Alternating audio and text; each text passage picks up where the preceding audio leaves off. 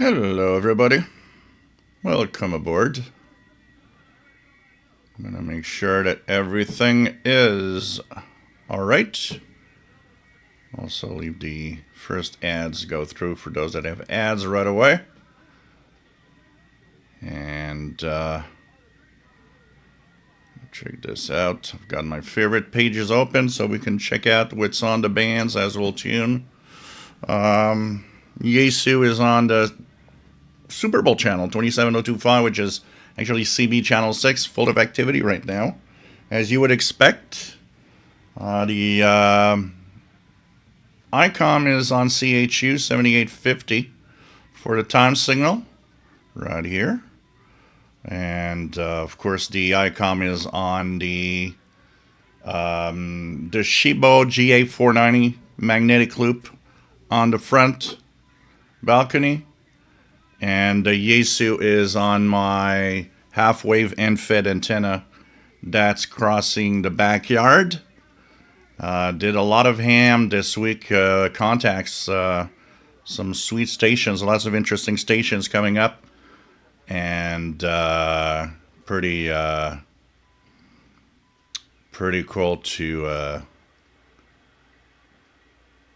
made contact with Grenada yesterday. Juliet, what is it? Juliet 38 something. Whiskey Golf, something like that. FT4, 30 meters. So it's pretty cool. So, hey, we're going to start off. My pages, or favorite web pages are open. Everything is nice. Today's a big day. I've got 66 people and a list here that 3 will be chosen for a drawing to CIDX Messenger, the CIDX Club memberships that include the Messenger Bulletin every month. You're part of a club, a radio club, which is a Canadian radio club that's exists since 1962. Of course, there is a surprise box that contains a few little things that I think will be of interest. I won't say which one. You guys know one if you've been watching the show for the last weeks. But there'll be 3 radios in that box. And that's not counting that you will be getting a 4th radio thanks to Quartersen and to Blogger that is going to send it to you. So that one will not be in the box. It will be in a separate package that will be sent. And so, later in the show today, we'll be doing that drawing. Everybody that donates, by the way, today are eligible for that box. So we'll give all the details of that. The super chat here. There's the PayPal also. So thanks for being here, everybody. It's always nice to have you guys every Saturday at 20 hours Universal Time. That's 3 p.m. Eastern. And it's just, one of those days where we talk radio, we geek out together in what is essentially a solitary hobby, and we just have a lot of fun. If you are writing in the chat, you have questions, anything, remember that I'm sometimes very far behind. So it might take up to half an hour sometimes to read chat and read your comment or say hello. So don't worry, I'm there. I am continuing to monitor the situation. And, of course, hope that you enjoy. So this is the Shortwave Live Show. We are here every Saturday, 20 hours UTC, 3 p.m. Eastern. I am from Montreal, Quebec, Canada. My name is Gilles, and this is 2026? 13 years? 13 years since I did my first live show? Something like that? So 13 years. Time flies, and you guys have been there from the beginning. Remember the first live show, which was in the kitchen with the radio on my dryer. Things have changed since then. And so 13 years, this channel was started October the 1st, 2012. So the channel will be 14 years old this year. And did I think 14 years later I'd still be here doing this? I had no idea. And, I still remember when I got my first penny deposited in my AdSense account, thinking, oh, wow, I just made 1 penny with a video. Things have changed there, too. And it's always nice to have all of you here. There's a chat room with wonderful people. We monitor the chat room. If you see that there's a lot of people that have little blue wrenches, that's because we've got a lot of people that are monitoring the situation to make sure that nothing bad happens. So this is something that we check out regularly because, you never know when some idiot might show up. So we have everything in control. Wonderful people that are here to help. And once this is done, we've got a Facebook group. Facebook group has 4,300 members. There is where we continue. During the week, people share what they're listening to, the radios they're using, and so on. I often post there what I'm listening to. Last night I was posting a few things. I posted about pirate stations also that I was hearing this week. We'll be tuning that and checking that out, definitely. So hope that you enjoy this live show today and that it is to your satisfaction as usual. So thanks everyone here. Let's say hello to everybody. VA3JPX, nice to have you here. James in Ottawa. Brian Leesner, nice to have you on board. Free to choose. Salut, bienvenue de Saint-Hyacinthe. Nice to have you here. Hope everything's all right. Brian, you say that you saw the time was different. If you were here, because by the time that the link is created for the live show, and the time that I actually fix the information in the YouTube studio, you might have seen that the time that was there was not the same in the first minutes, because usually if I create the link at say 19 hours UTC, an hour before, if I don't touch anything, YouTube thinks that my show's starting at 19 UTC. So that's where I go and edit the time and change it to 20 UTC. So you might have seen correctly, but was adjusted afterwards. Richard Wagner, nice to have you here from Northeast Illinois. And says, waiting for some more snow before the Chicago game tonight. Go Packers. Here we're supposed to have some heavy snow tonight. It's supposed to fall during the night, and we're going to have something like half a foot, about 15 centimeters. Free to choose. Anyone attended CES in Vegas? I had a lot on my tech channel. I had a lot of guests that I had Zoom meetings with that were at the CES in Las Vegas. Lots of focus on artificial intelligence this year. It's crazy. Even the PCs sold. Everybody's going crazy on AI right now. What else do we have? Jay Watterson 69, nice to have you here. Paul the Cat, who knows? Hopefully Paul the Cat will make an appearance during the show today. Bobby Burgess, NPR TVG, nice to have you here from Morgan City, Louisiana. WA5107SWL. Mike B, nice to have you here from Bayfield, Colorado. Gabriel, nice to have you on board. Long time not being here, missing the old good shortwave sounds. So hey, I'm glad to have you here today. Megan, nice to have you here from Commerce City, Colorado. John Alquist was listening to African Pathways 11965 via Madagascar Relay, and that one comes in well here too. 11965 is often a pretty good one in this time of year from Madagascar. Idaho Head, nice to have you on board. Rick Myers, KO40SA, nice to have you here. Said, I saw you on 10 meters FT8 the other day. Greetings from South Daytona, Florida. So, cool. Yeah, I did I did quite a few, maybe I did a couple of hours of FT8 on 10 meters. I had quite a few stations from Europe.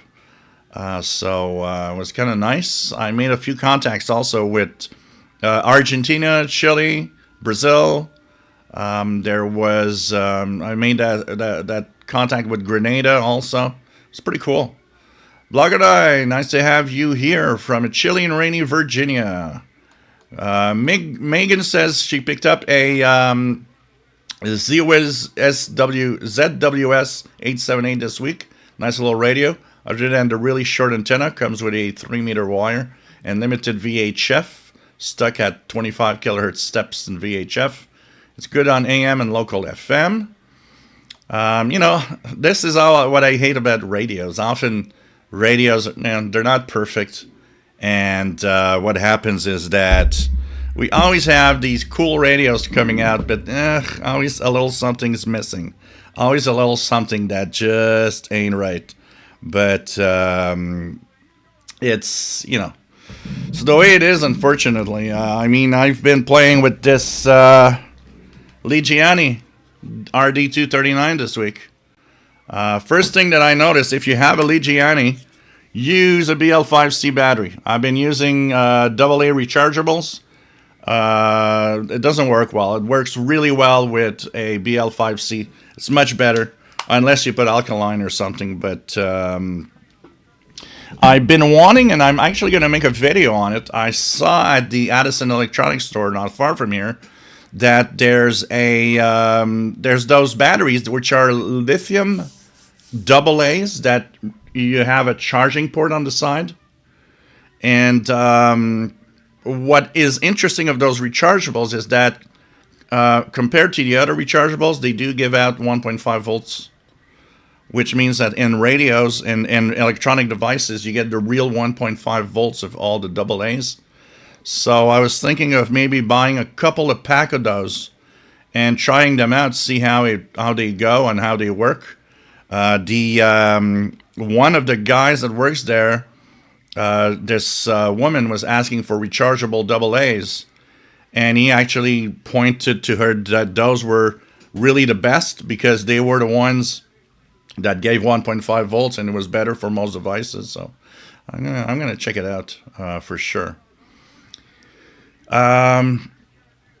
John Alco says, currently 13630. Sounds like China radio from Bamako, Mali on 13630 should be that. In North Florida. I don't know here what the signal on 13630. Yeah, it's there. It's in the noise, but it's there. But it's very noisy, as you see here. My 22-meter band is very noisy. But it is definitely there. I can hear some voice. This is relayed from Bamako in Mali. Megan says, with wire decent on shortwave and its 3-watt 28mm speaker sounds far better than it has any right to. Also big, nice display with good amber backlight. Got it for under $19. That is where how can you complain about a radio at $19? Especially if it does receive, at least a minimum. It's pretty cool, and that's great. Today's radios are surprising. I was thinking of radios like this, even this one, the XH Data D109. The audio coming out of this is surprisingly good, and for the price, I'm surprised. We have 54 Cal. Nice to have you here from Northwest Pennsylvania.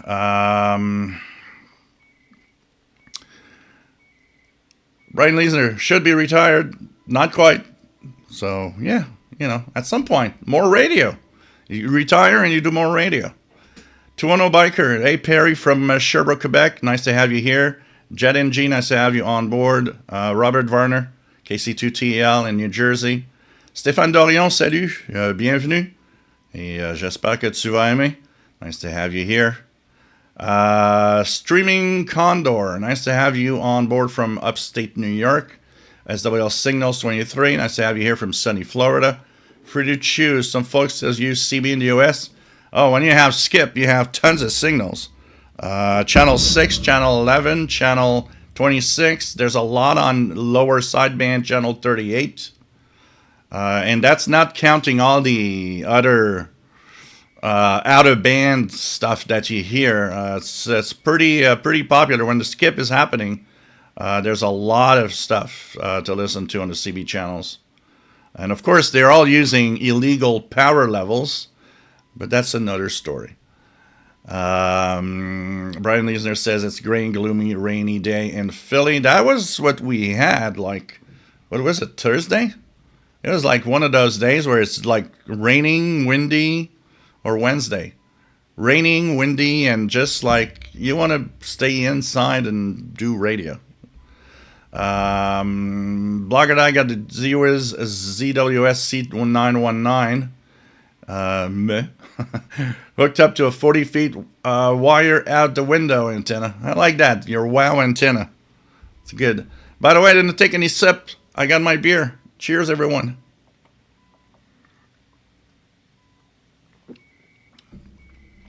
Kenneth, nice to have you here. KW1161 in Tucson, Arizona. Steve Burnham, nice to have you on board from Central Pennsylvania. Ow.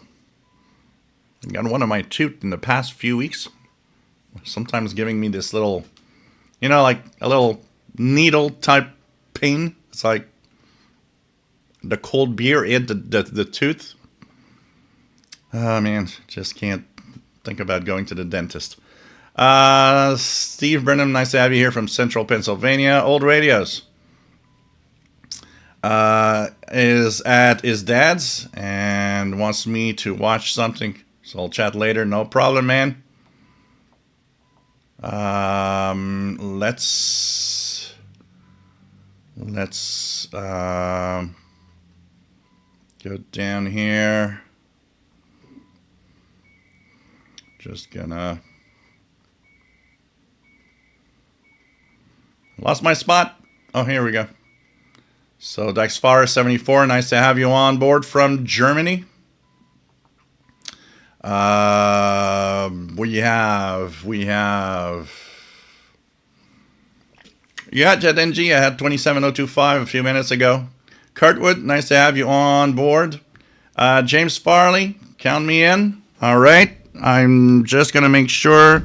I don't know if you had given a donation before. I'm just going to make sure you're on the list before we do the drawing for the messenger. So just want to make sure you're in. So if you did not, I will add your name. Now, you're not in the list, so I will add your name to the list. James Farley. Do I have another pen? Because, of course, when you need a pen, it never works when you need to have the pen working. And, yeah, here it goes. Here we found a pen.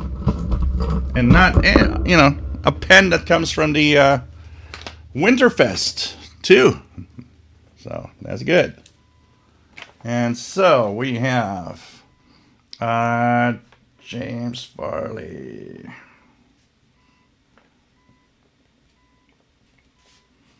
And this is via YouTube. So, if you're ever chosen, we'll need, for the box, the surprise box, we will need your postal address when it happens. So whoever wins the surprise box, it's going to be mailed during the week, and it will need your postal address. So whoever wins it today. And for the where did I put my, okay, here.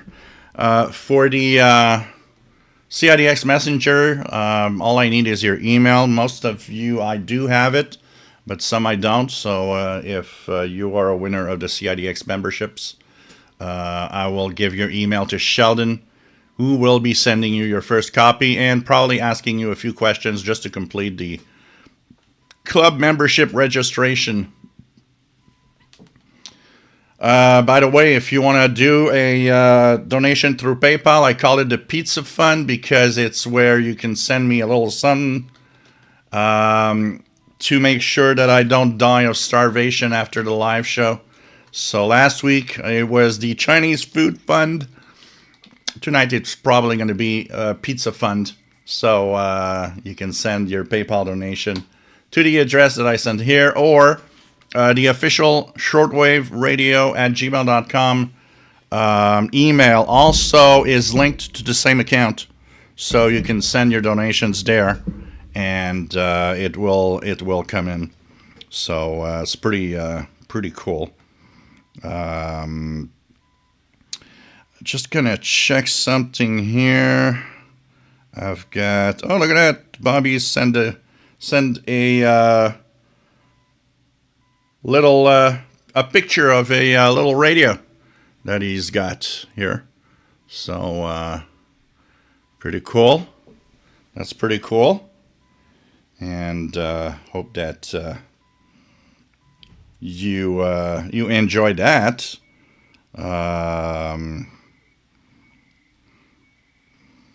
So you know.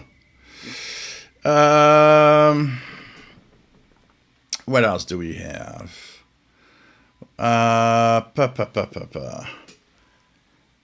Kenneth says 13 years on and still only 39. Keeps you young. Yeah, keeps you young. Luciano Pontes, nice to have you here. Nice to have you here. Don Royal, nice to have you on board from Sun City, Arizona. Brian is not nuts. You're not. You're not. You probably saw right. Test for Echo. Nice to have you on board. And says, I wonder what we'll be chatting about 13 years from now. Yeah, that's kind of interesting. Actually, if you guys have seen or listened to Glenn Hauser's World of Radio last week, for the first time ever in his history of radio shows, he did a special show. And that show was basically a gathering of comments and of observations of the state of amateur radio, radio in general, broadcasting, with comments from a lot of people that are known in the hobby. It was kind of interesting, the state of radio today. And that was really cool, actually. So, yeah. Just one moment.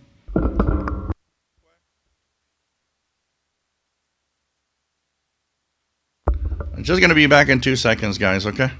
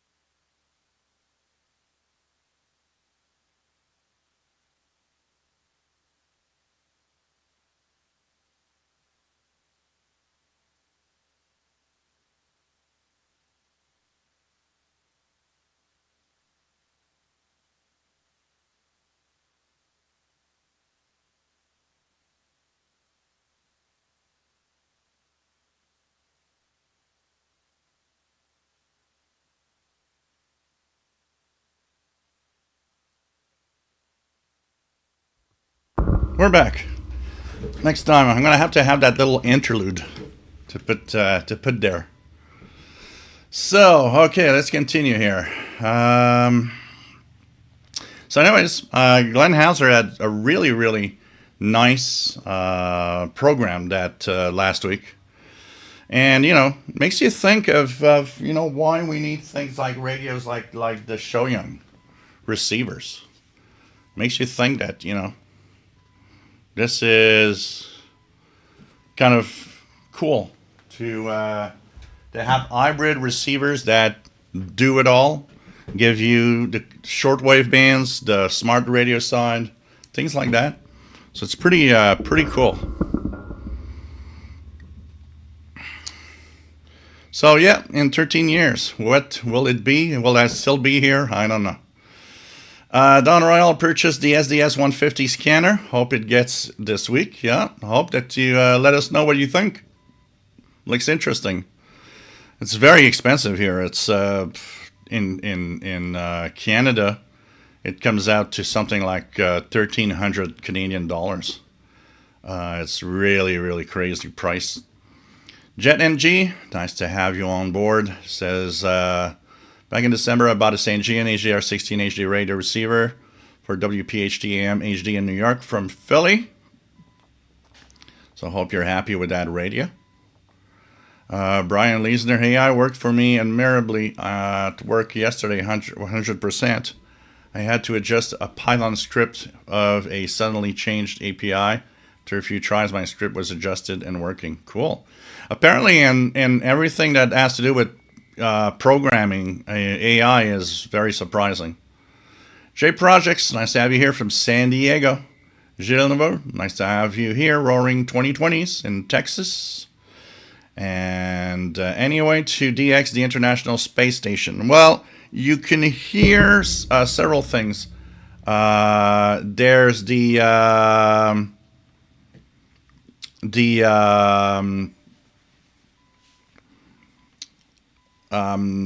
repeater, the onboard repeater is off, I think now for because of some maintenance or something. So what you could do, the only thing you could do with the International Space Station right now is hope that they could have some communications while they're over your head. You would be able with a scanner radio to hear the voice communications.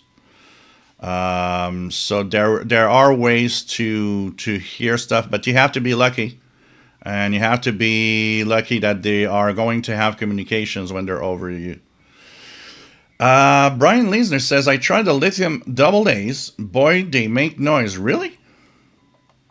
That's interesting. I'm going to buy a pack and try it. And I'll let you guys know. RJ Dakota. Nice to have you here from Winsville, Missouri. We have where it's 47 Fahrenheit. Here it's 2 degrees, so it's about 34, 35 Fahrenheit. Art Dodd, nice to have you on board. K2ADC in New Jersey. Blogger Guy's got 13630, a lot of background noise. Brian Leisner says it's eye noise day where he is today. Megan says it seems many radios now have some gimmicky thing that is neat and interesting, but not really all that useful most of the time. Yeah, that happens a lot. It's like the little portable, the HRD 737, I think it's called, and it's you know, the UHF range is useless because it doesn't have the narrow band FM in the bands there. It's wide band, so you can't use that to listen to anything. And this is where I actually, you know, the short wave isn't too bad, but where I do have a problem is the UHF range. So yeah, we just saw your radio, Bobby, that I was showing everybody. Luciano Ponte, shortwave. I recently bought a Texan PL990 because of your videos. Another best radio for my collection. Pretty cool. Hope you're having fun. John H, root canal time. Oh, please no. John Alquist, often listen outdoors with my Codascend DX286 where signals are not blocked by my home and by the noise generated by my indoor electronics. RJ Dakota, if you don't go to the dentist, it will only get worse. Yeah, I know.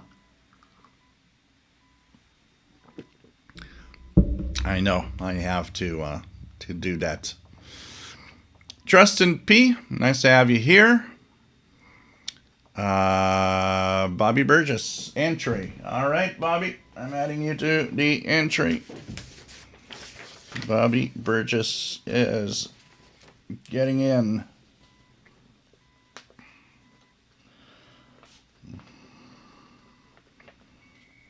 We'll add that. Bobby Burgess.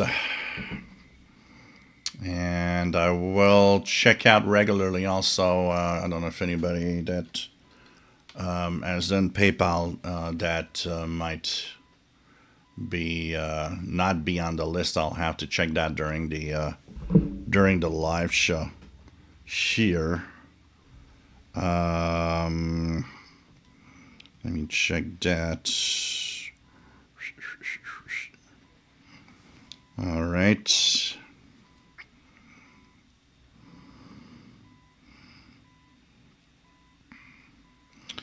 So,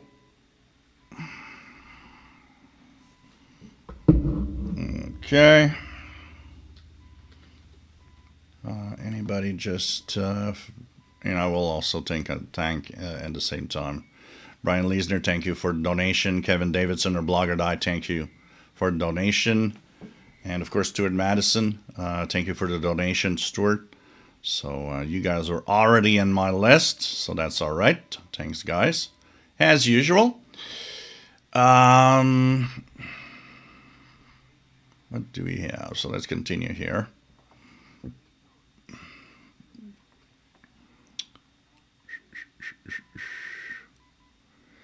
Yeah, it does look like I got something like that. The radio that you're showing there. I have something that it is the KK9. I see it here, KK9. I have one of those here that I got at a.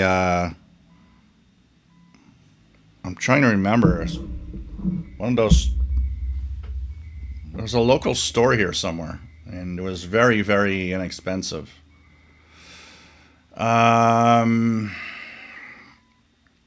Metalunar, nice to have you here.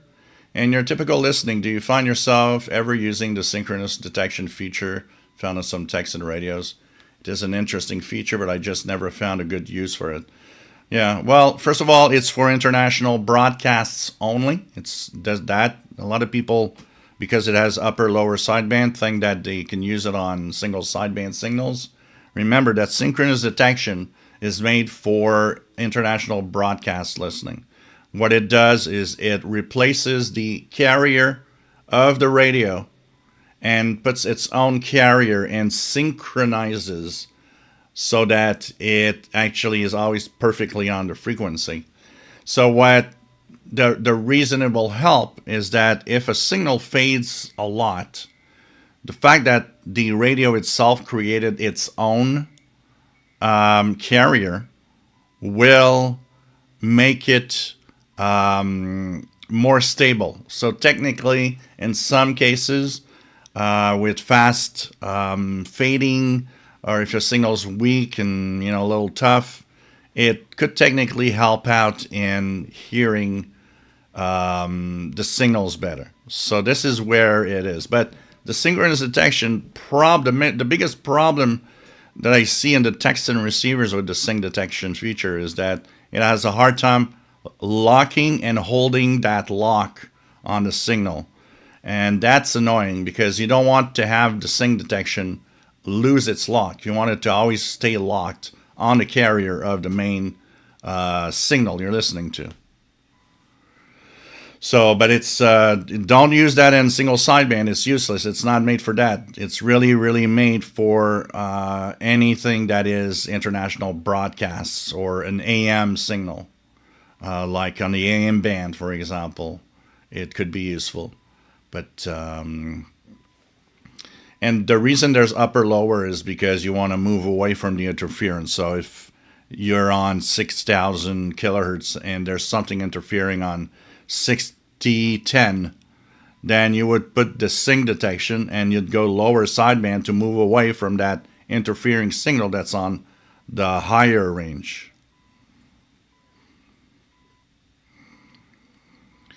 Jet NG, if I wanted to own a tabletop set, then there's Ethon Elite 750 and Texan S2200X. Stay away from the Elite 750 and get the S2200X.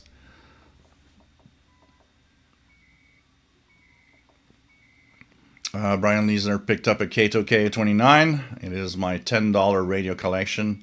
It's got an interesting UI, to say the least. Shortwave Archive, nice to have you on board from Colorado. Yeah, it is a KK9. So, Brian Leisner loves the WT2, but it's flawed, hopefully fixed with updates. What problem do you have with it, Brian?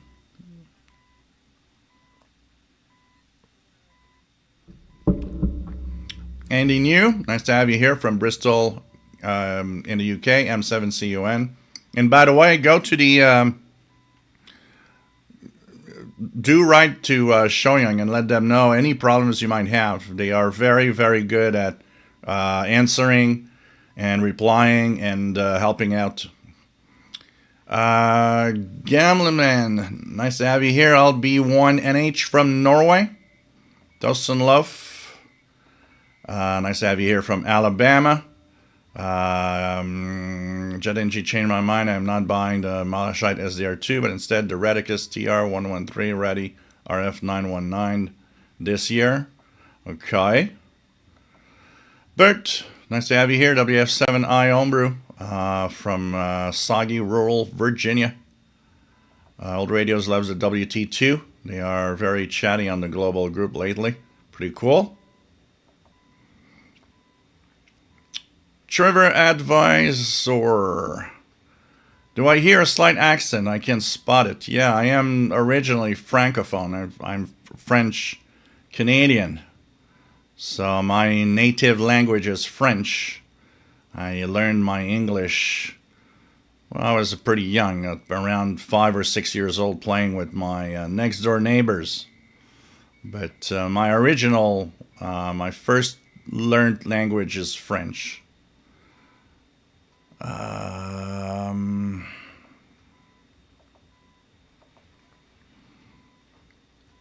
What else do we have? What else do we have? John Beckham, nice to have you here from Northeast Florida. Kenneth, my D and C cells works fine in my radios with the USB charge ports.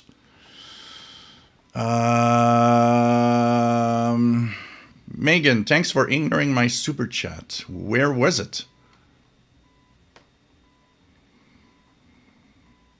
I didn't see it. Oh, it is here. Thank you, Megan. For Paul the cat that needs treats. So, here we go. Were you already in the list? Were you already in the list, Megan? I don't think so, right? Megan. Just gonna go fast here. YouTube. So Tristan, you were in the list. I saw your donation come through. So here we go, Megan. Add it to the list. YouTube.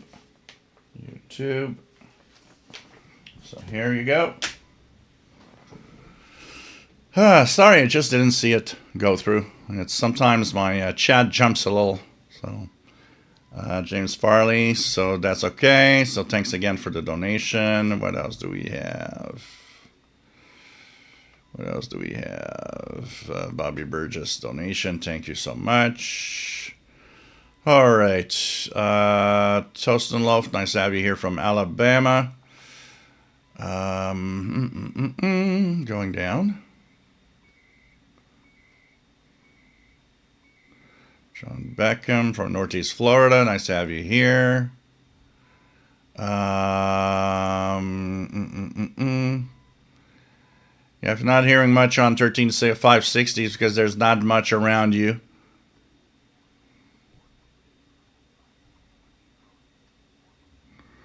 Okay, Brian. I'm going to check it out. I'm going to buy a pack of lithium AA's rechargeables. And I am going to try them in the radios and see how it goes.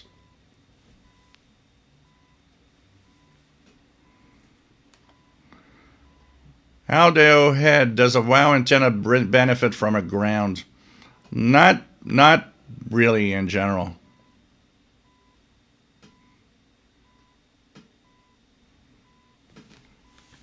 But yeah, Blogger Dice says it is my belief that a ground helps the lower end of the shortwave, so the lower frequencies.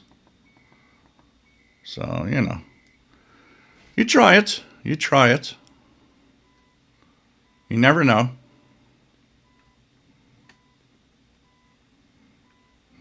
So yeah, you are no problem, Megan. I just didn't see it when I was going through. Yeah, don't worry, Kenneth. You are in the list. You are in the list. 60. Now with the 3 people added, we're at 69. 69 for the drawing. Tristan, nice to have you here. Yeah, and you're already in the like I was saying. You were, I remember seeing your name. You're already in the drawing for past donations, but thanks for the donation again. What else do we have?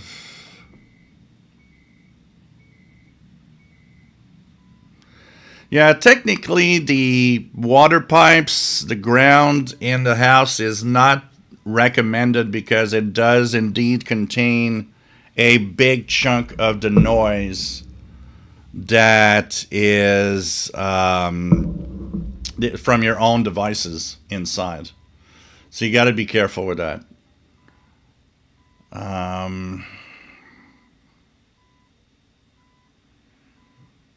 What else do we have?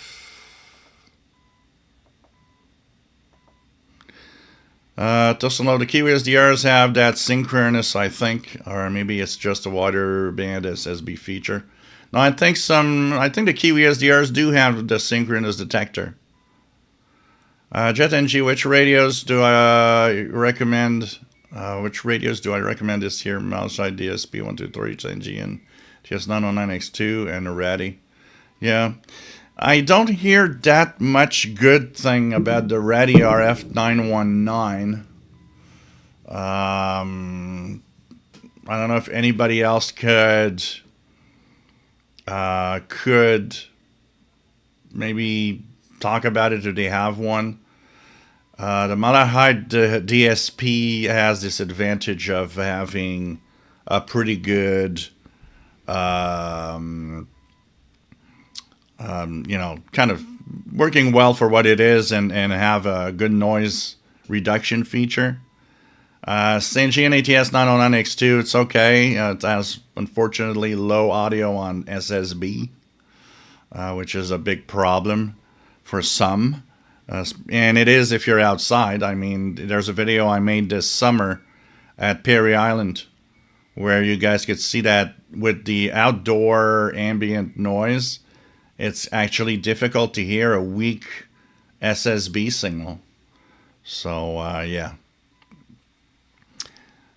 Nothing's perfect. Blogger Eye, sync detection really helped on the Texan PL660 some years back when I was trying to get music for Joy. So, yeah, it depends on the signal you're getting. 09 Keller, anyone use the ICOM R8600 receiver?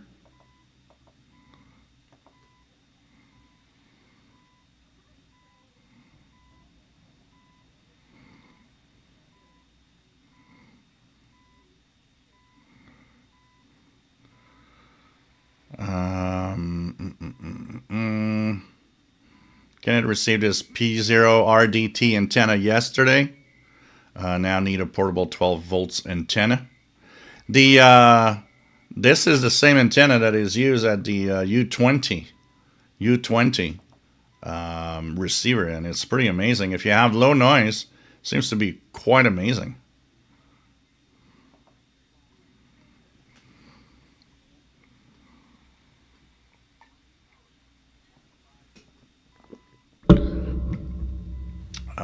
DH1AO says if you can bury radials in your backyard for a good round, using house ground is often fluctuating in potential and inducing noise. Trail Ride Adventures. So watch the video of you comparing SH Data D109 weather band to the older version. Not doing more homework about it only to find it as antenna problems. Can you recommend a $100 radio that works good? For $100, you're going to get a Texan PL330, which is great. One of the great little portables out there. So that is one example. If you like or want to have RDS on FM and airband, VHF airband, then you can check out the XH Data D808, which will also be at the $100 threshold, even lower, which is a CU-on version today. It's actually this model here. So this is my original XH Data, but today it comes in CU-on version also. So this is the one. This one has RDS on FM, the VHF airband. So these are roughly in the $100 range and work really well. Have single sideband compared to the XH Data, which did not have, that XH Data did not have single sideband. So you'd be able to hear amateur radio signals, utility signals of all sorts. So, James Farley, here's some of the new cheap radios are going to have a can opener next. Hey, if you're in the woods, you're going to be happy to have your can opener radio. Good. Ryan Leesner says also, and this is not fixable with firmware. You clean the WT2 screen with a microfiber cloth. The screen is trashed. It will discharge slowly and come back to normal. My hard drive. You can zero it out. There's if you get the proper cloth to zero out the charge of the plastic screen, it will come back immediately. It depends on how you do it. This, unfortunately, is an effect of that. You know, the accumulation of a charge on the plastic screen on it. Blogger Die, when a victim must be found, he's got a little list. Christopher Cullen, nice to have you here. Happy New Year. Just got a new old stock realistic DX100L. Time warp condition, works but needs alignment and caps replacement. Yeah, you've got actually the DX100 that I have here, but you've got the L version, which was meant for Europe to hear longwave. It was my first radio. This is what pretty much started it all. And without that radio, I probably wouldn't be here today talking about any of this. Brian Leesner found that you can quickly discharge the WT2 by holding the screen against your t-shirt. Yeah, it's all a question of using the proper device that actually discharges that screen. Once you find a proper thing, you use that all the time and you clean it with that.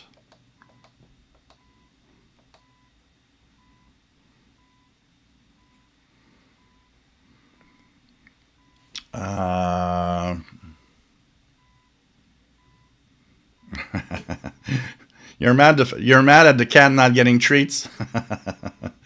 He will. Actually, I bought 2 bags of treats today. 2 small bags of treats, temptation treats. So there you go. I bought them in advance. And more are coming. But I sometimes jump over stuff, so if I do miss something, guys, don't hesitate to let me know. Sometimes it's because I'm far back.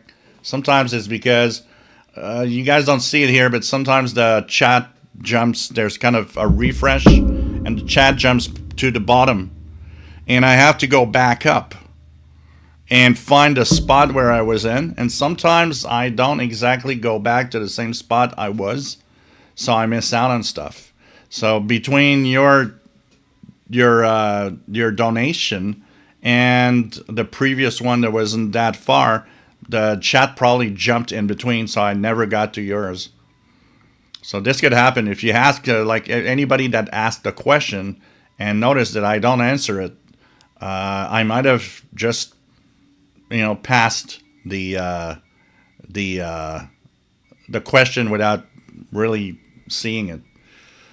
Craig Martinetti, nice to have you here from Ontario, Canada. Paul, AA1SU in Northern Vermont.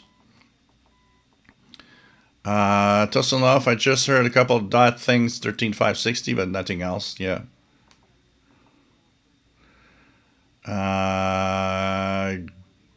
Gert, at Gert from Belgium. Nice to have you here. First time on the channel. Welcome aboard. Mike WDX50, nice to have you on board. Nice to have you here. Brian Leesner, let us know about your experience with the lithium double days. Maybe you'll find a brand. Yeah, maybe it's a brand that is noisier than the others. I don't remember what brand they were. All I remember is they were white and blue at the top. There's like a blue top, and the rest of the battery was white. But I don't know what brand it was, actually.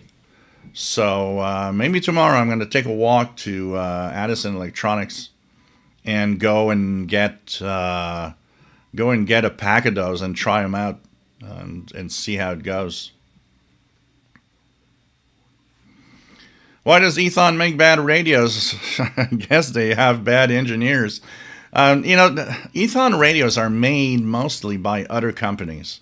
There's a lot of stuff that Ethon made that actually was in the background made either by Redson or Texan without really knowing. A lot of people tell me, oh, well, you only talk about how good Texan are. Well, the Ethon 750 is a Texan S2000.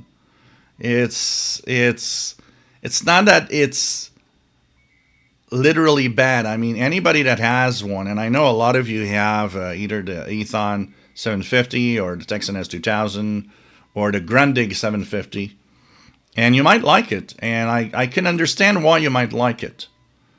But it has flaws that I can't let go when you compare the radio to the price paid. This is where I get I give it bad notes. It's really not a question of the radio's that bad. It's bad because it's for the price that it's sold. Yeah, there's a lot of flaws in it. The first one being if you use the wide band, it's way too wide, the wide bandwidth. And it's off frequency. On the wide bandwidth, they're all about 2 kilohertz, 3 kilohertz off. But you got to listen closely to hear it. I hear it because I'm used to it. I would bet that 80% of the people that have it never notice. But I do. I do because I got to hear for it. The other thing is, and that bandwidth should be much smaller. It's way too wide. It's unusable. So what you do is you end up on shortwave, for example, using always the narrow filter because now that's okay, and that is on frequency. But the narrow filter also filters out a little bit of that audio, which doesn't make it the best. So there's things like that unfortunately, the radio is problematic in that way. But I can easily, I'm the guy that tests the radios, so I'm the guy that has the knowledge to see so many things. When I tested the Ethon 750, which is the version I got here, which is still lying here in the back, here. I got a few people that reviewed it that came back to me and said, wow, you found things that I've not even seen. And after I saw your review, I went back to the radio and it's like, oh God, yeah, he's right. It is like that. And so imagine if a professional reviewer or someone that's really used to radios might not notice that. Well, the average guy is not. I see videos on the Facebook group of people that actually have that radio, and I mean, they seem happy with it. And you know, what they hear stuff. I mean, the radio's sensitive and all. It's okay. But you know, now today with the S2200X, which is a upgraded version of the S2000, and we can consider it being an upgraded version of the Grundig / Ethon 750. You better go to the S2200. It is a vastly superior radio, and it is what it should have been from the start.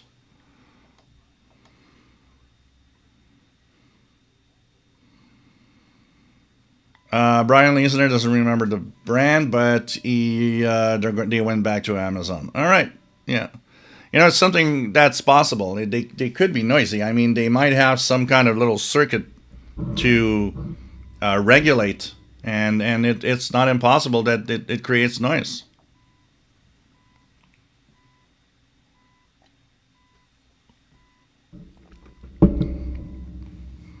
Well, you press the for the WT2. It's a question of just holding the button. So, power button WT2. So you hold it for about 2 seconds, and it turns on. And you'll do the same for the. You'll do the same for the for turning it off. You press, hold 1, 2. Here you go. Power it off. You just hold it for 2 seconds, and it will power on and power off. It shouldn't be hard to turn off. Shortwave Archive, do you have a nice gray line path to Asia in the evenings? I receive tons of broadcasts from Asia, Colorado, around 2300 UT. At this time of year, you are favored for that. But here, the nice gray path for Asia and the Pacific area is going to happen starting mid-February. And mid-February, in about a month from now, that at 23 around 2300 UT, will here on the East Coast will have a great gray line path to Asia, and there's going to be tons of Asian signals everywhere. But already I do hear some. I've noticed the other day that on 31 meter band around 2200, there's quite a few Chinese signals that are there. John Meckham, Mel's Diner. Tabby Tom, nice to have you here, and thanks for the thumbs up. Brian Leisner, the WT2 is generally fun to play with. I don't hate the thing. Works really well hooked up to a door on the radio side. And I had a blast talking to random people around the world on New Year, so this is cool. Blogger Die. Let me go back up. Go back up.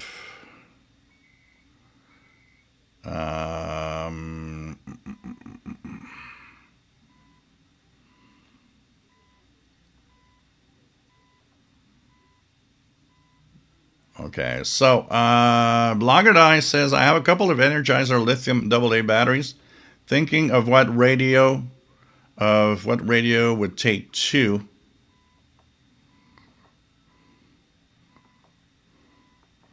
So,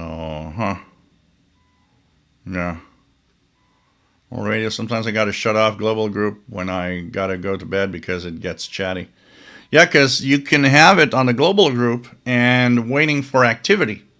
So what happens is you go and do something else like listen to shortwave or listen to smart radio. You're streaming something, and then something pops up on the global group channel you're in, and then it will actually switch automatically to the global group. Idaho Head, count me in the drawing. I think you're already in, if I'm not mistaken. If you're not, I will add you. Thanks for the donation, but I'm pretty sure you were already in. Were you? Let me compare YouTube donation. I thought you were. No, you're not. I don't think you're not. So, okay. Two Broke Tim. If you're there, Two Broke Tim, you are in the drawing. Don't worry.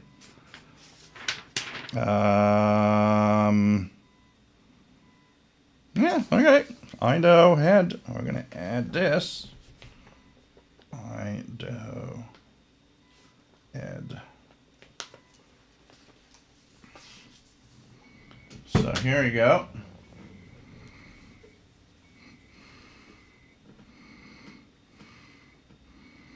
By the way it's going to work, I've got 2 sheets of paper that have roughly the same amount of names on them, and I will just, put my finger down, and I'll do it on, one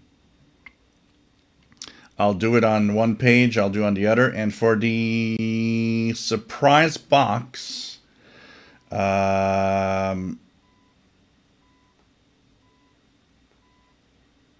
we'll see how I can do it. For the CIDX memberships, that works well. But just for one item like the surprise box, and I want to make sure everybody's in. Let me think about it. Maybe have some kind of...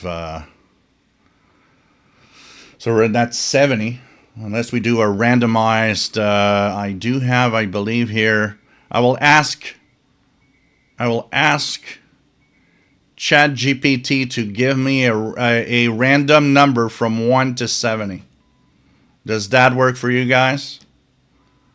And I'll count up to the name that shows up for that number.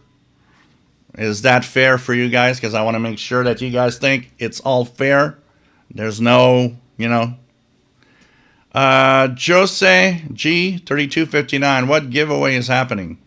So for those that donate, either through the super chat here, or once again, the pizza fund for PayPal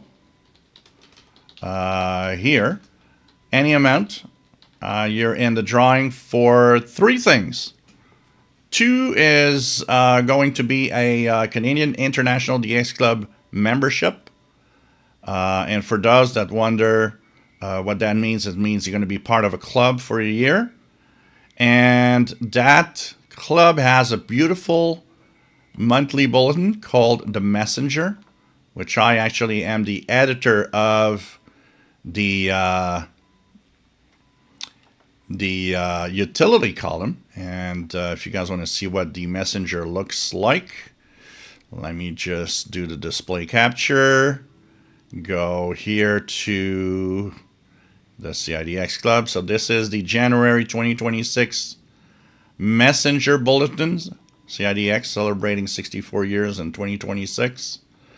So this is what it looks like. The cover, and of course we have all of the information, the medium wave broadcast band report.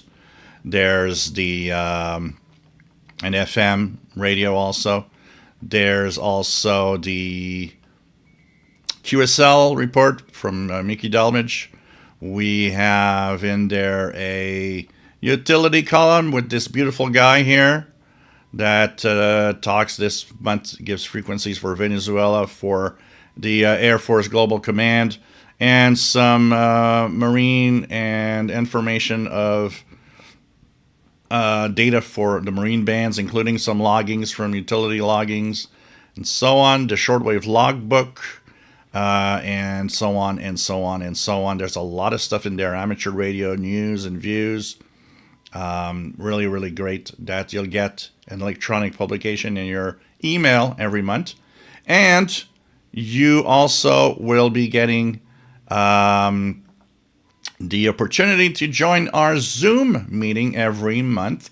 This month it's on Monday, July 19th, where we'll have our monthly Zoom for the club. And so this is 2 of these 1-year memberships will be given away, and a surprise box that contains 3 radios and other stuff of all kinds.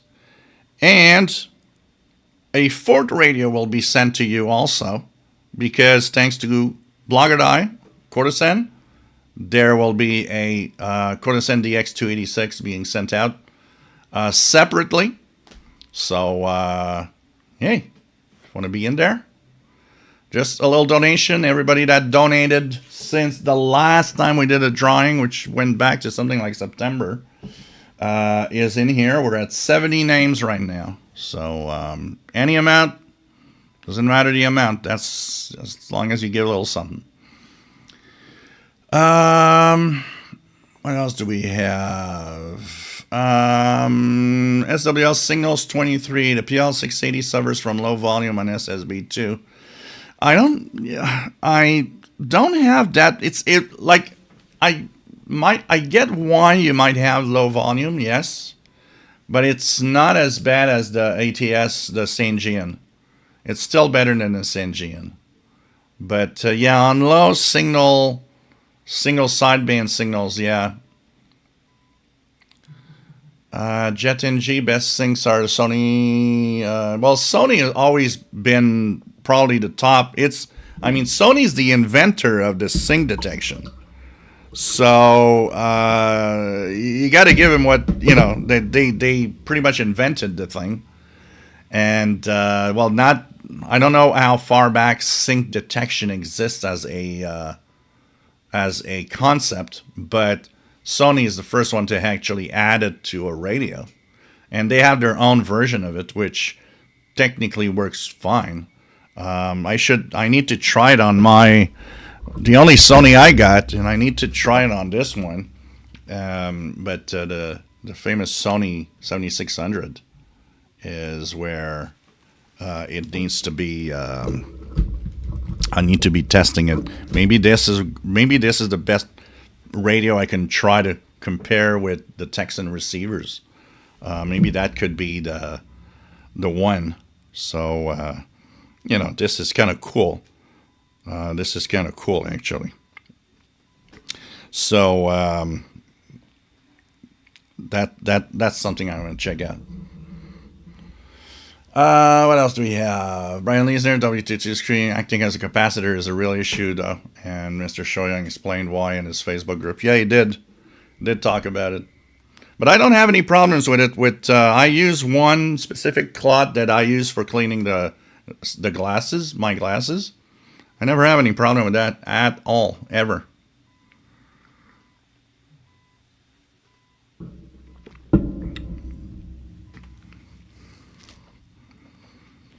Megan, I have small localized areas in my house where I have major interference, and 18 inches away it almost seems to amplify signals. Walk around my house with a radio and you'll see. It's like that everywhere. Here, if I walk around with my portables, I have spots where the signals are great, spots where forget it, and spots where it's not noisy, but for some reason something is making those signals weaker. I don't know if it's the wiring or I'm getting close to something that, acts as a, I don't know, it sucks off the airwaves like the MLA30. So, Toast and Love, PL330s have a lot of bang for the buck. Absolutely. Absolutely.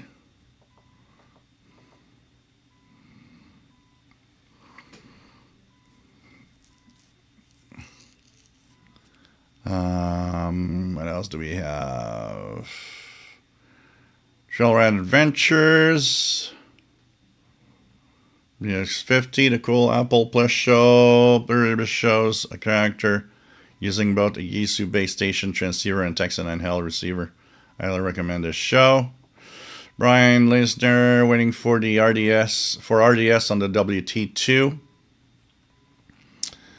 John Beckham. Love to see what on the 808. Rotten Animal, nice to have you here from Toronto.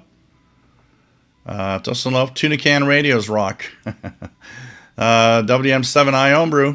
We had a power outage here for a few hours. First radio to the rescue for me was a Texan R9012. Very basic radio, but works well enough for local news and some shortwave. Definitely. Or Brian Leesner's T-shirt discharges as quickly, so you should sell, WT2 branded discharge T-shirts. Shortwave Archive, the D808 is a great little radio, although the fine-tune knob broke on mine, and I've seen other people have the same issue. Um, oh yeah, the Pepsi can radios. Yeah, those were there's also there's Coca-Cola can radios also, I believe. Jet NG, I have a PL330. I would like to upgrade to a ICF 2010 or the Mount High series of SDRs. Blogger Die, XH D219 uses 2AA batteries. The lithium batteries aren't creating noise on that one. Okay, we'll be checking that out.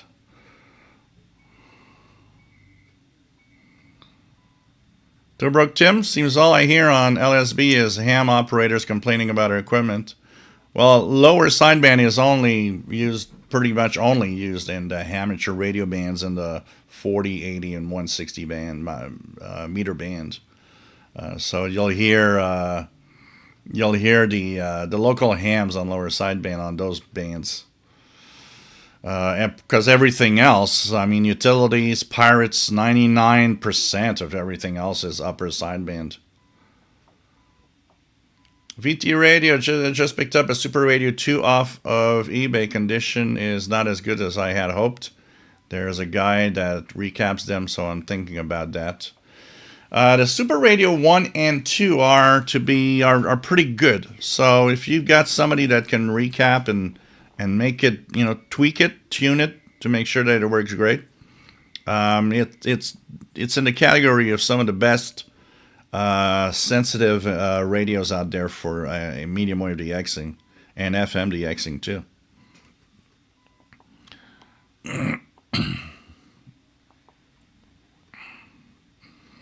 John Beck, and my cat loves Temptations as well. Yeah, the funny thing is with Temptations. Is Paul the cat loves them. He just hears the crackling of the container or whatever, and he's gonna show up. But when Mignon was here with him, she did not want any of those. I remember giving her, and it's like, oh, she's gonna love these treats. She just smelled and said, like, nah, what's that? I don't want that. Megan, okay, random thought for you all. My perfect radio does not exist. If it did, it would be incredibly expensive. Or all of my radios together make my perfect radio. Yeah, look, when you have several radios, each have their own positive, their own great points. So, you know what? You choose whatever radio for whatever you're going to go out and do. So you're planning on medium wave, well, you're going to choose your best medium wave radio. You want to go on shortwave, you're going to choose your best shortwave, and so on. And yeah, absolutely. Overall, if you put it that way, I've got multiple examples of great, radios, because I got so many of them here. That I've got several that altogether they do a great job for everything I want to listen to. By the way, if you guys had a lot of fun with my video of me going out and checking out the baby monitors with my Pro 92 last week, I actually had to go to the post office because Nicole Phillips, that we have here in the chat from time to time, sent me these amazing magazines, and they are from 1933. Look at that, guys. I had a big tube in the post office, and I had 4 Wireless World magazines. Look at that. The paper, everything from 1933. Very well preserved too, actually. This is crazy. I've been enjoying going through those. Look at that. 1933, Wireless World. Just great. I mean, these are a lot of fun. And it's kind of fun to have them in paper format to look at rather than a tablet. So, wow. I got that and I was like, wow, this is great. I actually got this on Christmas Eve, but I was in the shower when the postman actually came, so I couldn't I didn't hear the doorbell or anything. And it took until last Sunday to go and pick him up.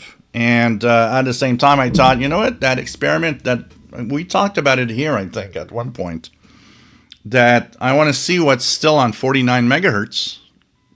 I took the scanner out, put it in my jacket with the antenna. This is cool because the antenna is very flexible. So I put it in my jacket. The antenna was like this inside my winter jacket. And I just walked around slowly and let it scan. It was scanning 45 to 50 megahertz constantly. And I heard quite a few baby monitors. It was kind of interesting. Seems there's a lot of people still using them. Brian Leesner picked up a Panasonic RF2200 in very nice condition on eBay, and it's everything I expected. I'm considering shipping it out for 100% refurbished. Mike Santi, so how are you liking the DPLX DP666? I have a SparkLX 666, which is similar but in a vertical orientation. I am quite liking it for the price. Got it on AliExpress. I am very happy with it. I find it very nice to use. I actually find it performance to be quite good. Still a lot of stuff in the menus to learn on it. But this is definitely a very cool device to use. And I am enjoying it. I really am enjoying it. I wish, and that's really the only thing that I find sad, is I wish it had a single sideband. I would have loved this thing to have the extra chip for single sideband. It would have made probably a very, very lovely radio for me. But overall, I'm enjoying this. It's a lot of fun to play with. And I love the display. It's very beautiful. So anybody that gets the DPLX 666, DP666, great. You're going to love it. It's a lot of fun to play with. Brian Leesner, the RF2200 has a mechanical calibration for dial, and it is spot on. 8 volts. Nice to have you on board. Happy New Year. YL30i. Jet NG, I've seen the Sentinel-01 test, the Elon Elite Satellite HD. It was terrible and horrid. This is an example of bad engineering from China. So, yeah, that radio was bad. That radio, I've seen several videos of people playing around with it. It was badly shielded. You know, the RDS would freeze all the time for freeze the radio. The RDS function of the FM band would freeze the freaking radio. Imagine. This is like, what? And so many things. And I mean, selling that for a very high price, it's still being sold. Let me check it out here. But Radio World in Toronto here is still selling it, if I'm not mistaken. And if I look at Ethon, here we go. Yeah, they're selling it, but they've got the price down until January 31st. It says Elite Satellite HD Deluxe with SSB, $599. And there are no reviews because, of course, nobody bought this.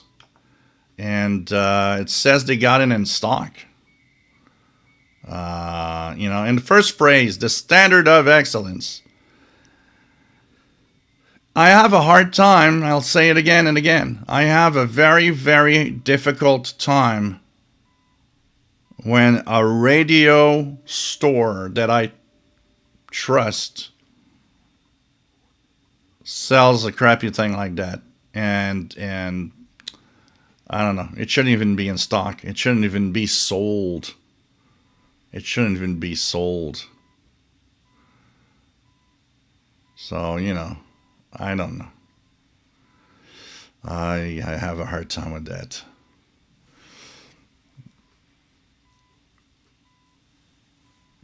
The vaults, yes, you are on the list. All right, it's your wish, vaults. If you don't want to have anything, you don't even want to have a chance at the messenger, the Canadian International DX Club memberships. Because yes, you are on the list. So if you want to out, I'll take your name out, but it's all right. So here you are out. Vaults has been blacked out of the list. So no problem. If anybody else wants to give the chance of anything to somebody else, let me know. But hey, London 19657, nice to have you here. You're also on the list, by the way, for the donations. Let me just go down. All right, here we go. Andy Lynn PEI, nice to have you here from Prince Edward Island. To your radio, PSK reporter map just crashed. Never saw that happen before. Yeah, I think mine crashed once also. Doesn't happen often, but for some reason it might.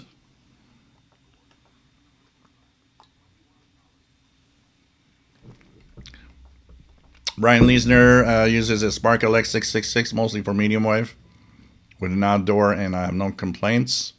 Pretty good.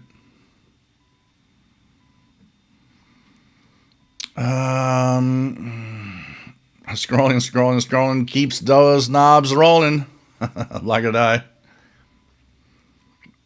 It is nice to see innovation and new things in radios. Definitely.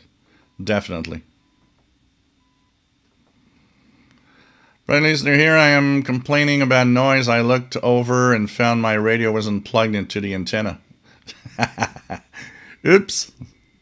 13630 is not working. Yeah, plugging the antenna into the earphone jack is not necessarily a good thing, too.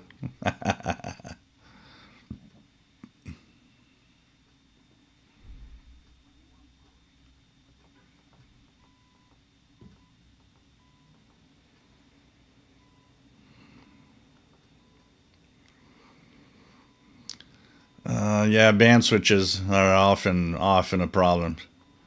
Mike WX50, the X160 has age and needs recapping. You know, that's why I always, talk about people telling me, "Hey, I want to buy a new, a used radio," and I'm like, "Nah, get something new. It'll avoid all the crap." So, hope you are well, London 19657. Valts is okay, this is good. Tosin Low. So your ad Valts is out of the list. Shortwave archive used to be able to listen to shortwave in my house 1 or 2 years ago. Now it's impossible, too much noise. Yeah, this is definitely a problem. SWL Signals, it appears that the Shortwave Schedules app for Android has been updated. I downloaded it today, and it has a slightly different look and downloaded current schedules. Huh. Let me check it out here, see if I can find it here. So, Shortwave Schedules, is it there? Shortwave Schedules.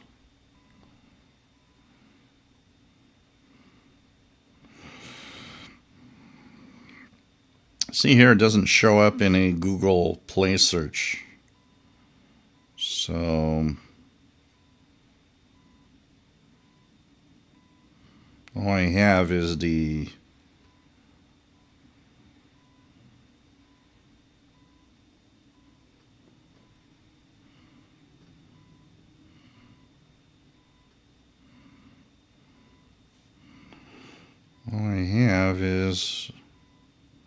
my shortwave schedules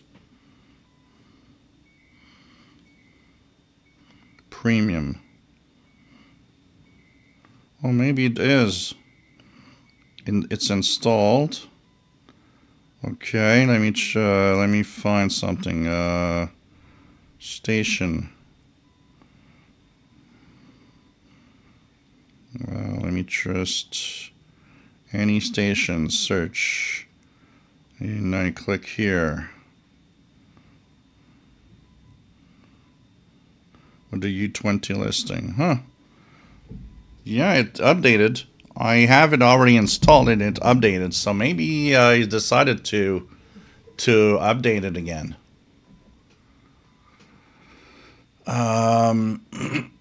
Ryan Leisner used to be able to walk in my kitchen, set the oven and coffee maker times with WWV, and it's impossible now. Yeah, getting difficult. Jim Gordon, nice to have you here from Dundee, Scotland. Hope that you are well. For those that are unwell, my best wishes. So, no, not bad. My throat isn't bad. I had a lot of people that got the flu that really, really got sick, though. Scotology, nice to have you here.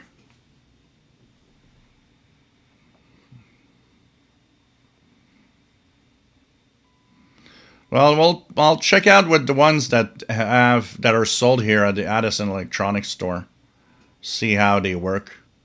Ray Hawksworth, nice to have you on board from Victoria, British Columbia.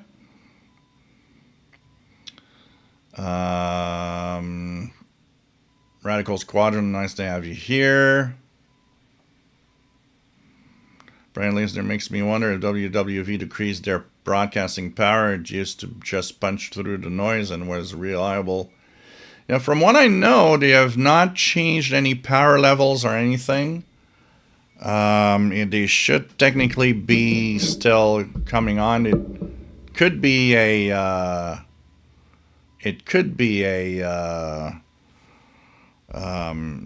maybe the propagation conditions or something. When solar activity changes, the frequencies that we hear also change. I don't know if it's coming in right now. Let's try 25. Usually 25 is one that I get. Yeah, here it is. So that's 25 WWV in Fort Collins, Colorado. Coming in quite well right now on 25,000 kilohertz. Jim Gordon, I spotted your Sony 7600JR. I have one too. It was Sony's last real shortwave radio. They're still popular on the used market. Yeah, it's thanks to a fan of mine that I got it. It was really cool. His dad passed away, and he wanted to give it away to somebody that he knew would use it and that would take care of it. So he naturally thought about me, and I'm very, very happy to have one. So Dawson Love wants to try 49 megahertz walk or ride. Yeah. This summer I'm going to try it with riding on riding a bike. I'm going to make even more distance. And I should hear more because right now when the antenna was in my jacket all tangled on me, it wasn't, the reception wasn't the best. And still I heard 4 and, about a 2-hour walk. I would have maybe heard twice that if it was not from that. So, yeah, beautiful gift from Nicole. Absolutely. I was just so happy when I took that out of the tube. It was like, oh, wow, look at that.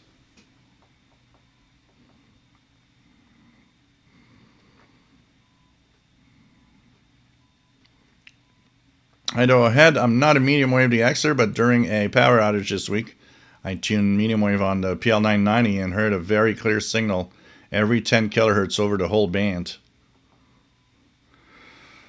So Linda 19657, I will have the tuna pizza with anchovies for Paul the cat. Absolutely. Absolutely. Oh my God, no, 80 meters here is horrible. I don't even hear any European stations on FT8 just because of the noise. It's just crazy. I'm not even sure I ever made a FT8 contact on 80 with anybody in Europe. If I did, one or two very exceptional signals.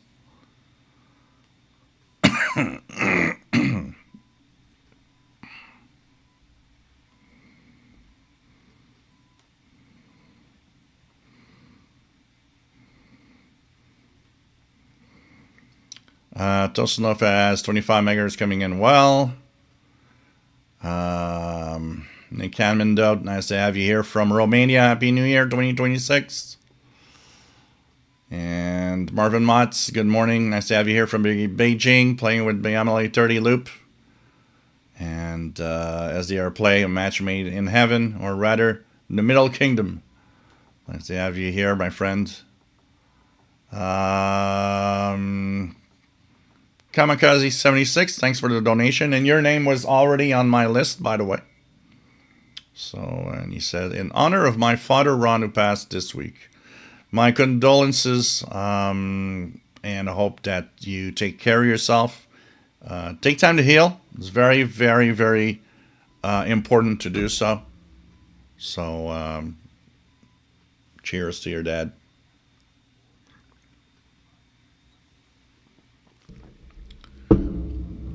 Vaults really needs a successor to the IC9700 currently.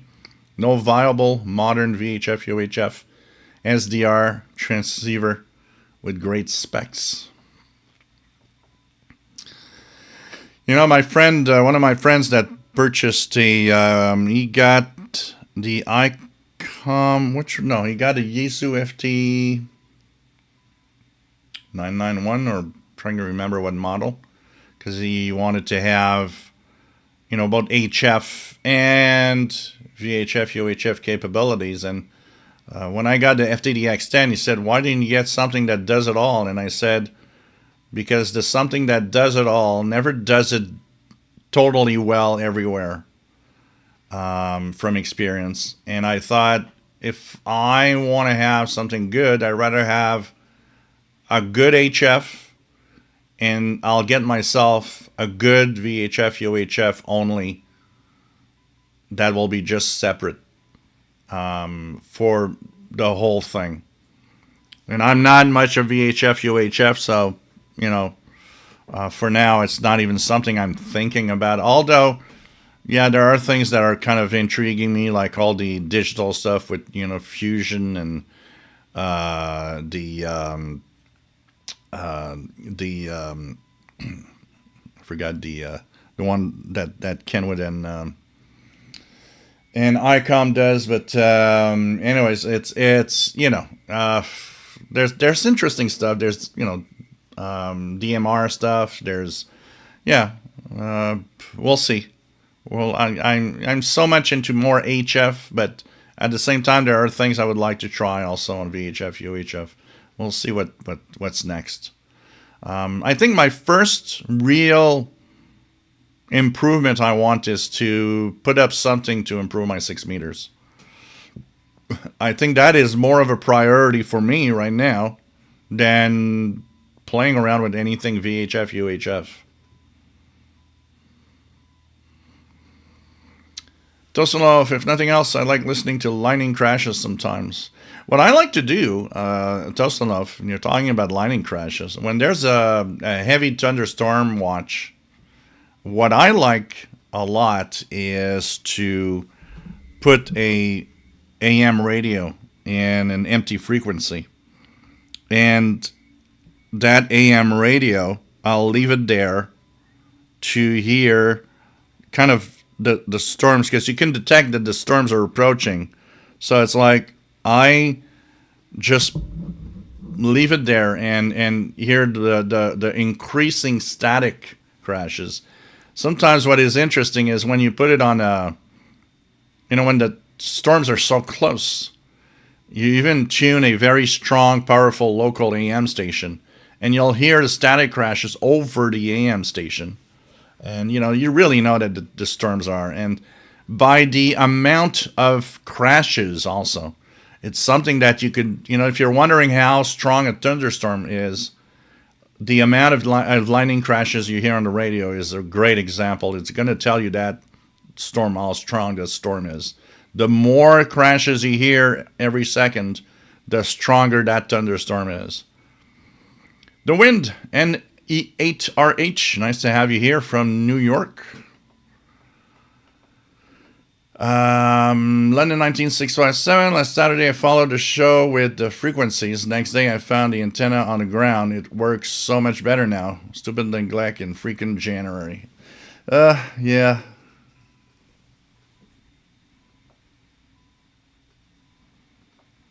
Blogger I got a few decent used radios. A St. Jean ATS 909. Grounding G4008 and a Kato KA1101. So,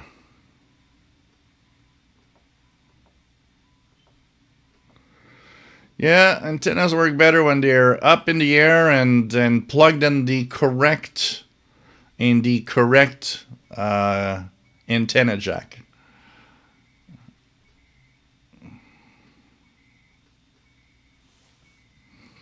That's the way my weather station works. The weather station I have here detects lightning. And my lightning detector is under my my table. I have a patio table and chairs outside. And I just put the detector under the table outdoor because it's okay there. But basically, that sensor is a ferrite loop, and it's tuned to a medium wave frequency. And it actually does the detection by catching lightning crashes, counting them, and sending that number to my weather station, which is kind of an interesting way of,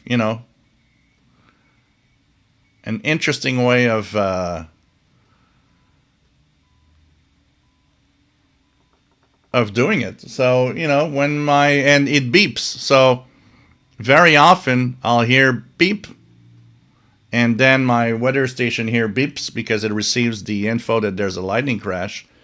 And many times I don't see the lightning, especially in the daytime. I won't see the lightning.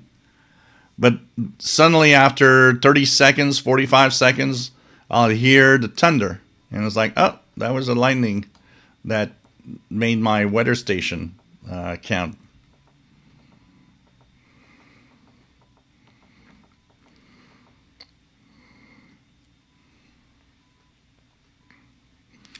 Mike Santi lives in Texas.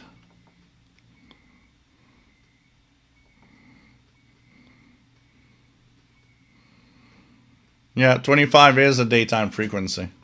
Lagadai WWV 10 megahertz audible, not strong. 25 megahertz nothing. 20 fair. 15 weak. So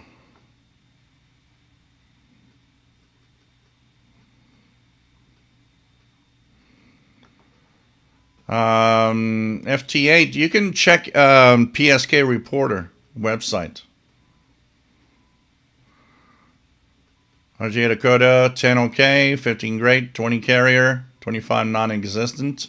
See, if I try it here, 25 is very good.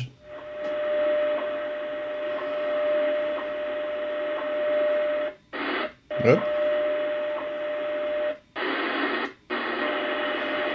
20 is okay, but not as good.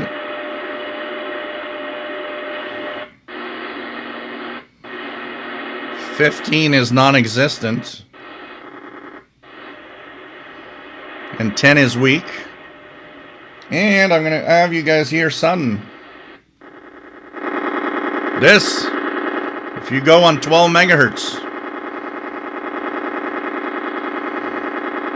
And you hear that.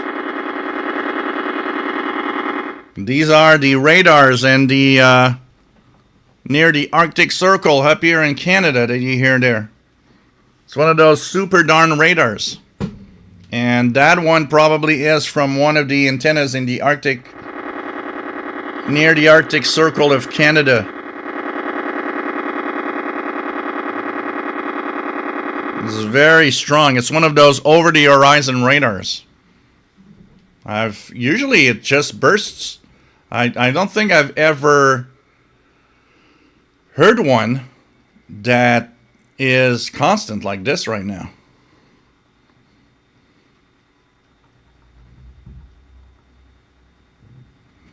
London 19657, which AM frequency roughly? You mean for the static crashes? Any AM frequency will work. But usually I like for the distance, I like to choose the lower frequencies, like, some go into the 600, 700 kilohertz range.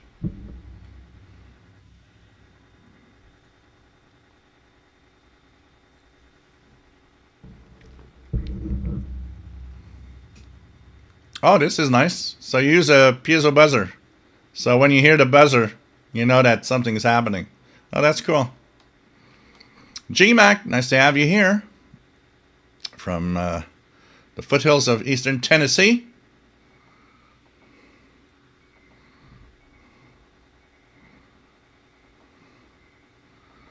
What else do we have?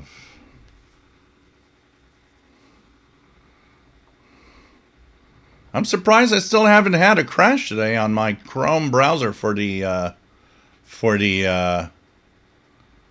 chat, actually. Mad Reader DXer, nice to have you on board. You're in the list, by the way, for the donation, for the drawings today. There's a, I think you won the a CIDX membership. So what I will do is, if you, well, it's up to you. But anybody that has won a membership, if I would fall on your name again, you have the options of having it extended another year. Or you can say, hey, I want to give it to somebody else that's not a member. So same for you guys that are members, by the way. If I fall on your name, you're a member of CIDX. Tell me, give it to somebody that's not a member, so we'll redraw another name. But everybody's in for the surprise box. Yeah, stove thermostat clicking. Absolutely. Absolutely. What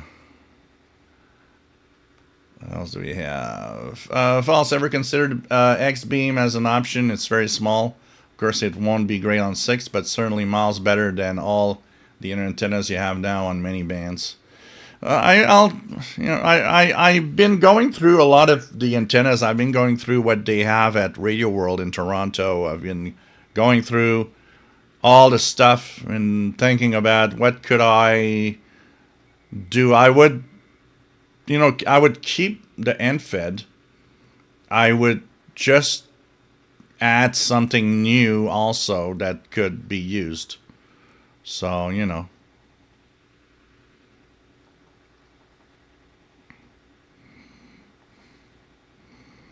Trick Schreiber, nice to have you on board from South Texas and 5 KVO.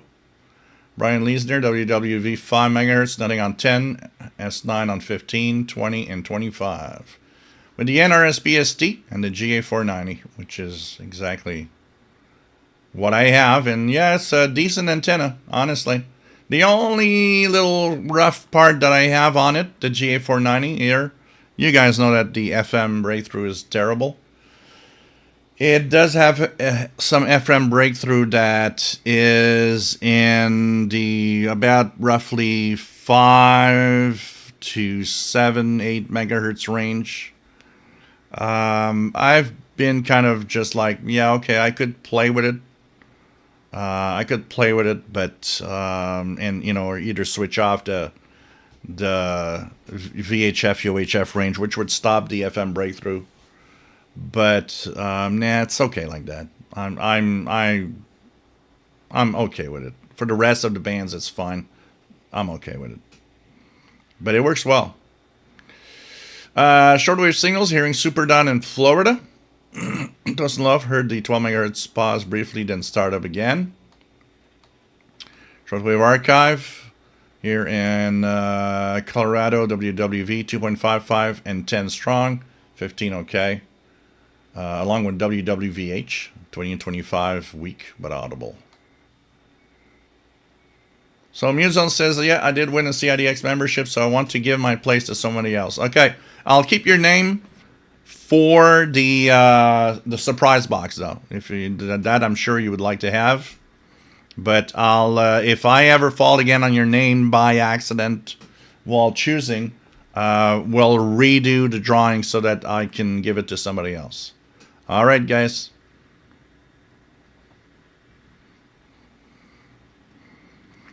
Brian Leisner's 990X plugged into a passive WV601. So,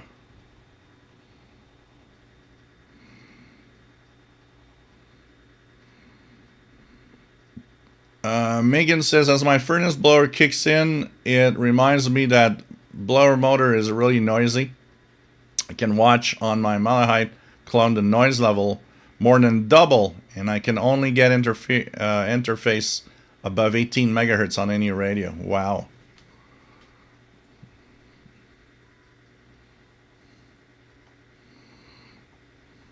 Brian Leisner also got the CIDX membership. Megan says makes DXing kind of annoying sometimes. Yeah, any noise we have, Megan, is horrible for that. It makes us kind of, sad at not being able to hear signals and stuff all the time. The H1AO, 10 megahertz audible in Europe. Are you sure it's WWV? Because 10 megahertz in Europe could be that Italian time signal station, eh? Make sure it's WWV. The Italian one has music on it with time pips. Dostanoff, would be cool to have some sort of CRT to display the radar pulses. Well, look here.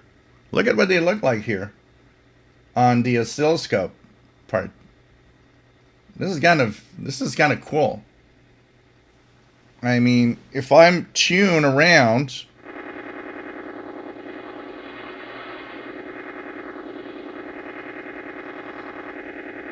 it is very interesting. The audio portion of it is nice.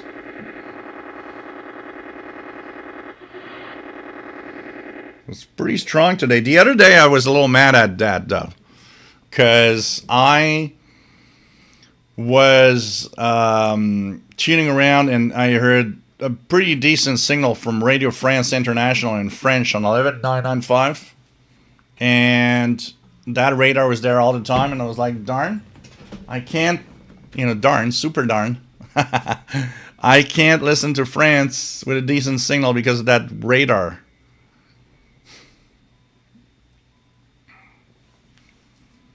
Jim Gordon, with thanks for your great work and this and the Windows channel. Thank you so much. A haggis pizza for you and Paul, and good luck in 26. I got a haggis pizza. Isn't that the thing with the stomach of a of a lamb or something?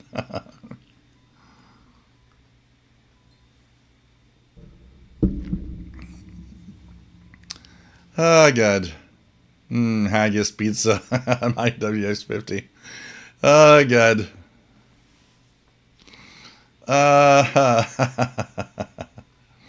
James Farley, how far do you have to walk to your package store? You mean to mail packages and stuff?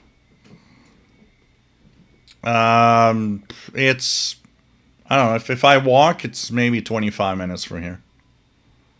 About 25 minutes. Half an hour I'm there and half an hour I'm back. If that's what you're talking about. And the only thing that I'm scared of in the surprise box is how much how much it's going to cost from Canada to send that to either the United States or anywhere else. God. Today's postage is just crazy. And by the way, in that box, the radios, I will be asking because I don't know if it's allowed to send lithium-ion batteries. So I will ask all the questions. If I can, your radios will have the batteries in them. If I can't, I'm sorry, but the radios will come with no batteries. So it's I'm gonna see what I can do with that. Just a warning to those that will get the surprise box. So it's not a bad surprise, but I'm gonna ask the post office if it's okay with having lithium-ion batteries within the radios. Actually, not within the radios. The lithium-ion batteries will be in a separate bubble wrap. But you'll have, if it's okay, you'll have the batteries for each radio. And if it's not okay, then you'll have radios. You'll have to find the batteries. Blogger Eye doesn't get the Canadian radar. It's interesting. Volts, it's very possible that if it's the driver of the motor that's the noise source, motor's usually not so much of an issue. Yeah, depends the type of motor also. Stepper motors are noisier because of like the pulses that you have to give it to have it work, things like that.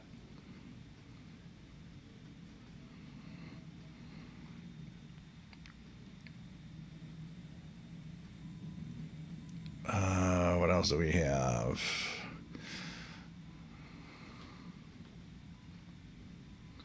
When I play along in the group, I use my SDR anywhere arrangement and a portable on the coffee table. My coffee table setup is always a passive.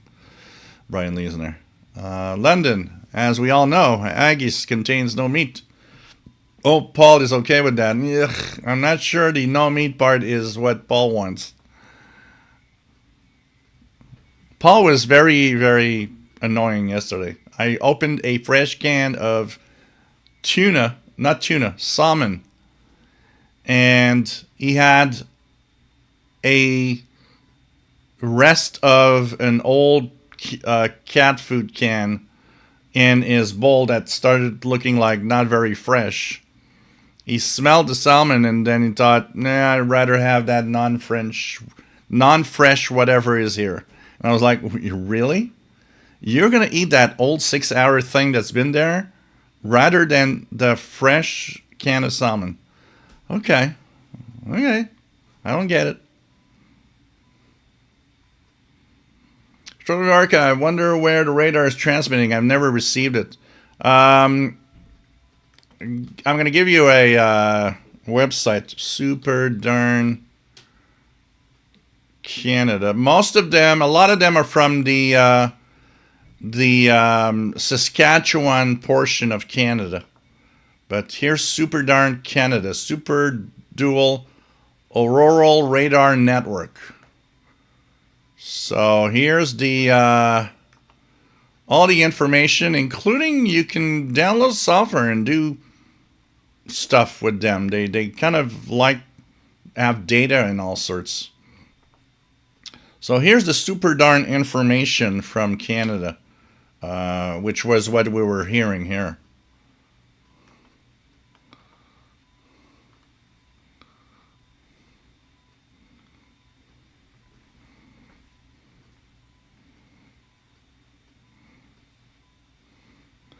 London 19657, I sent my sister a birthday gift for UK and she had to pay $25 in import taxes. Never again. No, I'm going to arrange it so that you guys don't have to pay, or it's all going to be, if I'm going to try to have it all paid in advance. So, Brian Lee's not sure about Canadian regulations, and the US is ground only if you play by the rules. So if it's that means that it might be a slow package to get to you. But, yeah, okay. I'll see anyways. Chuck Schreiber, what brand of monitor do you use? The FTDX10. I have seen online where some people had problems using HDMI monitors, and I know you have been using yours for a long time now. So here's the thing about the FTDX10 truck. It's very sensitive to, because the output of the FTDX10 is a DVI. It doesn't have HDMI, which I find sad because I always thought that, come on, for the price, it could have put an HDMI in there. But anyways, it's a DVI. And so I purchased a monitor that had a DVI port, which is an Asus monitor that I purchased on Amazon. I expressly looked at what monitors still have a DVI port on them. Because the FTDX10, a lot of people are using adapters, DVI to HDMI. They don't work with the FTDX10, most of them. I've seen a few people that were able to have some work, but the majority of people that do that, it doesn't work. You will not get an image on the monitor. So that is why when I saw all the hassle that everybody was getting, it was like, okay, give me a monitor that has DVI ports on it, and I'll buy the cable. Or actually, I had a cable here, a DVI cable, and so it works great. But if you try to fiddle with adapters and try to convert it to HDMI, or there's a good chance it won't work. I've even seen people blow up stuff in their Yaesu because of the way that it's done. So be careful if you do not use a monitor or a device that already has a DVI port on it.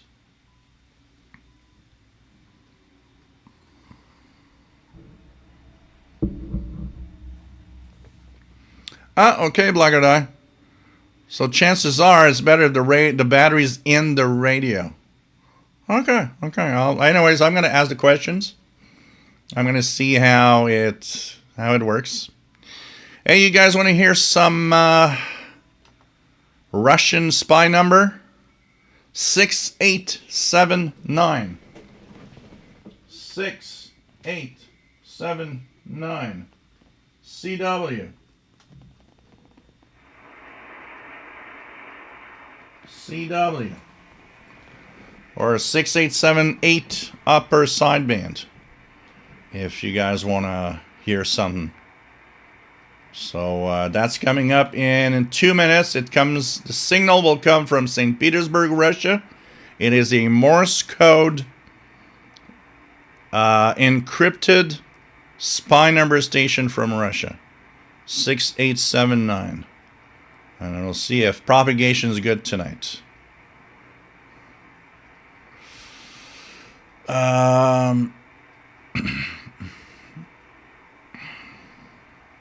Skidology 9690 coming in somewhat well on my XH Data D109 weather band with the blue light AMOLED 30 plus antenna. Cool. Megan, I'm still of the attitude of when I find and get anything during a DX session, I'm happy whatever it is. It always feels great and magical. Seeing that I can find is half the fun. What I can find, yeah, that's the best attitude to have fun. Tosanov had a 12 megahertz of my memory on the PL330. Mike WX50 says cat and pizza. Two Broke Tim, thank you for the donation. You were already on the list for your previous donations on the CIDX memberships and a surprise box. And for those that want to add themselves also on the pizza fund, because we don't want to die of starvation, through PayPal. Here we go. And in a few seconds, we'll see if we're hearing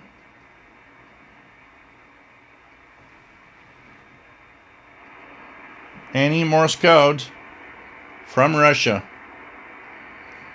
G-Max got 9690 on the Ethon Elite.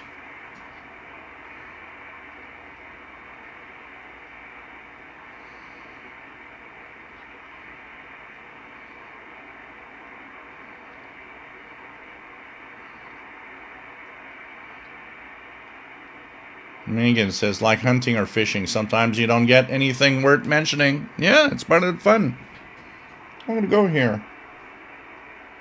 Spain, 96.90. Let's check it out.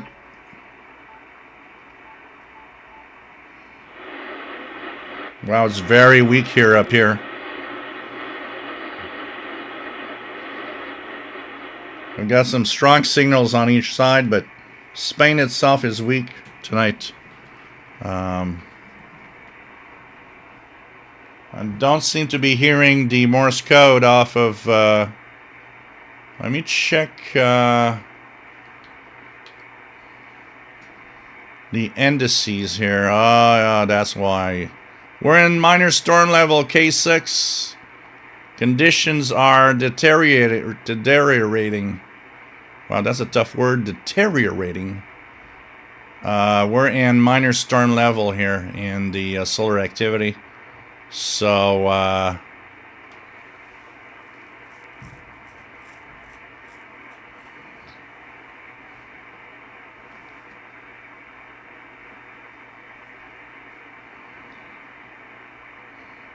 yeah, CME just heard the impact appears to be strong enough for a G1, G2 class geomagnetic storm.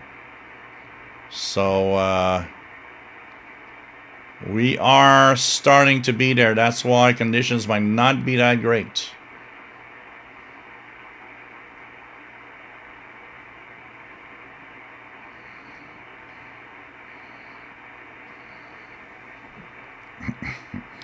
There's so many things on so many radios, Dosen Love, that even I don't even remember what that does. Jim Gordon, your Windows channel saved me from wondering why the battery indicator on my Windows 11 laptop was colored orange. Which is usually a battery problem indicator on Dell laptops. Well, you know, it's a minor thing, but when you don't know about it, and then suddenly your battery indicator has a color when it never did before, you're like, what does that mean? Craig Martinetti, I'm going to have to leave in a couple of minutes. I am at a coffee lounge. So take care, Craig. Always nice to have you here. Jace Gilbert, nice to have you on board. Listening on off today and later on replay. And you're in the list, by the way, Jace, for the drawing we'll have a little later on. Oh, maximum volume setting. That's what it is. Maximum volume setting.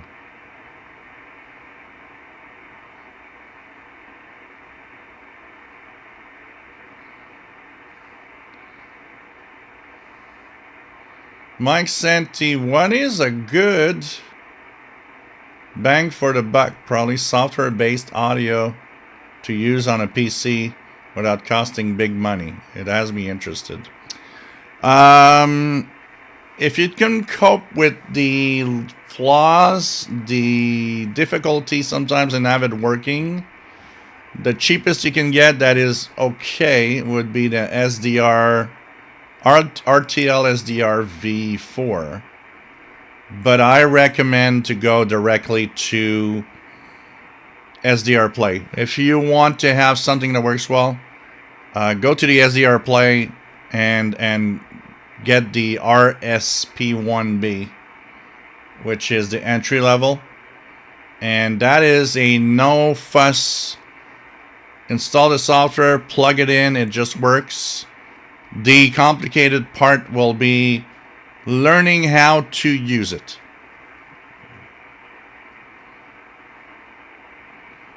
London 19657, lifelong insomniac here. Astronomy and DXing the answer. Hey, Craig, no problem. You take care. It's nice to have you here. Anyways, just knowing you're here is already pretty cool.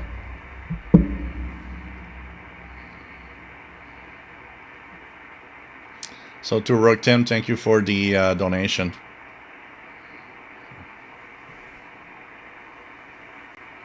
Skidology, I can't wait for my D808 so I can listen to those stations because it will have sideband. Yeah, that will be great.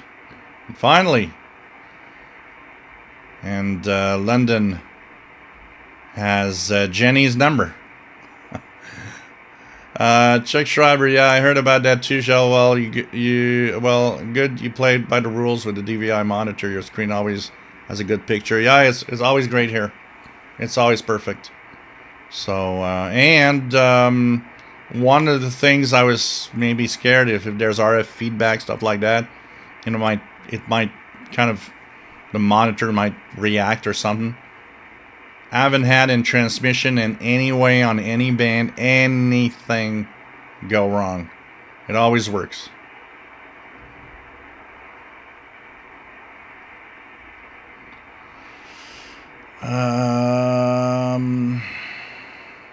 King Martinetti, by the way, around January 8th was the 70th anniversary of the killing of 5 people who worked with MAF in Ecuador. Mingan, most of my DXing is simply not actually looking for anything, but looking for everything that's there to find. Okay. DH1AO 6879 is pretty good in Central Europe, and it is for Europe. Blagadai has a strong 9690. Here, 9690 is weak for a simple reason, that G1 class storm. I am much more to the north than Blagadai. So I am affected a lot more by that geomagnetic storming going on than anybody in south of me. So that's why you guys to the south might hear things better. Jim Garding has 6879 via the Dutch SDR. Free to choose, very weak. Making everything that I can find on my equipment in my location at that time. Brian Leisner, 6878 upper sideband, landing clear today. M12 6878 making the trip. 19657 Terry rating, less dogs. Brian Leisner got it on the passive antenna on the PL990. Doesn't love, don't hear 6879 on radio. I see it on the Memphis Kiwi. So you guys to the south might hear it better than me. And I'm affected by the auroral conditions. That's for sure. Black Eye, CW on 6878 upper sideband. So you guys are hearing what I'm not hearing tonight. Kenneth, no joy, 6879 Tucson, Arizona. No Russia with love. From Russia with love.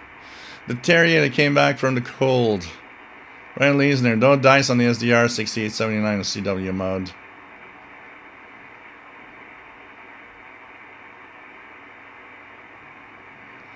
Yeah, and the Tosanov, it's in the hidden features chart. So you have the manual and you have the hidden features. And that hidden features chart has that information, Tosanov. Kev Michael, I heard 32.255 megahertz with Hong Kong fishing in FM mode. The Pro 528. GMAC has got his PL680 for Christmas. Like it. Cool. But yeah, SDR player SP1B, it's not complicated in having it work. Like I said, the learning curve will be how to use the software.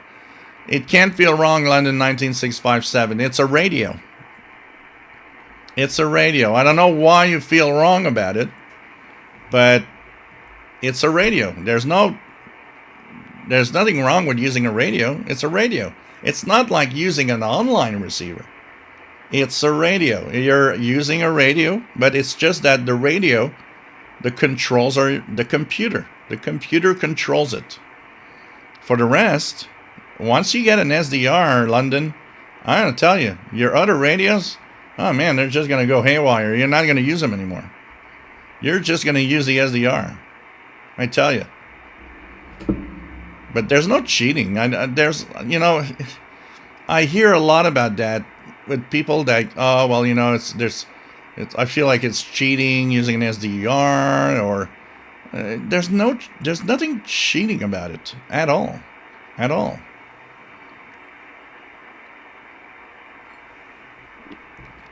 For me, what could feel like cheating is if you would use a smart radio and stream something that we are listening to on shortwave. Okay, now you're streaming it over the internet. That's weird. But in SDR, there's nothing wrong about an SDR. I mean, look at my Yaesu transceiver. It's an hybrid. It's an SDR. Part of it is a software-defined radio. That's why it has a screen. It's still a radio. It still has knobs in front of it. And it's still a radio. But, yeah. SDR Play do have some good tutorial videos for sure. And I need to make some too. Brian Leesner, I love the SDR Play products, but today it's getting whipped by Texan PL990X regarding the Russia station. It's more in the setup. There's something in your setup that might be just not right. Because the SDR Play should get the same thing. Maybe one of the settings isn't right, or something's just not up to what it should be in there, because technically it should be there. But hey, Texan PL990 all the way. Kenneth has it. Now it depends, you know, the songs. I watch a rapper. I watch an American rapper on his YouTube channel react to songs. The face he made on the words in Take a Walk on the Wild Side are worth $1 million. Oh, God. But, yeah. Come on, Lyndon. Take a walk on the wild side. Use an SDR. Use an SDR. So the next CW is 7652. 7652. Whoops, not 77. 7652. So my next one is here. 7652 is the next frequency in 7 minutes. So 7652 for the next Morse code. We'll see if I hear it. But with the geomagnetic conditions, I can see that. Not sure. Mike WX50 says, if the Xing with an SDR play is wrong, I don't want to be right.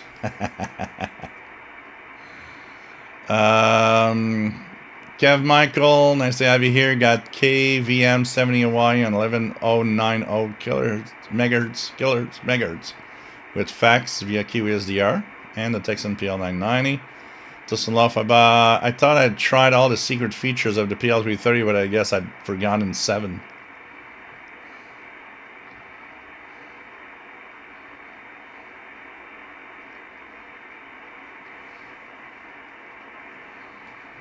Uh, 1957 says twiddling knobs is negated by looking at the whole band, ain't it?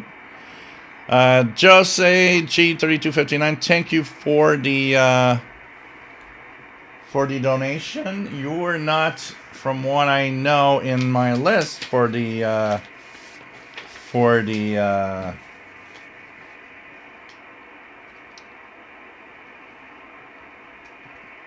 Jose G for the drawing today. This is via YouTube.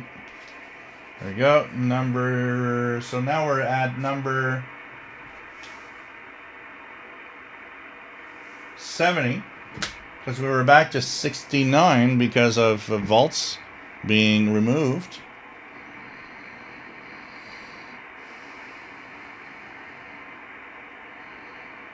Kevin Michael. Well, it's not there yet. Okay, no. 68, 79 dead here. We got Kevin Michael. Okay. All right. Didn't say anything. Sorry. Okay. We'll go on the on the Yaesu 7652. I'll try it here.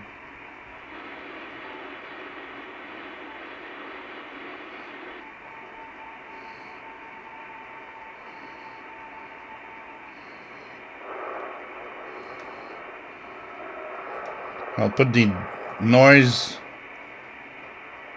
digital noise reduction. Sometimes the CW kind of pierces through the digital noise reduction. And even if it's weak in the noise, I can still hear it. One of the bells and whistles that makes expensive radios better.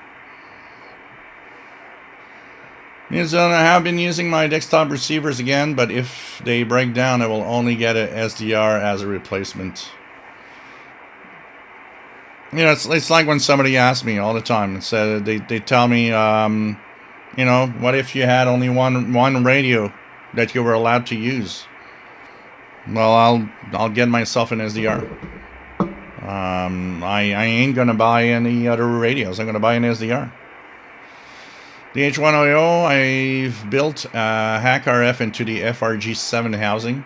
At least some knobs to play with. Oh, that's interesting. That is interesting.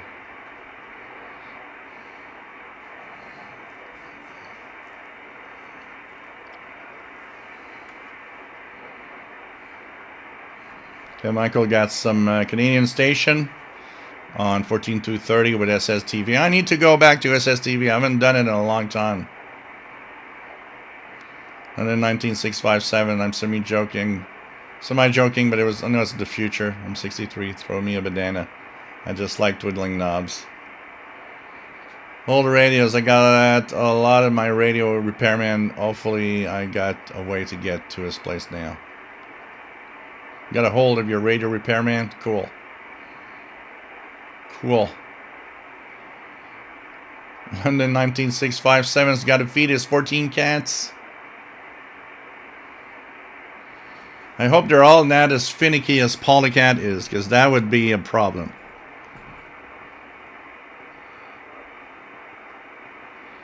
Shortwave archive, Radio Van in Cuba English with good modulation on 11880 apparently. Oh ho! Let's go and check it out briefly.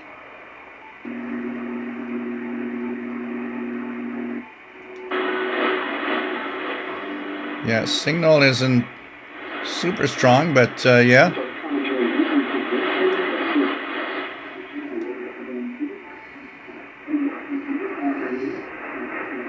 Definitely good modulation for Radio Havana Cuba 11880.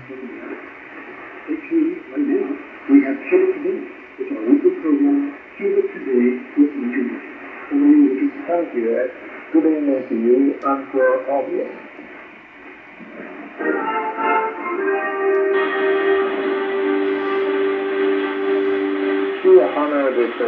Fallen combatants from the military. Pretty good signal from Radio Havana Cuba 11880 and good modulation. That is fun to hear.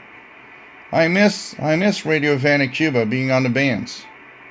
Honestly, I do miss Radio Havana Cuba. So it's fun to hear it with a good, not just a good signal, but a good modulation, which is important because a lot of their signals have good carriers, but just no audio.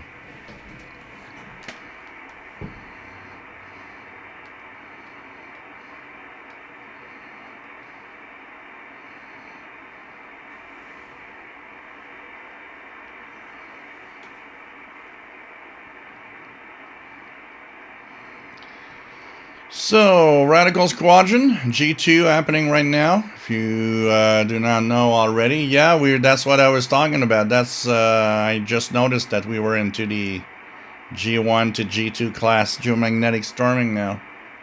So up here in Montreal compared to down in southern United States, things are very different. Very different.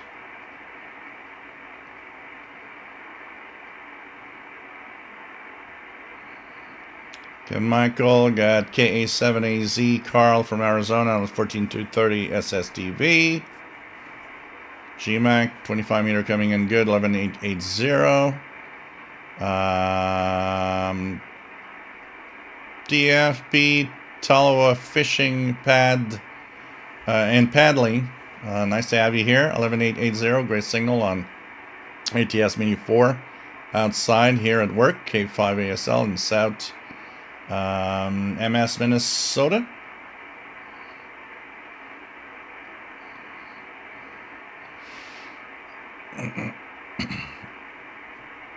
Charles Williams, does Paul try to sleep on top of your radios when they're turned on? No. Well, Paul has, he's a big cat now, so he doesn't really go up on anything in general. And even when he was young and agile and able to go up on everything, the only places he'd like to go was on my computers, my laptops. He would sleep on the laptop's keyboard. Blogger 11880 is good. Mike WX50, G2 moderate geomagnetic storm. HF radio propagation can fade at higher latitudes, and aurora be seen as low as New York and Idaho.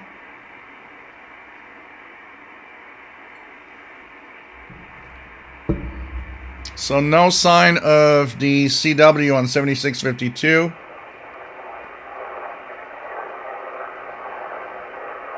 Well, I'm not sure. Not here.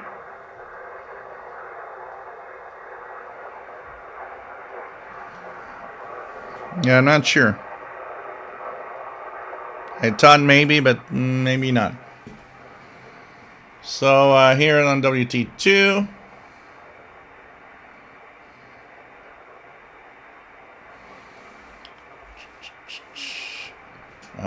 Yeah, Radio Vania Cuba programming is in English for you to choose. Brian Leisner now 11880 is really good, and ZR and just okay on the Texan GA 490.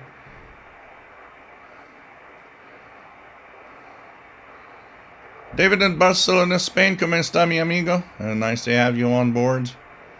And says, I enjoy using both my AirSpy HF Plus Discovery ZR and his ICOM ICR 8500 HDR hardware defined receiver. So, cool. Street Stock VA7ZZT in British Columbia. Nice to have you on board.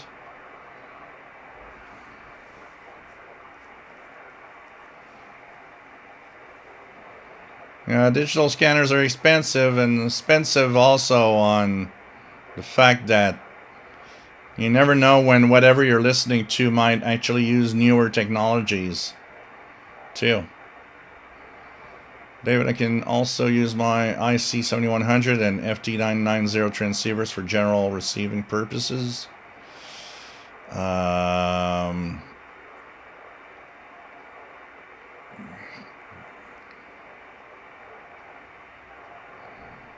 Brian Leisner, I do have my GA490 set to all bands. That might be a problem in some cases.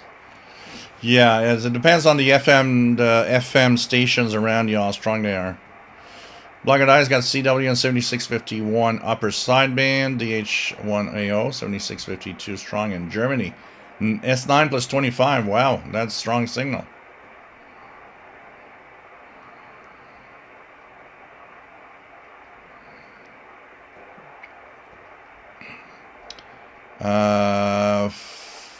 Protocol Ireland, nice to have you on board.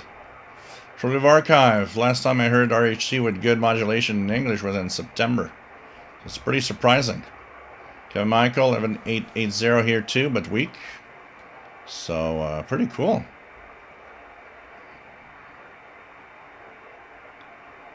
Jim Gordon, they are on 11885. 11885, more around 2030, 2130 UT, but it's to Europe usually. But 11885 is the frequency Vietnam uses usually. Paris got 7652, very weak. Craig Martinetti, I'm now next door at the bookstore, closes 6 p.m.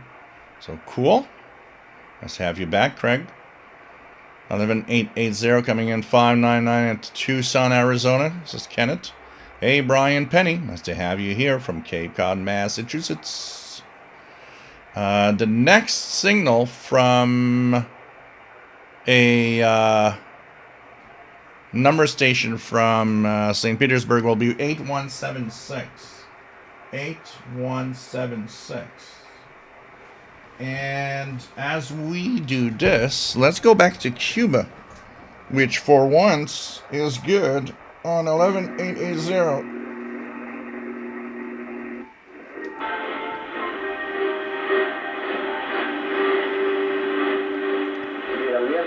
Por la democracia in the Dominican Republic,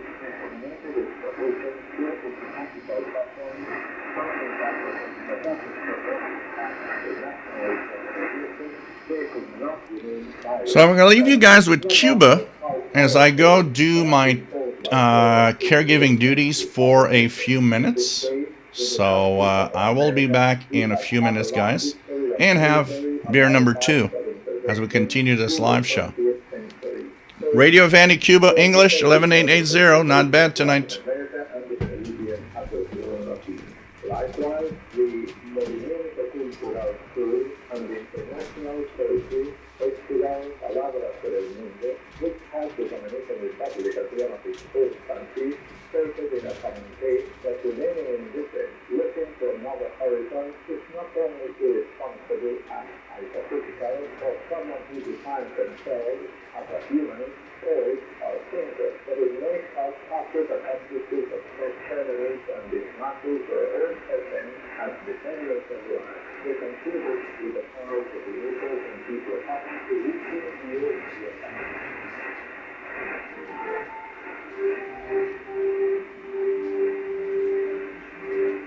In addition to the communique from the Movimiento Ciudad Galanita, which ended last January 3, the President made a writing title which collapsed at international law, published by the American newspaper Hobbyist. The first states that the military action and kidnapping of the legitimate president of the Bolivarian Republic of Venezuela, Nicolás Maduro Moros, and his wife was a serious letter, but asserted by unilateral disposition of Trump on Saturday Janvuary constitute the brutal collapse of international law and the flagrant violation of Article 22 of the United Nations Charter.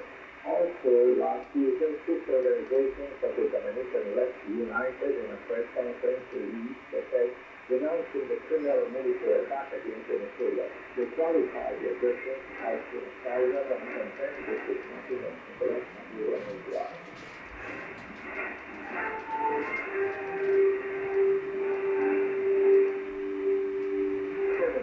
Should I made an international call for all 2 million people, all dignified human beings, international organizations, citizens and the government prepare to pass all this madness or summit in the United States and President Donald Trump still claims he is the emperor of the world. It is an imperial, fantastic possession which domination and justice which seeks to regard the United States' hegemonic ambitions over America, anchored in the outdated manual doctrine, which also seeks to intimidate and substitute the governments of Latin America and the Caribbean. It is all, or rather, the major procedures imposed on Mexico, Cuba, and Venezuela before, Colombia, Italy, Portugal, Guatemala, Zimbabwe, China, Russia, Spain, Mexico, and others, the countries including Brazil, because the Russia and Brazil qualify as the modern United States military actions that adopted the President of Venezuela in war and characterized the relations in the whole process of the Ocean of State that is one being perpetrated in that country to call the worst external interference. During the session of the Permanent Council of the Organization of American States, held in Washington, the Permanent Representative of Brazil Ambassador to Italy calling the consultation for what's happened in Venezuela and where the legal side perpetrates the national commitment to peace and undermine the principles of international law. Since this was the dominant from Venezuela in the kidnapping of its president, spread and unexpected line. The U.S. represents a very brutal offense to Venezuelan intervention threaten the international community with an extremely dangerous event Iran.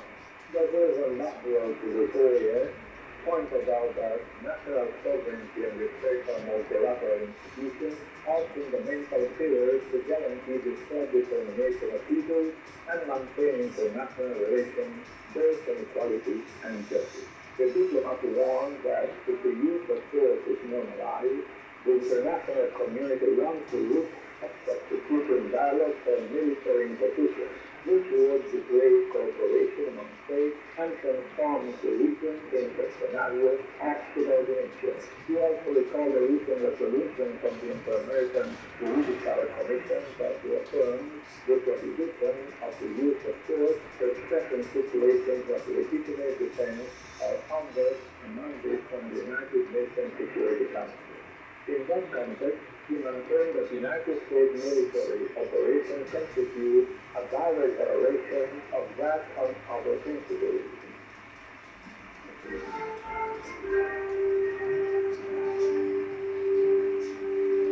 Impossible to look the other way. January 3 is now history. Solidarity with Venezuela is a deterrent and reducing for several weeks in the face of what many consider a low threat from the United States government towards that future country. And what happened on January 3 surpassed the political best of a divided public opinion and was the chronological order in which everything happened through a how the inclusion of one country into another depends on the power of the attacker. Once again, Trump is monitoring military action in a foreign country, demonstrating what he is capable of. But by what arrives at the realization has portrayed this guy as a vigilante, Venezuela has decided to refuse to retain the hand of the United States government directing it, and within this landscape is the best incumbent of 32 human, helplessness and sadness arise at the last time, and immediately things of the measures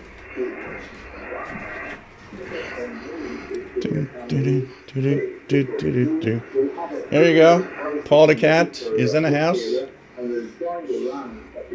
looking around, saying, "What am I doing here?" Hey, mobile baby.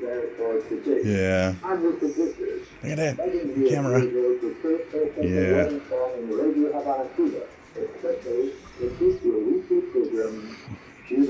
All right.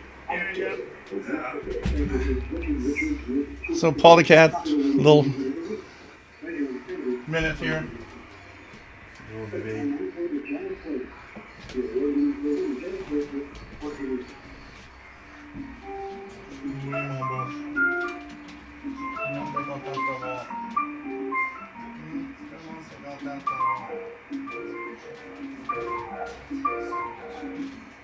Hello, everyone, and welcome to this new edition of Shortwave. I'm Shortwave and CB, looking that we're doing fine amid other life. This edition is bringing you some facts and the news of you on the ground.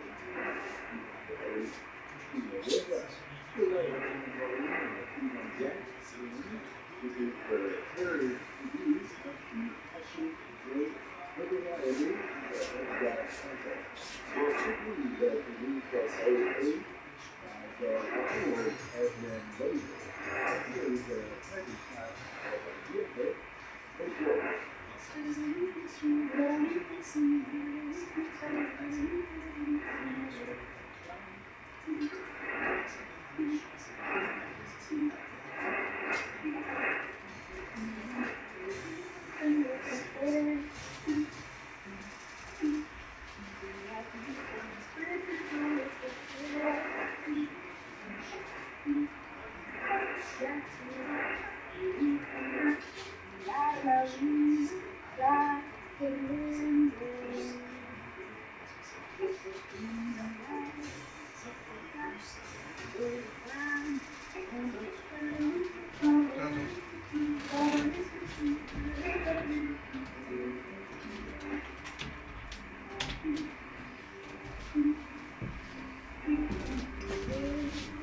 Okay, here we go.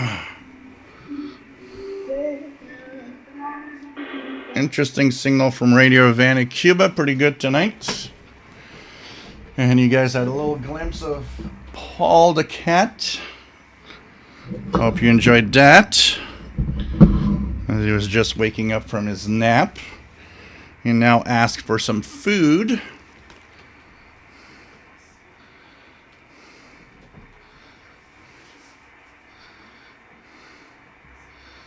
And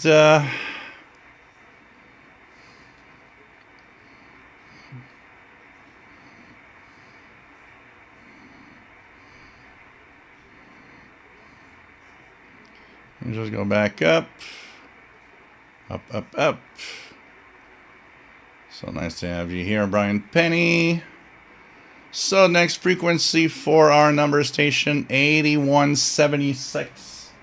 8176 CW. We're going to try it here. If I remember well, this is where it usually comes in better.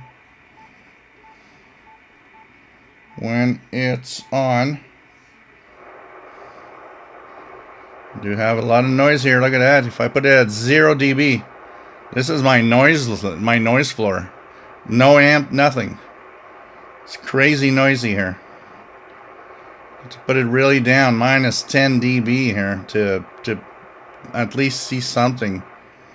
Man, crazy. 8176 in 4 minutes time for the number station. Any pirates right now? Pirate broadcasts.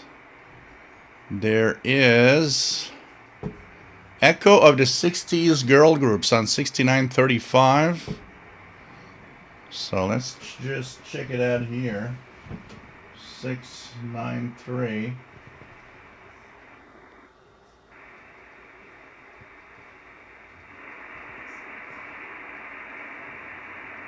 Very weak carrier.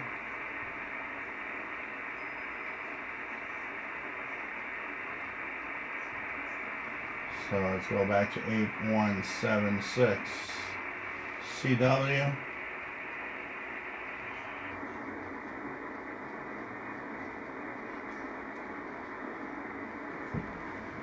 CW, we'll see what's there.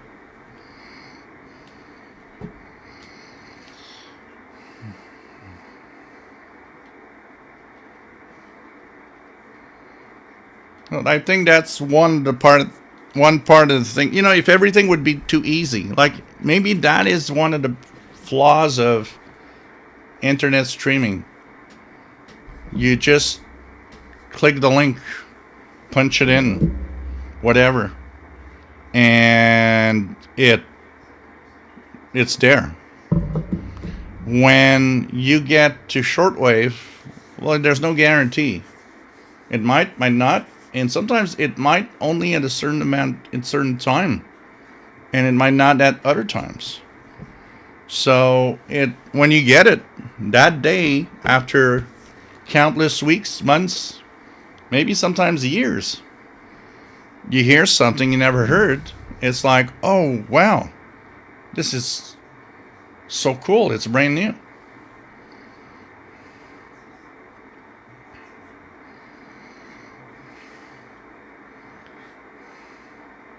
Take care of VA7ZZT.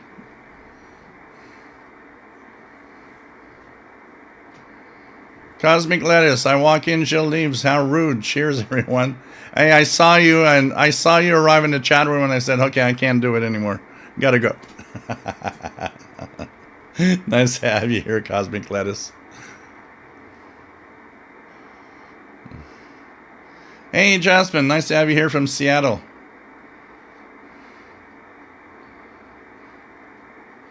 GMAC, well, the IC80 R8500 will run you US $500. I would not pay that for it. I would not pay that for a used R8500. 500, I'll buy a good SDR. Okay, Michael, Hope Cuba. Yeah, they are sometimes, but they're having a hard time having it really good.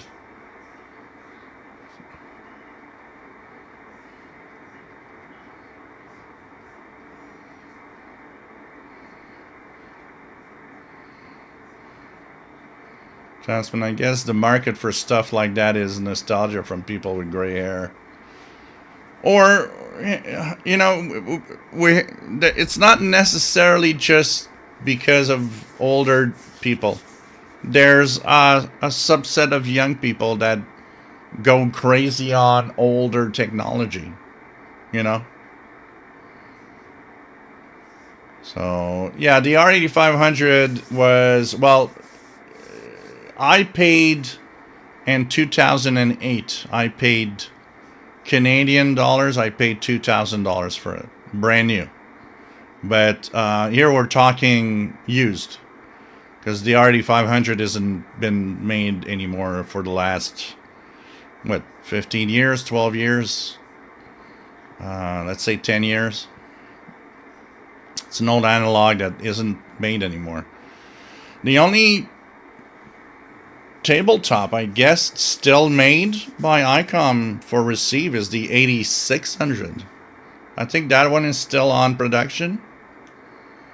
And I'm not even sure.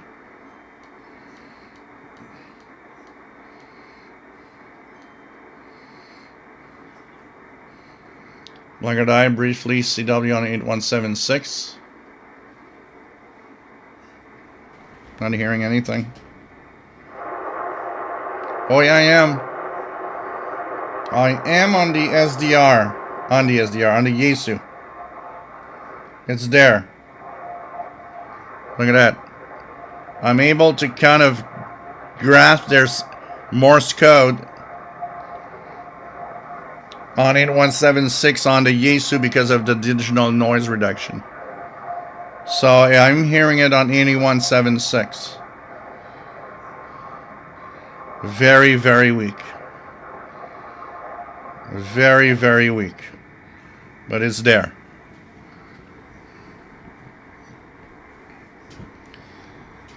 Brian Leisner paid a little too much for the Zenith Royal 7000, but it was full package with everything it originally came with, including the plastic dust cover. You know, we'll say it the way we're gonna say it.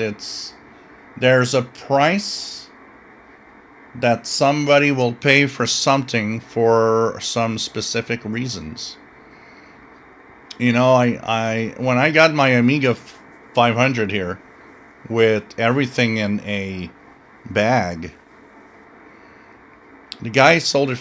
You know, I asked him how much you want, and he said $20.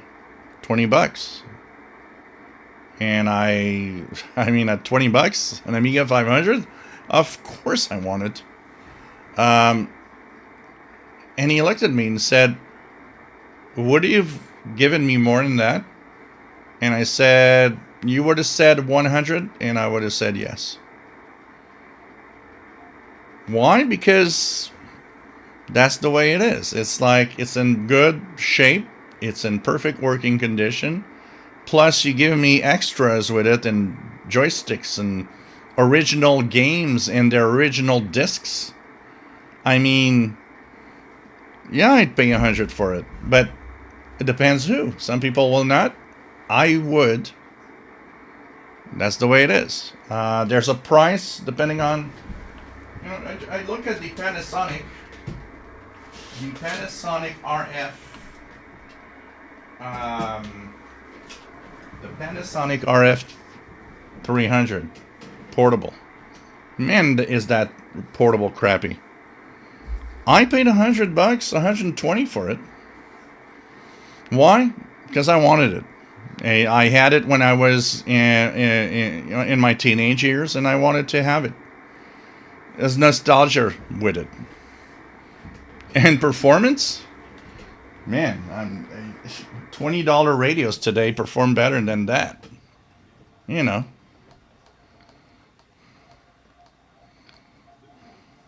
Still hearing the Morse code, 8176.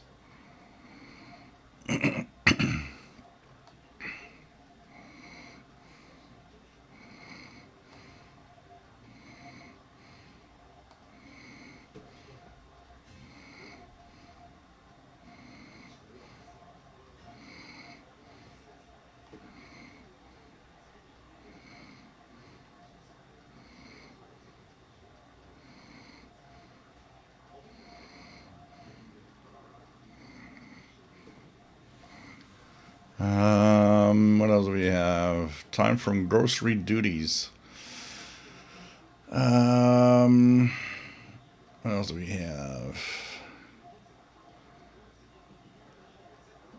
There it says Paul was definitely cute there. Oh man, Paul the cat.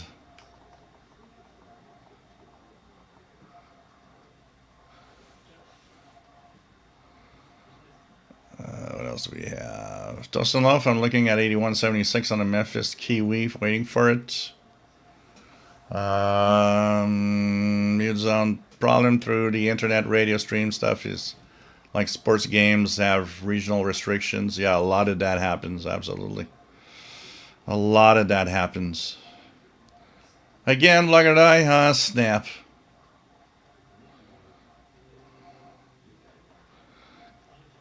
Ken Michael has reached beyond Australia. 17,650.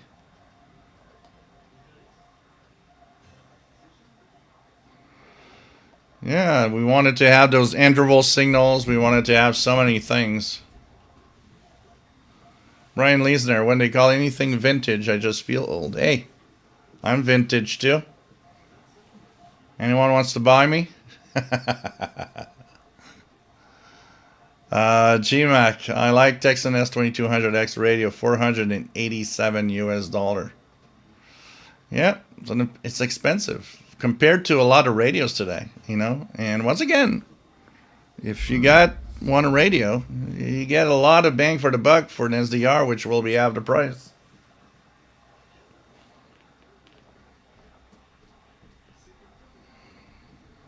Dose Love, 8176, good signal.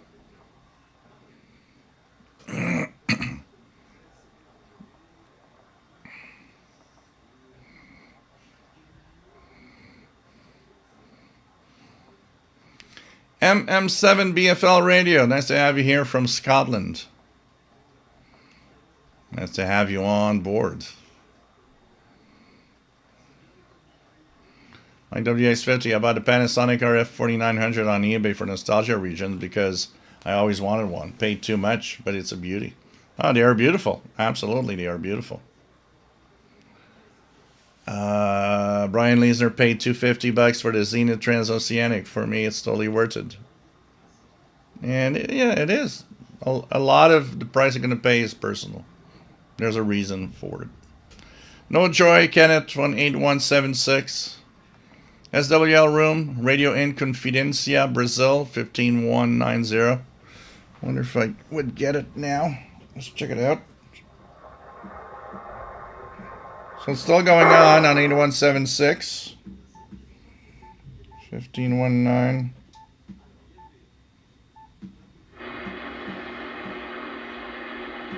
Yep, nothing here. 19-meter band is very quiet right now. The only signal we're going to get, and I'm pretty sure that spike is WRMI 15770. I believe all the affected stations are World of Radio, Glenn Hauser's World of Radio right now on 15770.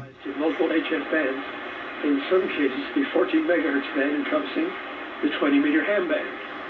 These stations had been exempt from the requirement to identify themselves on the air, but now they must transmit station ID at least every 30 minutes in voice or Morse code with any digital transmission suspended. One such station is WL2XEE near Chicago. We see a copy of the letter FCC sent to the station notifying them about this. Radio, World of Radio. Joseph in San Francisco Bay, California. It's crabbing season.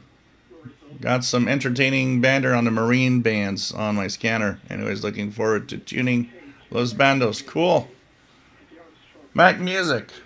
Talk to us more about you walking the streets with a radio in hand. Man, I did that so many times, walking the streets with the radios. I guess it goes way back when I had a boombox or something. You know, you always get a good look. Today, it feels weird. When I was listening to the baby monitors last week, and I took out the scanner radio. I felt there were a lot more people watching and looking at me, wondering what I'm doing. I don't know if it comes with the times, with today, things are different. But I have the impression, or is it me that's just giving that impression a grip or a hold on me? Maybe people were still watching me as much back in the day. But I remember I was at the corner street hearing the baby monitor. I wanted to hear it better. I took out the scanner off from my radio, and it felt like everybody in the cars, people walking. There were people sitting in a restaurant on the other side of the street. We're all looking, and I was like, well, why is everybody looking at me right now with my radios that I have? And but I gotta say, you take it out of your jacket and it's like you look like a spy. So people were curious, I guess, but for some reason it's something maybe I just brushed it off when I was younger. Maybe it was as intense as today, but I just brushed it off because it's like, well, I got a scanner radio, or so many people had scanners that it was normal. I don't know, but last week when I did that, it felt weird. It felt weird. I want to do another one because I have to go, and the friend of mine that died apparently got some mail. So that's about an hour walk going there. But I thought, I'm going to put the scanner radio in my shirt and my jacket this week, on Monday probably. And I'm going to walk down to go and get the mail. And at the same time, see if I hear any other stations. Or baby monitors.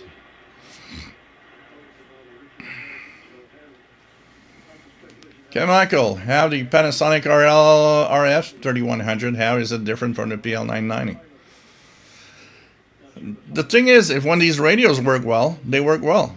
That's okay. It's like when somebody tells me I got a Sony ICF 2010. I'm thinking of buying a Texan PL990. Why? It works as well. You don't need a new radio. You're not going to get much benefits to a newer radio. There are some, the PL990 tunes more precise, and you can calibrate the display and all of that. There's a few things there's an advantage to, but apart from that, when you get the signals you want to hear, whatever radio you have is fine.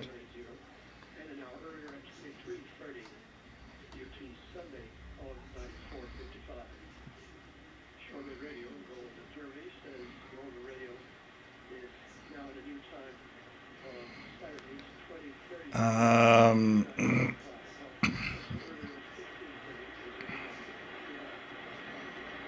8176, the sweepers, yeah, the Iono sounds. Plug it eye, WRMI, strong with a buzz. I don't hear. Do I hear? I don't hear a buzz.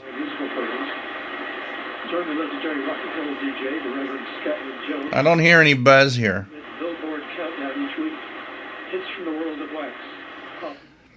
I hear a buzz on some radios sometimes, but it depends on the part of the house I'll be in, and sometimes I think maybe a buzz or a hum comes from some kind of interaction from the receiver with something we have in our home. Right now here, at least, maybe the frequency response is not good enough. I don't know, or what radio you're using, but I'm not hearing a hum here. Doesn't mean there isn't any. I believe you. You have a hum, but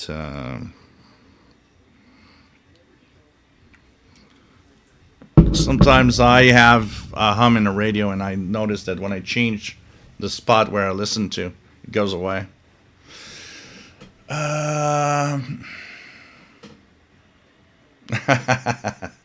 like that. Cosmic Lettuce. Gotta say, intentionally listening to baby monitors is a little creepy. I am not intentionally listening to baby monitors. I'm intentionally finding if they are still in use, which is very different. But yeah, I get your drift. I mean, when I was with my first Canner radio, and I could hear my downstairs neighbors fighting all the time. It was like, yeah, you're snooping on neighbors' trash. Yeah, fighting all the time. All right. They look happy and on the sidewalk. They get home, and then the baby monitor tells the truth.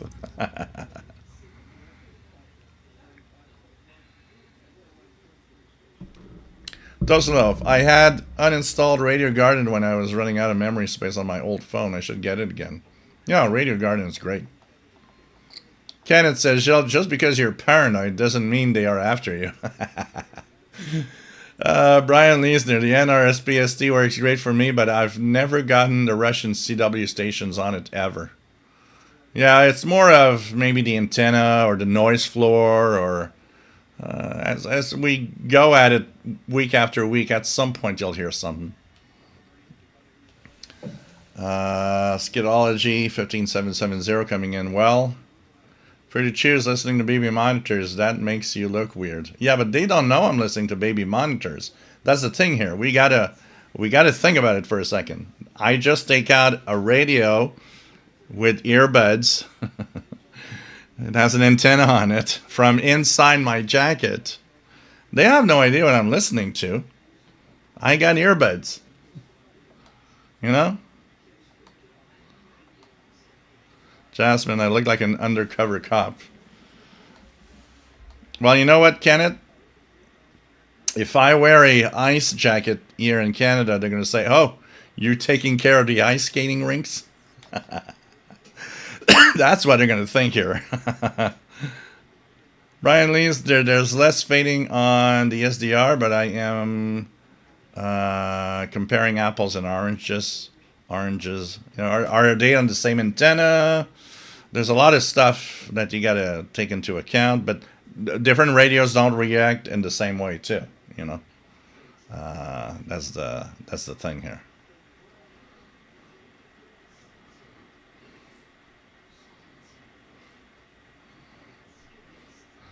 $54 cals receiving 15190 on the ML830 Plus. 49 megahertz workout. Yeah. How did you lose 50 pounds? Chasing baby monitors in 2026.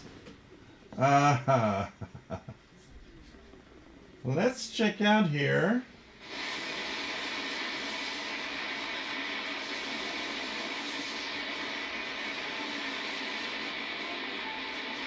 So, it's not very good, probably because I'm in the auroral zone today. 5960, 5960.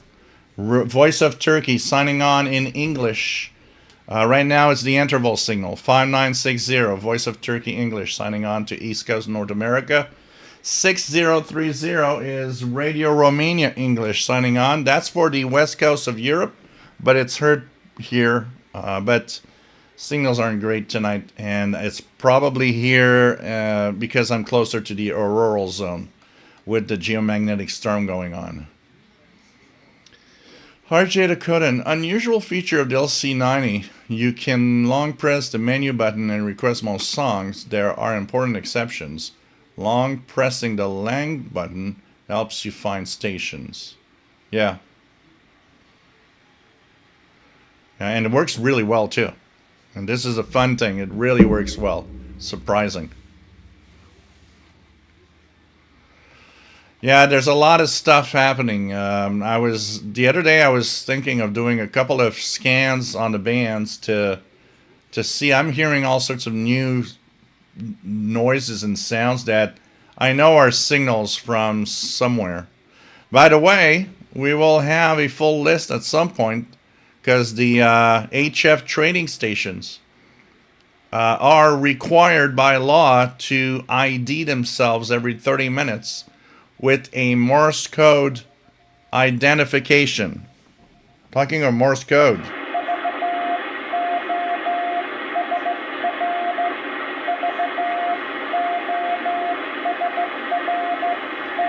VOSR. And this is a broadcast from that guy.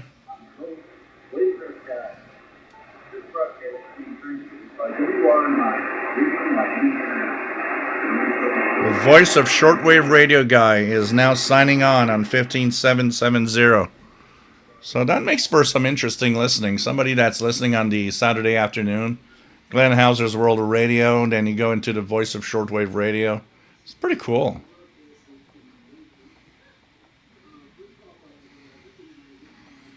Yeah, today's baby monitors are actually TV screens. They are sending, encrypted video and audio. It's not just audio anymore. My neighbors downstairs have two babies. One baby and a kid, and they have a baby monitor. And I noticed in the backyard when they sit, it's actually a camera because they can see the baby in the crib and hear anything. So it's like, and of course that is totally encrypted. Today you forget it.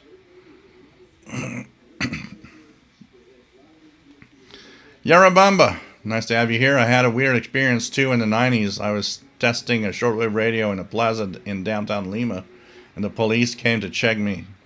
I was on the height of terrorism. Yeah, that explains stuff. You know, if there would be terrorism in Montreal and police were everywhere, I probably would not have... I would have walked around with the scanner hidden in my jacket. I would never have pulled it out to see stuff. You got to dose where and how you use them. An example of that, when I was really heavy in the scanner radio craze of the 80s and 90s, I went to... So today it's not as big, but back in the late 80s, early 90s, all the big companies that deal with oil and gas were all on the east part of the city of Montreal. It was a big infrastructure, and all the Esso and BP, and back in the day, things that we don't see anymore today. Anyways, they were all Shell. All of these big companies were there, and you could see these high towers with the flames coming out of the towers. And that was pretty big in the east part of Montreal back in the day. So on a hot summer day, I've decided that, hey, let's go and have fun and take a bike ride in all the little streets of those areas with my scanner radio. And at one point, I'm in the middle of a small street nowhere. I'm surrounded by these towers and flames, and the smell of gas and of petrol and it just smells. And I got my scanner radio, and I'm hearing tons of communications with the low power talkies that they have. And it doesn't take long. I have this little car that comes with that little blinking light on the top, and it's a Shell security guard. They noticed me somewhere on some camera, I guess. And the first thing he says is, "What are you doing?" I said, "I'm, a scanner enthusiast, and I'm checking out what I can hear here." And the guy tells me, "You can't be here with that radio. Go away." And I remember I told him politely, I said, "You have absolutely no right in telling me what I can be, where I can be in a public space. The company," I remember I told him, "the company fence is there. This street is a public street. You didn't build it. It's not yours.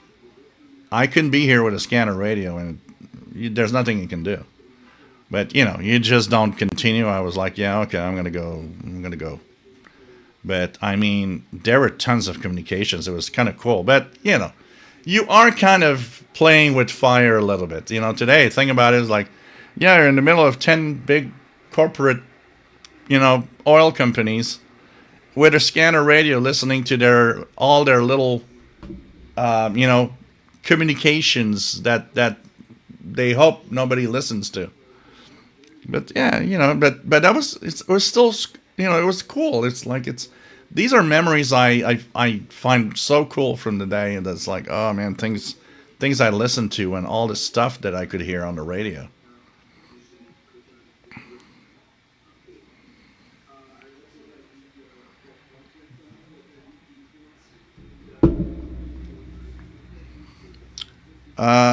Joseph 15770, not in California. Yeah, it's for more in the East Coast. Kenneth, if you do take care of the ice rinks, I want to ride on your Zamboni. Oh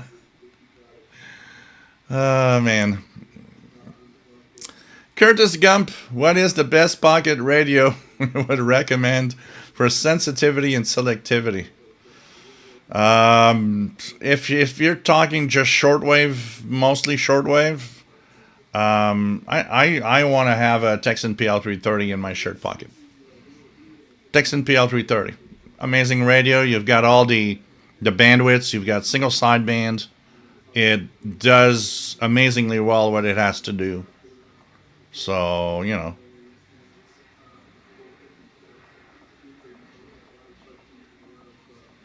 Yeah, spaceweather.com, absolutely. Absolutely.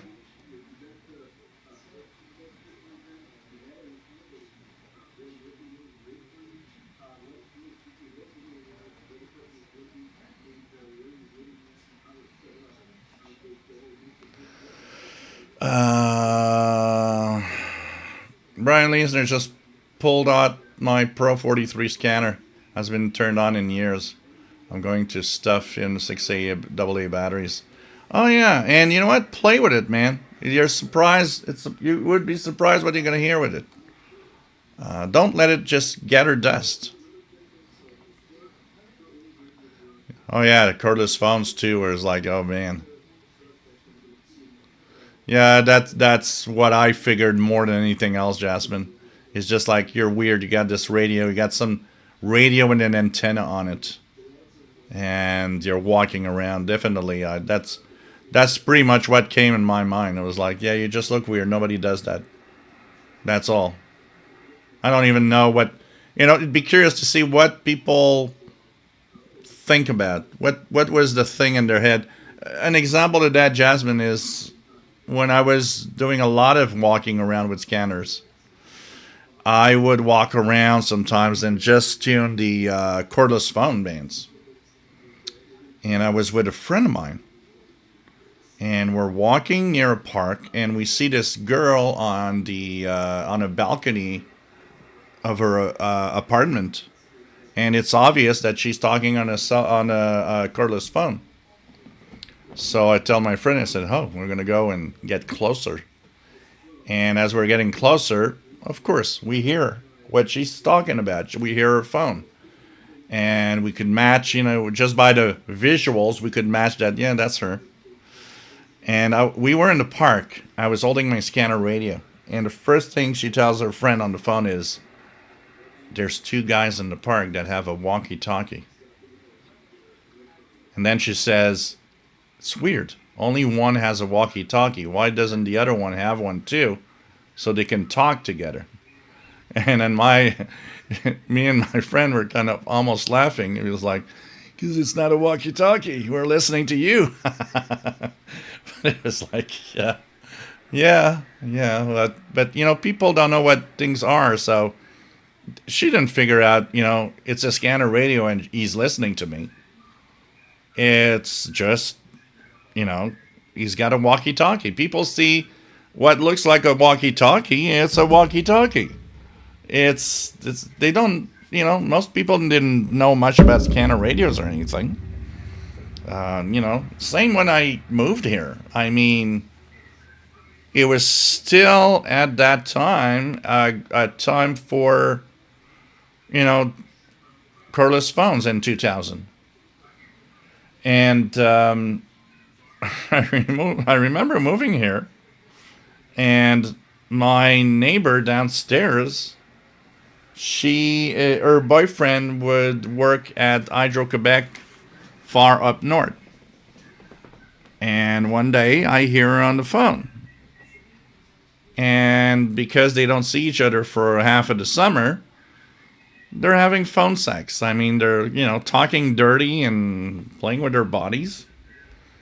And yes, this channel is 18 and over. So,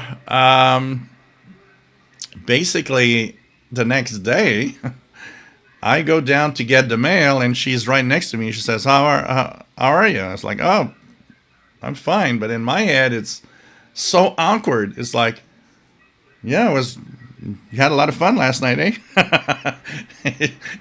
You want to say it, right? It's like, yeah, all right, I know your secret.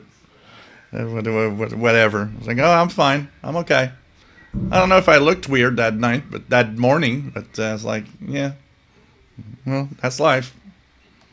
You hear stuff that, yeah, okay.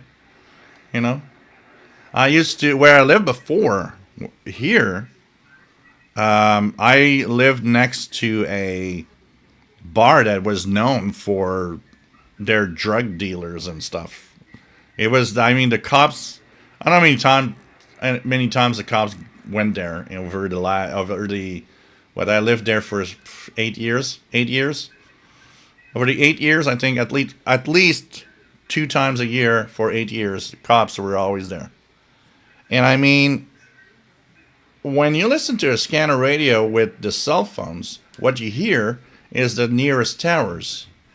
So, of course, if you're next to the bar and the dudes that sell drugs in the bar are on their cell phones, what do you hear?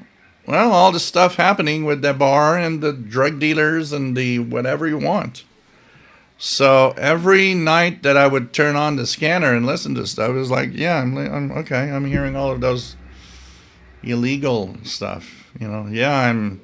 I could go outside and go to that blue van that's supposed to be there. And I was like, yeah, I'm Jerry. I come to pick up my package. Because it worked like that. It was like, I'll be in a blue van, yeah, on the right side of the parking lot, yeah. I got your package. Oh, yeah. And there's an extra in it. I was like, oh, okay. All right. You can go and pick up the package. Just pretend you're Jerry. Same here. On the street, cordless phone. I think it was the first year I moved here. Guy picks up the phone. Says, yep. I got, your $500 that I owe you. So he says, I'm going to go and give you bring you the $500 today. So the other guy says, well, I'm not here today. But what you could do is put it in an envelope and put it in a mailbox. So he's like, oh, and what's the address? So he repeats the address. I'm like, oh, look at that. A quick $500 that I could go and pick up in a mailbox in an hour's time and nobody will know. That, I'm just going to create a fight. The guy's not going to believe the other guy that's, he's got the $500 and that's all. But you hear stuff like that and you're like, man, this is crazy. So many things we hear. Blogger I 5960, strong with turkey.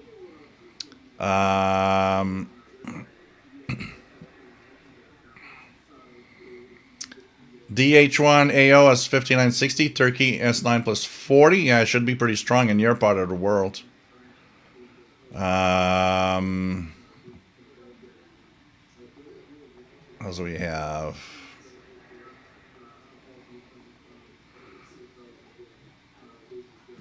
Michael, I have not been hearing baby monitor or cordless phones on the 4050, even with a good antenna. Yeah, well, you got to move around because you got to go and talk and find what's happening. Jasmine gross. Yeah, I know.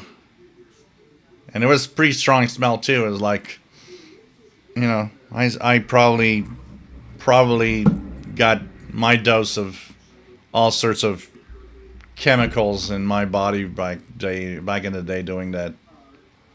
Justin, I tried some AMDXing with the DX286 and the AM200. Pretty much dead here in Western Newfoundland. I'm surprised you don't hear that much, though. Yeah, okay. Newfoundland is kind of far from a lot of the stations, but I'm still surprised. Be interesting. Be interesting. Kenneth does not have 5960 in Tucson, Arizona. Mike Santi gets 15770 on the Spark-Elect DP666 in Texas. Kenneth, Jill, I like to listen to nearby open pit mine.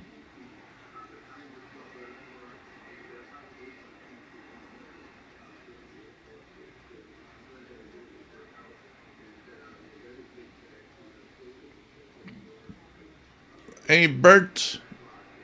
Nice to have you on board. JJ4FO. Berters, Calgary. Seems like it's cold. Old radios, 15770. Not coming in that good. Kevin Michael, 15770 is on the Grundig Satellite 800 right now. No, PL330 is the win. The win. Kenneth, down here in America, you could end up learning what all three-letter agencies' acronyms stand for.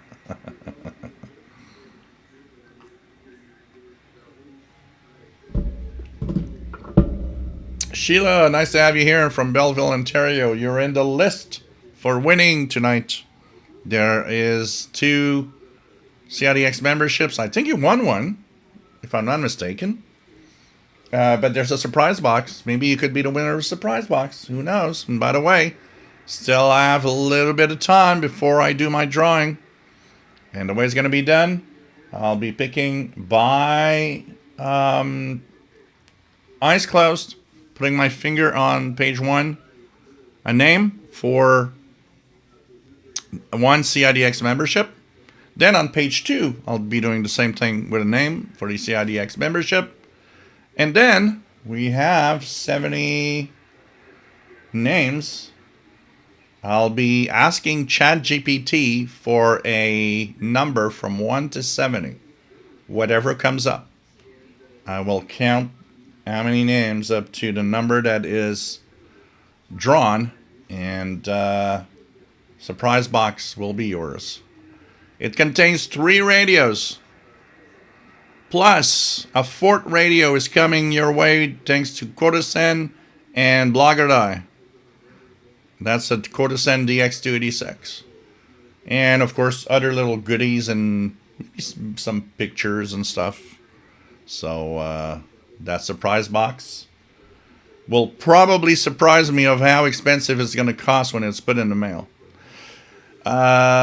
Super chat here. If you haven't donated, if you have donated since September, which was the last time we did a drawing, you're in, and you could still donate if you want. Donate to pay the cost of the shipping.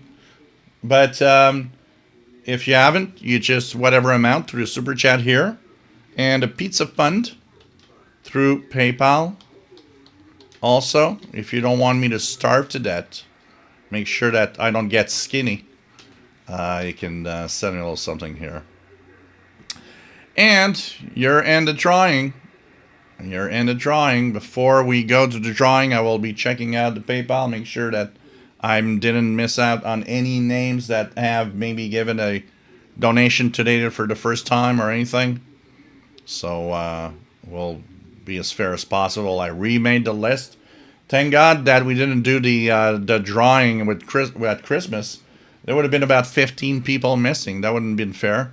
Now I'm pretty sure I triple checked all the PayPal stuff, all the thanks to the studio, the YouTube studio. You can easily go and see everybody that actually gave a super chat donation, what is it? One of those tickets or whatever. I don't remember how to call them. Whatever donation and or you gave, I could see the names of everybody. Radical Squadron. So Ardon, nice to have you here. And New Jersey, you're also on the list for winning tonight.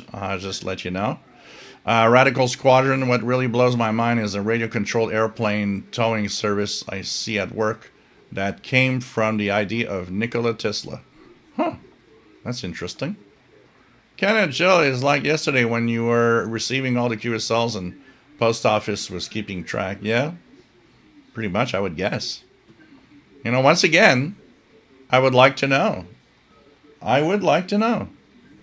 In the 80s, was there a file with my name in Ottawa somewhere that the guy is receiving tons of mail from, all of these communist countries and so on? I don't know. Cosmic Lettuce, I use my shortwave radio to record the sound of lightning strikes. Interesting structures and science. Yeah, you know what? It's kind of interesting to see them also on an SDR. Talking of recording, I've been playing around with the Ligiani RD239, which has a record feature. It has a record feature. And it's kind of interesting. It's kind of interesting to...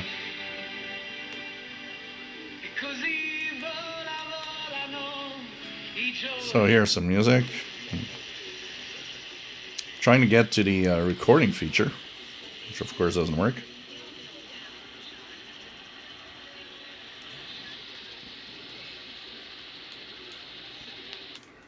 Oh, here we go. So it's interesting to see these lights blinking at the top when you're doing a playback. So this is a recording of... Current time is 8:54 p.m. Eastern Standard Time. This is a wind advisory. This is the problem with this Ligiani. The recording, you see Southern Franklin and Western Clinton. Wind advisory. The interference 10 a.m. Friday to 1 a.m. Saturday. on the broadcast. It actually comes from the radio's own recorder. When you start the recorder, it produces a lot of noise in the circuitry. It's sad because if it wasn't for that, this is so cool to have a radio that records what you want, what you're listening to. So I've got a lot of things recorded here. I've been listening to. I've got a Radio Romania recording. I got a. Do I have a Radio Slovakia recording from WRMI? So.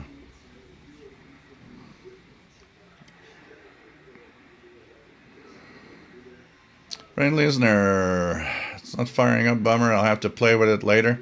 I didn't leave batteries in it. Hopefully, it is a. Yeah, it shouldn't be a problem. Usually, make sure that the contacts are okay, and don't forget the. There's a switch in it, I believe. Rechargeable alkaline batteries. Make sure that everything's all right. If you're using rechargeable, make sure that they are fully recharged, because even if it didn't power on for 10 or 20 years, it should. These things are like heavy duty. They should turn on immediately. I have a hard time thinking you got anything wrong with it.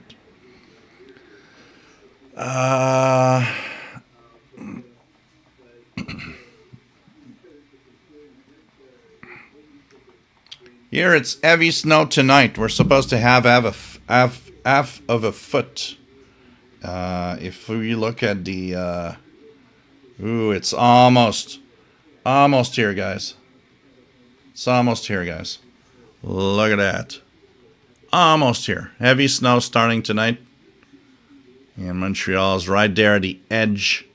So that thing is coming towards us right now. Look at that. Dun, dun, dun, dun, dun, dun, dun, dun, dun, dun.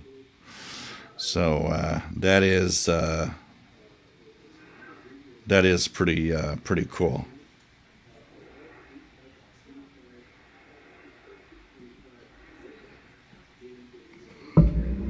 So it's pretty cool. Hi, LB8CQ. That's like when we had landlines and we'd pick up the phone and you could hear other people's. Yeah, that before they had all of those fancy circuitry, and they were like all the street was on the same line. So imagine, that was the let's listen to phone conversations before scanners existed and cordless phones did. Going through the just going through the fact that probably people were like just trying not to make noise and just pick up the phone so they can hear their neighbors talk. There must have been a lot of people wanting to listen on neighbors, I can tell you that. A friend of mine, one of my best friends, had to talk to his dad because one day he comes to me and says, my dad is mad at the neighbor. Why? Because the neighbor calls my dad all sorts of names and says he's stupid. And he heard all of that on the phone, on the cordless phone with the scanner radio. So he says, I'm going to go talk to him. And it's like, yeah, you better tell your dad that the law says he can listen to whatever. You can't go out and blurt it out. You got to keep it for yourself. Even if he called you a stupid idiot, deal with it. Your neighbor's calling you a stupid idiot. You don't have to talk to him. But it was like, my dad is so mad now. It's like, yeah, maybe listening to neighbors isn't always a good idea, Joseph 15770 now fading here. Problem was that before I was only using telescoping inside. Now I'm connected. So you got a better chance of getting the signal now. Oh God. Kevin Michael.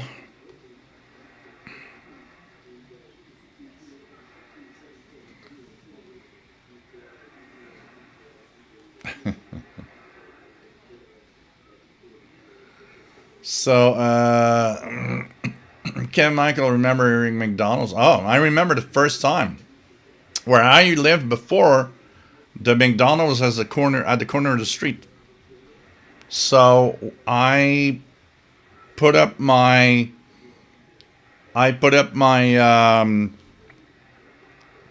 Pro 2022. I think it was the one I had. No, I think it was a Pro 2006.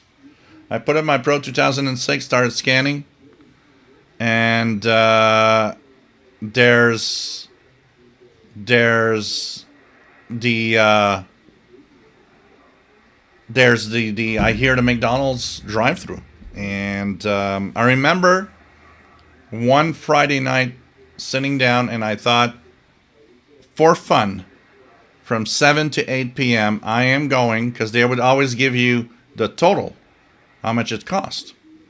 So I thought, I'm going to add up 1 hour of drive-through at McDonald's from 7 to 8 p.m. And I remember sitting down, and after 1 hour, adding all of it up, I was like, I can't believe McDonald's. And that's not even counting what the people that are in the restaurant. I just couldn't believe it. I was like, I can't believe McDonald's makes that much money through the drive-through per hour. It was insane. For me, it was totally insane that McDonald's makes that much money for 1 hour at a drive-through. And I started thinking, I mean, man, there are people in the restaurant too ordering. How much money does the McDonald's make every freaking hour? It's crazy. I just couldn't believe it.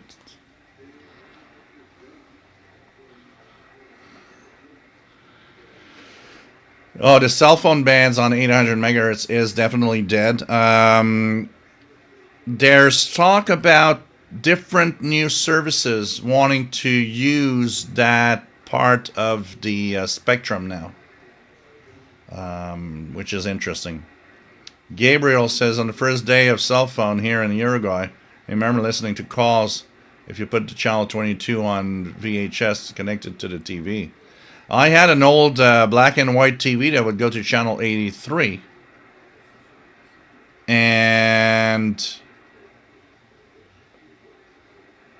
channel 83, anywhere from 69 to 83, basically was the cell band. So if you fine-tuned with the TV, you could actually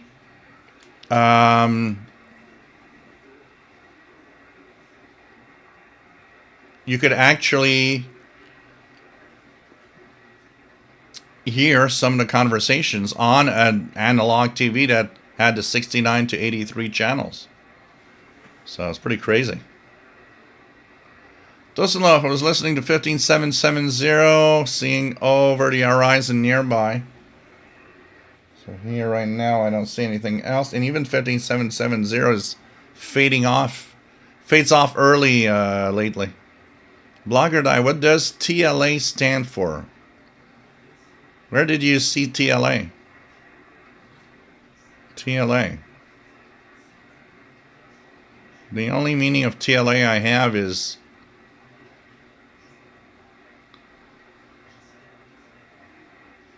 Teaching and Learning Academy, but I don't know. Mike WS50 received a January copy of CIDX yesterday. Yep, it was released yesterday. Absolutely.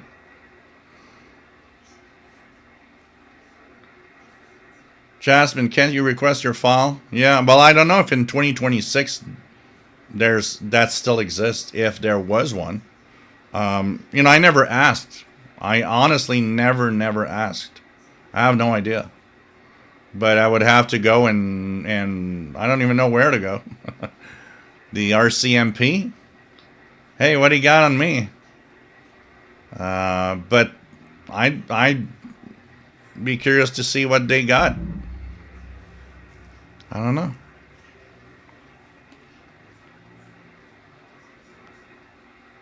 Cosmic Lettuce, a notch filter. Well, yeah. I could take the recording and go and use Audacity and say, hey, remove that ticking noise, and it does a pretty good job at removing everything, but,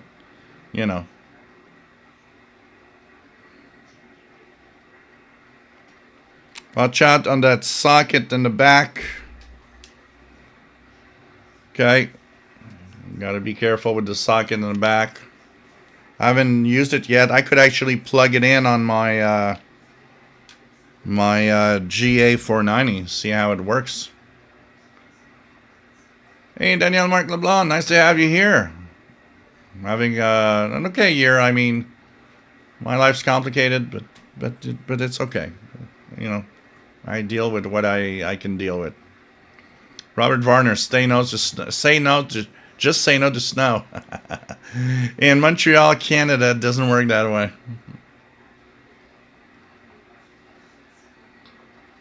The H1AO says I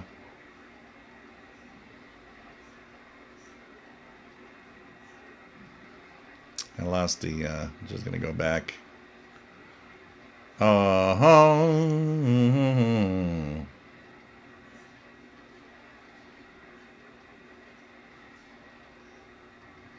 Oh, tonight. Okay.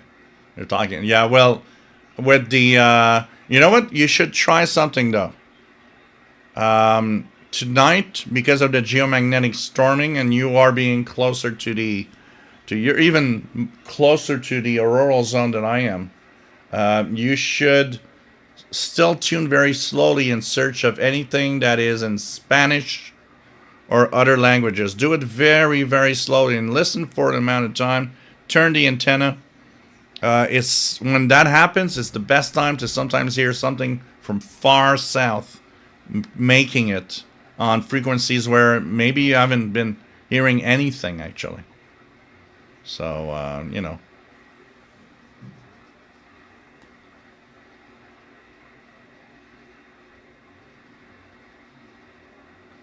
Yeah, I don't know if I have no idea how random it is. You know, you make me think about something, Cosmic Lattice. I still remember in the day of the Commodore computer. Do you know how they would do a random generator, random number generator? Because the computer was unable to do so. If you were just using a standard random algorithm, and on a Commodore 64, every time that you asked for a number, the first number would always be the same. The second number was always the same. Third number was always the same. It wasn't random. It was a fixed random, if you want. The computer didn't know how to do a random number. And what they would do to make it random is use the time with the milliseconds, because whatever you press, if you do a small algorithm, well, that press will never be at the exact same millisecond every time. So that will change the randomness of the number. So that's how they did random numbers on the Commodore. It's use a clock and the milliseconds, because you'll never be at the same millisecond. So that's going to be as close as possible as random. I mean, if you pressed at random the same millisecond, if you were capable of doing that, it would give you the same number again. But the fact that, you know, milliseconds are just so fast, they would figure, well, you know, it's never going to be the same number. So that was the best they could do in a random number on a Commodore computer. I remember that. So I remember because I did programming and remember putting that little routine in it that, okay, if I want to have a random thing, this is what I got to write to make sure that it's as random as it can be.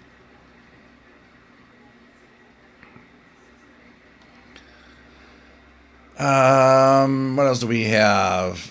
Sheila has freezing rain tonight. Here it's heavy snow. Here they do say we're going to have some really heavy snow.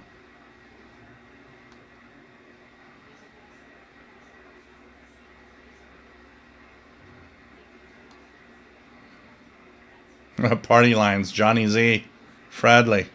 I remember when people would call those, you know, meet-up lines. This was where I would turn on my scanner radio at like midnight on a Friday night or a Saturday night. That was the best. It's like, okay, everybody wants to be hooked up with someone. And I would just go through and hear all of these guys like, hi, I'm Steven, and I'm 5'9". I got brown hair. I'm funny, and I guess you might want to discover me. It's like, okay, okay, Steven. Hi, I'm Clarice. I got blonde hair. I'm 6'4". Okay, no, that's too tall for Steven. Steven isn't that willing.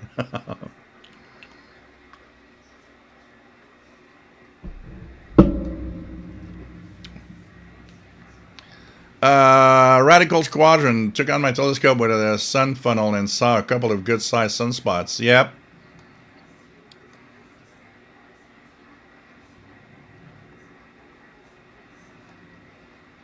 I'll send you snow, Kev Michael, by mail, by refrigerated mail.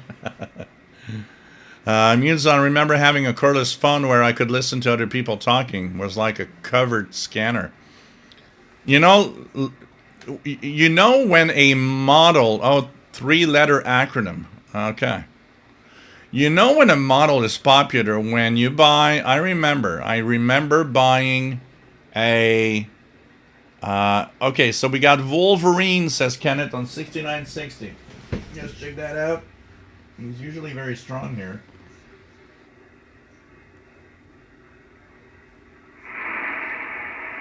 Wow, not even hearing Wolverine.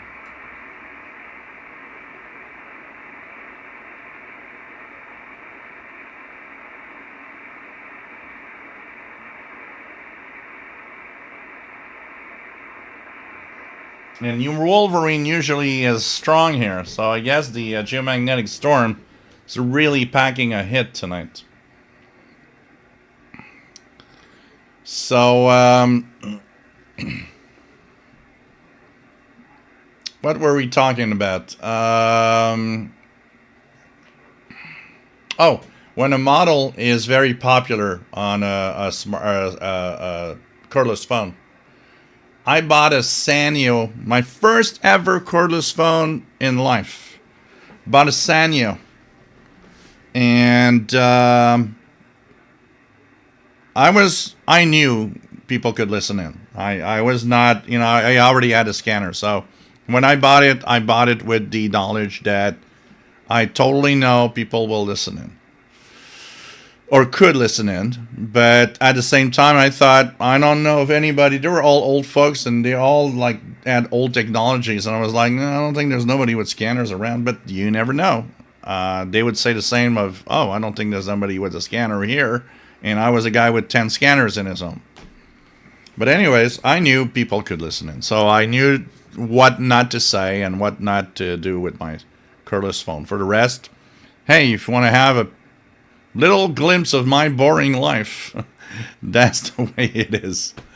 So basically, one day I get this idea that what happens to my handset if I unplug the base station?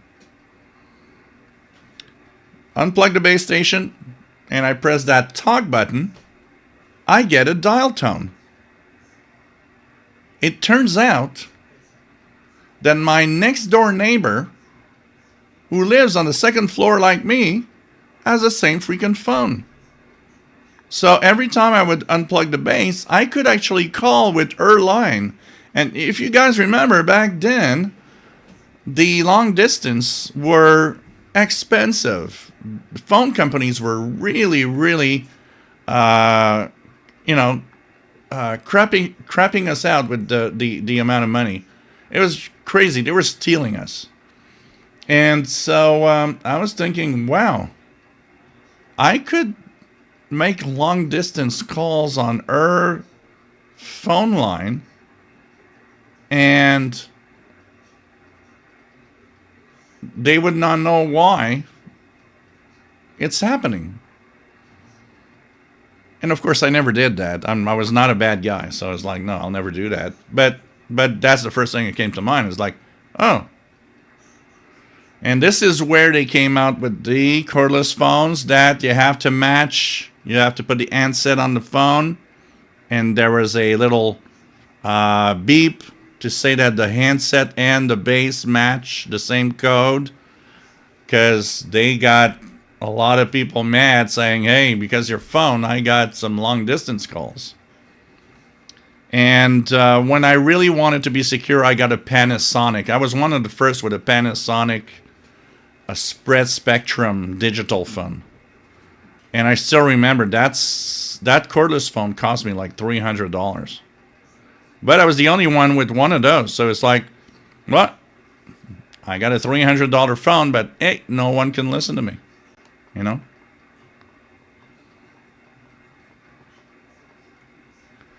So Blogger Dice got 6960. Dosanoff has 6950 in Alabama. Osmic Lettuce. Random number generators on computers need to use a seed.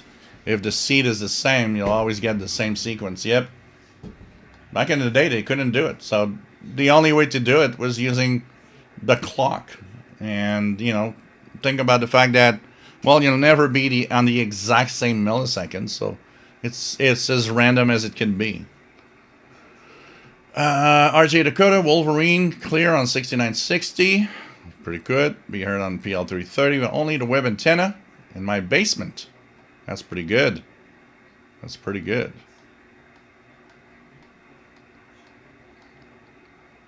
Just enough to remember some random numbers on the early computers were repeating strings. They may have been random, but they would generate the same ones over and over. Yeah. But I thought the idea that whoever thought about the idea of, oh, let's use the clock milliseconds, you know, even if you press a key, you'll never be exactly the same milliseconds, and this will give you a real random number, or as close as it can be as a random number. GMAX 7435, yeah, that is Radio Marti, usually in Spanish. Oh, I'm hearing it a little bit now with some music. 6960 is actually coming in better now. Wolverine Radio. Here, let's go on this one with the Radio Marti. Radio Marti.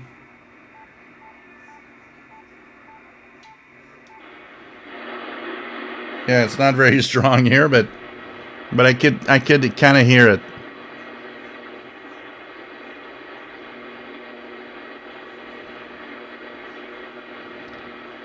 Radio Marti. How about Radio Nacional Amazonas? Yeah, that one is coming in not bad at all. And not as strong as usual, but pretty good. Radio Nacional Amazonas 11780.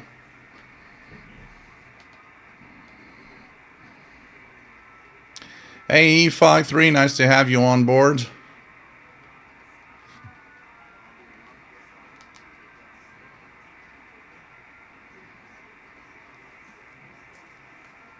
Yeah.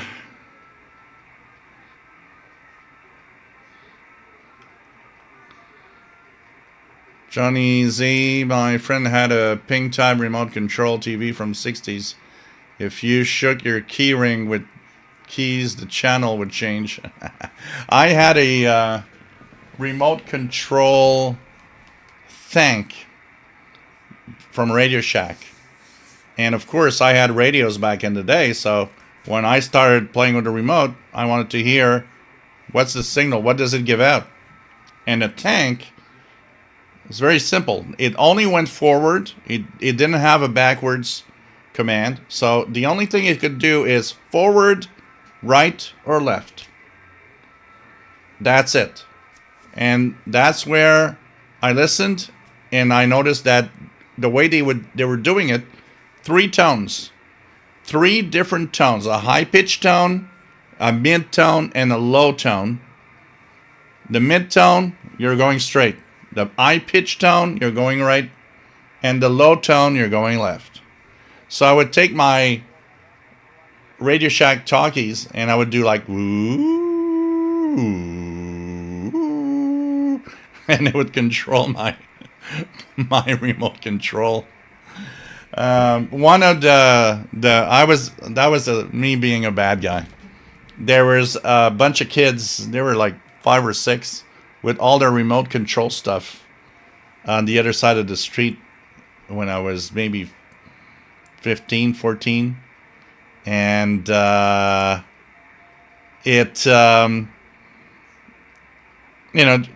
knew they were all 27 megahertz remote control stuff. So what I would do is I'd take my CB, when they were starting to do stuff, they would do races, and I would take my CB and do like, boo, and they would lose total control of everything. And they're like, oh, what's happening? What's happening? My truck is broken. It never does that usually. That was me being a bad boy.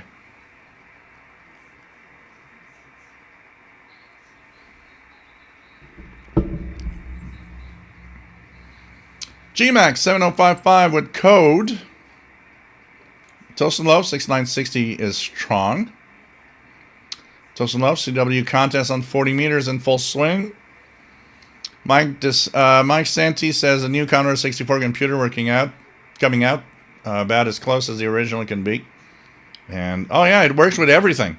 If you have cartridges and stuff, it works. I got the SWL cartridge here, but I'm going to have a real one, though. Sheldon Harvey has a Commodore 64 that he's giving me.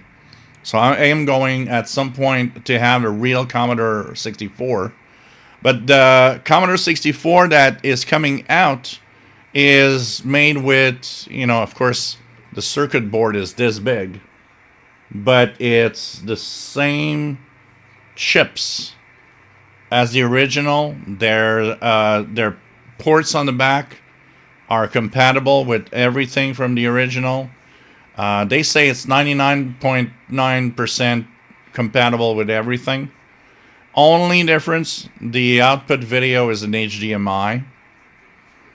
I think I'm going to get one of those. I was looking at the price. It's like 490 Canadian dollars for it. We were talking about how much is it worth for... Well, I might be interested in paying $500 to get the new Commodore 64. I want it. And I have... Because those that don't know, I have this. This is a Commodore emulation drive too, with SD card. So I have on this SD card that's in here.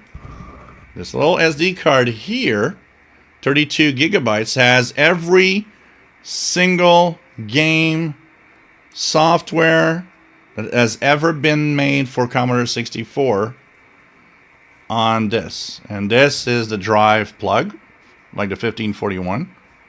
So, I don't know if the new one has capabilities like that built in, though. But if they don't, I got this, and it's gonna work. And I'll be able to load any game, everything. Like I told you guys, during Christmas, I'm a little sad. My original Commodore 128 has developed a problem. It's now just showing a black screen. Nothing else. I would like to get it fixed, though. So I don't know what I'm going to do. Because I'd like to have the original. Especially a 128, because it has 128 mode on it. Sugar Mash Official 14074, yeah, the FT8. And if you go on Keyway SDRs, you can choose from the menu and choose FT8 to decode. Blogger Die, Wolverine quite strong.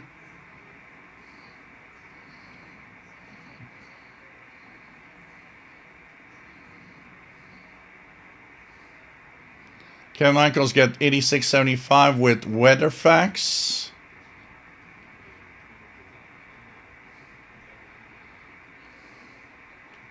Oh yeah, there was the 900 numbers. That also would have been even worse. 900 numbers. Brian Lee's their phone line jacking, running up your neighbor's bill. I remember some of these even made the local evening news.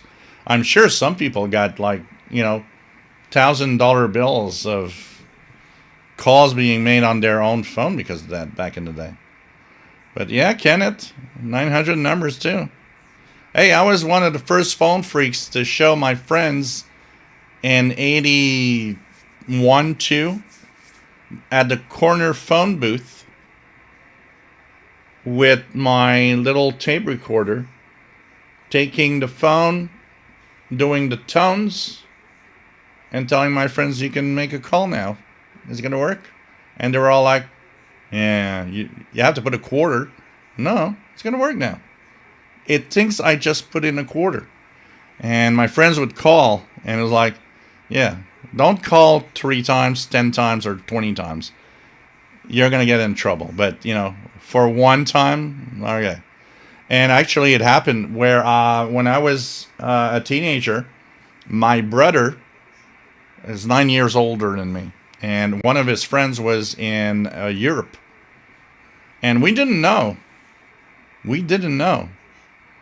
But we got the phone company calling us once and said, okay, so on Wednesday evening, you got a call that lasted 3 hours. Do you know who that person is? And do you know where they live and so on? So it's like, my brother answered, and my brother was like, well, he doesn't live here. He's in, like, he's going around the world, so there's no place we can reach him. I don't know where I can reach him, or we can't, And my brother looked at me and said, it's the phone company. And I said, it means that when he was calling you from Europe, he was doing phone freaking. And the only way they could trace something is go to the called number and ask them, who is he? And I told him, I said, you just say, I don't know. I don't know where he lives, or I don't know. You just say you don't know anything. But they are definitely, because they're going nuts now. Because you talk for 3 hours from Europe to North America. That's that's hundreds of dollars of phone calls, which is never going to get paid. But there's so many things like that back in the day. I would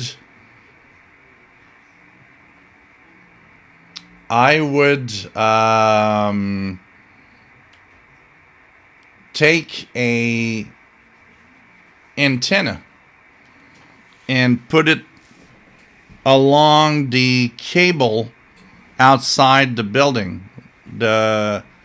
And I would actually bring in a wire to the TV, and the leakage from the cable company was enough that we could actually tune through different cable channels, as long as you didn't mind the fact that there was static on the stream.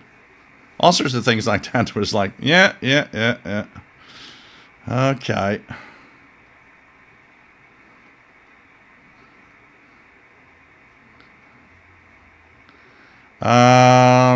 Cletusio Kel 8520.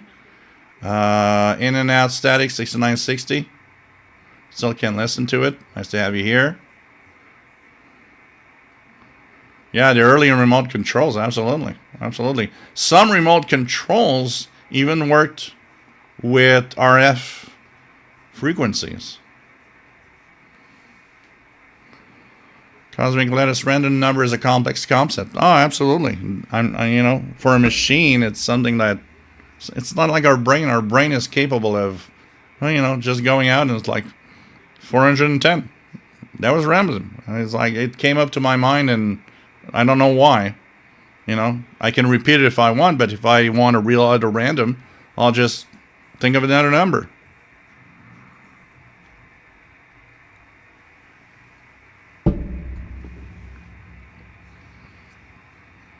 I mean, come on. I was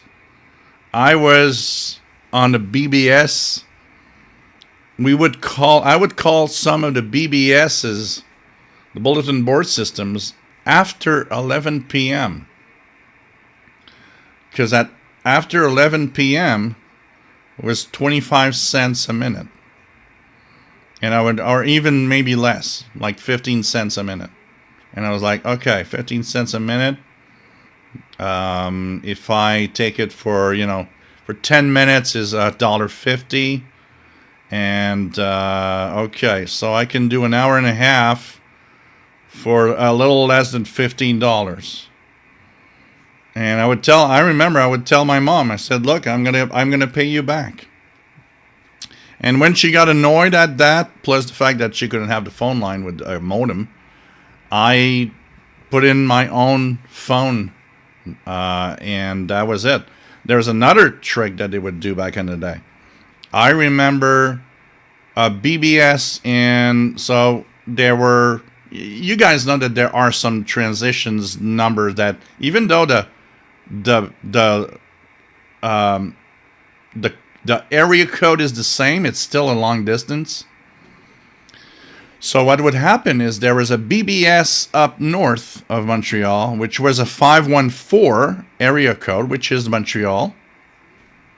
But it was a long distance if you were on the south shore of Montreal. It wasn't with the city of Montreal, but it was on the south shore that was also on 514. So one day, one guy came up to me and said, look, if you set up your phone in this way with your modem, we can do a from your phone to the South Shore, and it's going to be free. And I remember thinking about it and thinking, I'm not sure I want to do that. And I remember I told him, I said, I don't want to do that. The phone company at some point is going to come back and say, oh, you're playing that little game here where you're kind of transferring, and you know, usually it should be a paid call, but now it's not. So I said, no, I'm not going to do it. And the guy was cool. The guy was like, okay, I understand. I understand you want to get in. You don't want to get into trouble. Because I said, you know, someday the phone company is going to call me and say, hey, what are you doing? You know.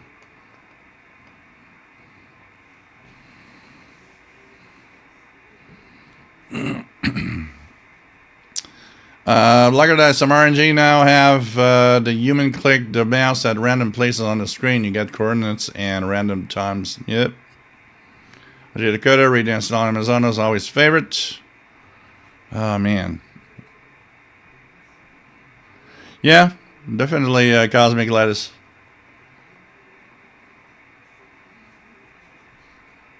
Sugar Mash Official says the reason why I like radio is because I used to hear random radio stations like FM and AM. Megan, I had great fun driving cheap RC cars with a toy walkie-talkie. Yep, back in the day you could do stuff.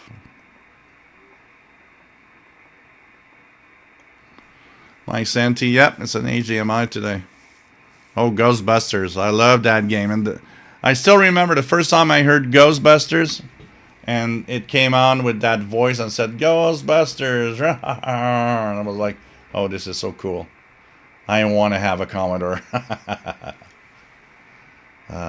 Old Radio's got his C64C in a box. What are you doing having it in a box? You have something like this. You go on the internet to get all the games. Okay? On Amazon, they have these amazing joysticks. These are the joysticks I got. I bought 6 of them. Okay? They're the Atari connector. They are amazing. And you know what? You are going to have an amazing time playing good old games and just having fun.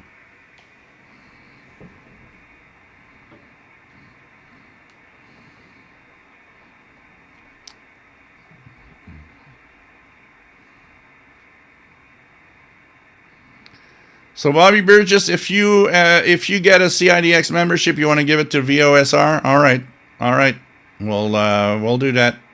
No problem.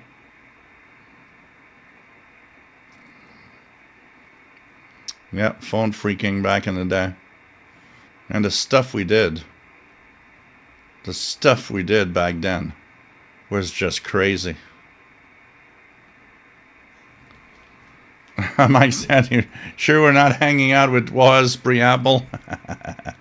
Free to choose. Some people made long-distance calls from phone booths using a whistle found in Captain Crunch cereal boxes.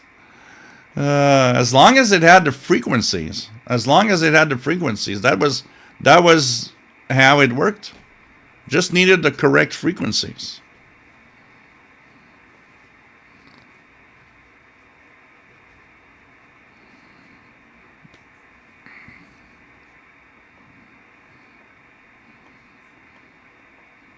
Whole radio. Gilles had been online for over 40 years. Oh man, those years of BBSs though, it's oh man, I gotta tell you, I miss that. I miss, today's internet is cool and everything, but it's like, yeah, I've seen cooler than the internet. I've seen, any one of you guys know, anytime that you were on a BBS, a bulletin board system, and the sysop came up, started talking to you, how many of you freaked out and it was like, oh, I gotta act like I'm normal and not stupid? The sysop, god of this bulletin board, is now talking to me. I gotta I gotta look intelligent in my text. Man, I remember that stressed me out all the time. It's like, oh God, the sysop's here. He's talking to me. Okay, I have to not be stupid in anything I'm gonna say now. God. But that, digital revolution today is what's, helping out all of these companies now, because we can't, you can't go into the cable box and steal cable. It doesn't work like that. The device needs to be registered. It needs to actually be an official device for it to connect. It doesn't work like that anymore. Back in the day, analog, hey, you plug it and it works.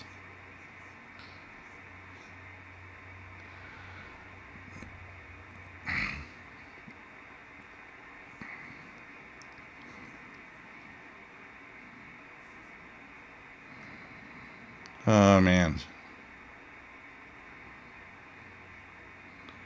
Long time ago, yeah. Timothy Gunter, nice to have you here. My TV dial and my radio is completely useless today. I got a few radios here that have TV channels that serve no purpose. Basically, they serve no purpose. Although I got a video sender here. I should plug it in and let it, put it on channel 2 and just let it broadcast something. The other day I was thinking I'm going to put it in the window here, put it on channel 2 and just have my Amiga 500 output and see if, would anybody ever detect. Like Santi, Gilles was NSA before NSA. No, I think it's more of the revolution. Jasmine, and I saw the comment of Cosmic Lettuce saying, what? No, the internet is not less cool than the BBS's. No, what was cool is just the revolution of it. Going and doing things you never did before. Logging into a computer in 1985 and you're connected to another computer. It was like science fiction. So what's cool about it is more that it's what it was all about back in the day. If you guys want to know more about it and feel what we feel about it, just go. There's a 6-part documentary on YouTube about the BBSs. And anybody that's been on BBSs back in the day, you're just going to go through it like, oh, wow, yeah, I remember. But those that don't know what we talk about that much, that documentary will educate you on, okay, that's what it was all about.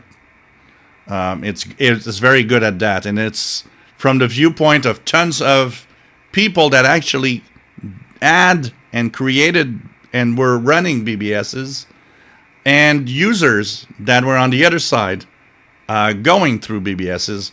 So it's a very well done, very well made documentary.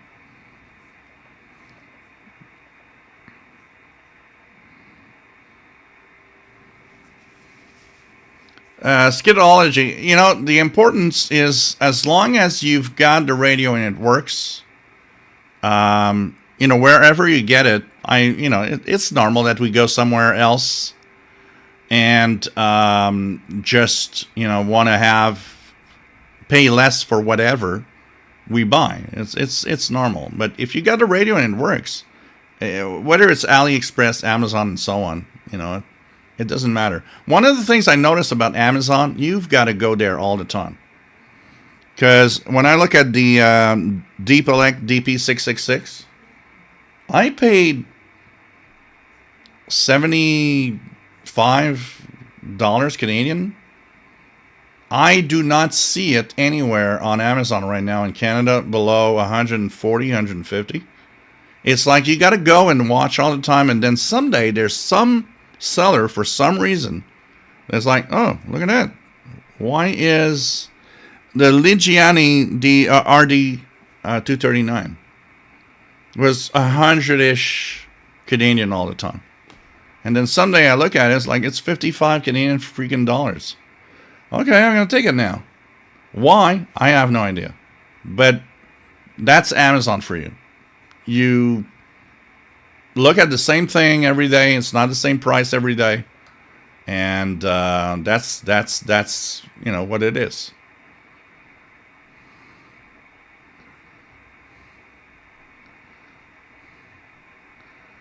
Cosmic Letters, sorry, Joe. BBS is not better than the internet.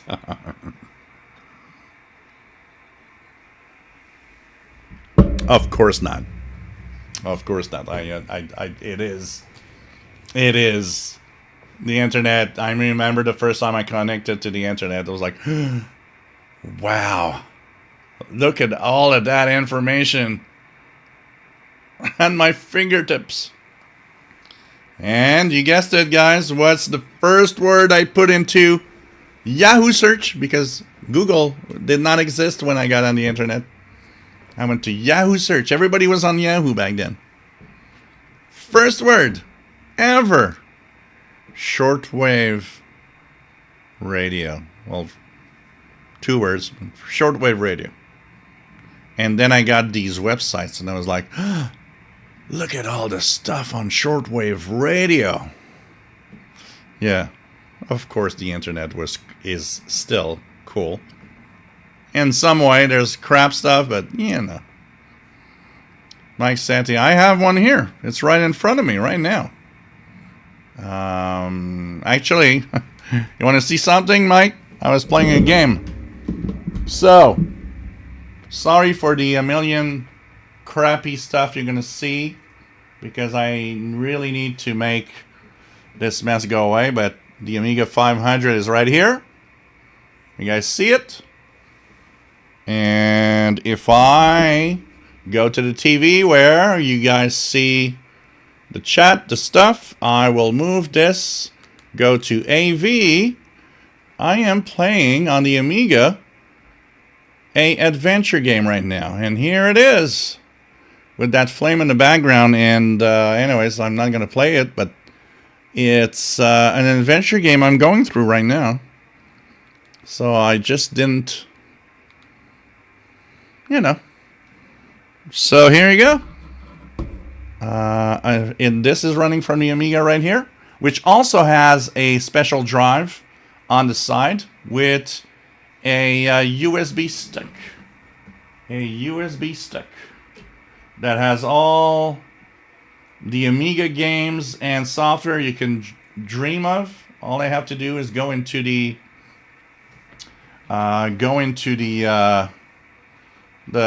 boot mode and choose the image I want to play, and just play it. Played a game that I hadn't played in a long time. The Three Stooges. It's kind of cute. I was like, it's having fun.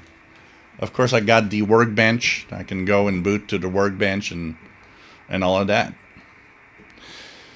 Oh, God. Oh, yeah, the BBS. I was the little guy. I was I'm lucky I never had any problems. I paid when I was 15. I paid a monthly fee to a secret BBS that somehow, I don't know where I got it. I don't know who talked about it. And I don't know why he accepted me, because I remember he didn't accept everybody, because it was, it was piracy. And I could have access to any image of any Commodore games, but I had to download it. There was this weird procedure, I remember. It was like 4 files that you download. Then you had this software that would take the files and recreate a floppy off of it. And then you had the game. So when I was in high school, at 15, people would come up to me and say, oh, apparently you can have whatever game that exists. I said, yeah, pretty much. And they would tell me, so how much?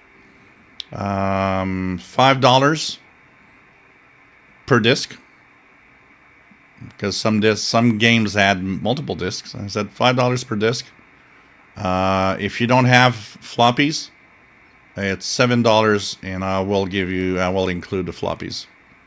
And people were just like, okay, well, there's this new game here. This is, yeah, that's 2 floppies. So it's $10. Or if they would say, well, I don't have floppies. I was like, oh, it's $14. I'll include the floppies. And so I would go to the BBS. I would tell them, I would say, 3 days. Give me 2-3 days. Because the delay was the download. Downloading one Commodore disk was like 4 hours. So it's like, you know, give me and add the fact that 1 out of 3 times you would call that BBS, you would be lucky to have the line because it was very busy. So it's like, give me 3 days and, you know, 3 or 4 days. I'll get it. I had teachers come up to me and say, oh, my kid wants to have that new game, Maniac Mansion. I remember it was Maniac Mansion. It was my geography teacher. Says, oh, do you have Maniac Mansion by any chance? I went to see, you know, he went to downtown to the stores and he said, you know, it's like $65. I said, yeah, I can have it for you. And then he said, what else do you have? I said, I have everything. So I would tell him, I said, look, if you're going to pay $65 downtown, order for $65 from me, and you're going to get tons of games to play for your kid. And I remember that teacher ended up like $100. And I had, I don't know how many games. And it was like, he came back in January after Christmas and he said, oh man, my kid was so happy to have all of these games. Yeah. But we all kind of didn't say anything, but everybody was like, yeah, you know, it's illegal and I could be in big shit doing this. Nobody ever complained.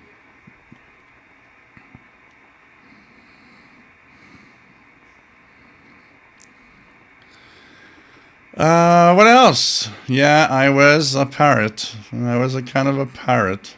I can tell you that. Let me give you the name. I don't. Quickly. It's. Do I have? Because I need the. I can't see without the. I'm just gonna check if I can actually see something.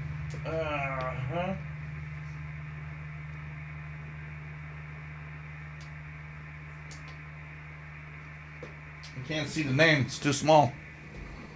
But it's an adventure game that I got off of. I was looking the other day at the top. What is the top 100 adventure games for Amiga? And that one came up. It's not a name that you guys know. If you give me like, you know, Bloodborne, Castle Wolfenstein, stuff like that, it's not. It's not something that I actually have heard before, but it's pretty interesting, and it's a click and point thing where you got these commands that are all icons, you know, touch and get and grab and move and whatever. Anyways, this is not the retro gaming channel. I do have one that has no videos right now on it.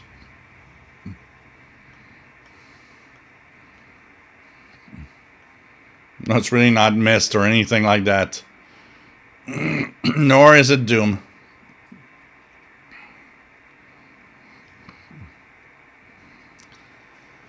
Oh, God.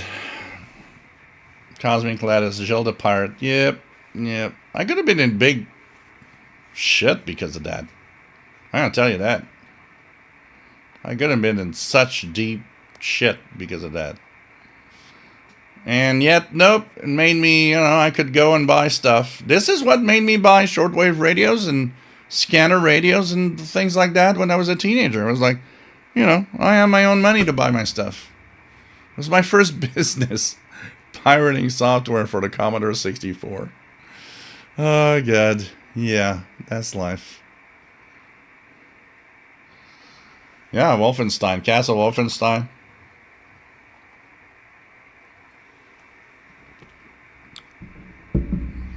The Sierra games were amazing.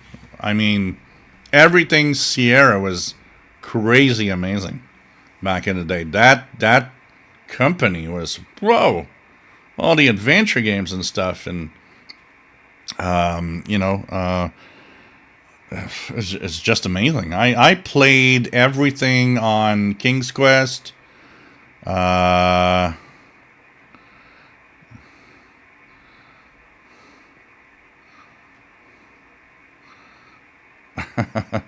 What's this about sex work? I remember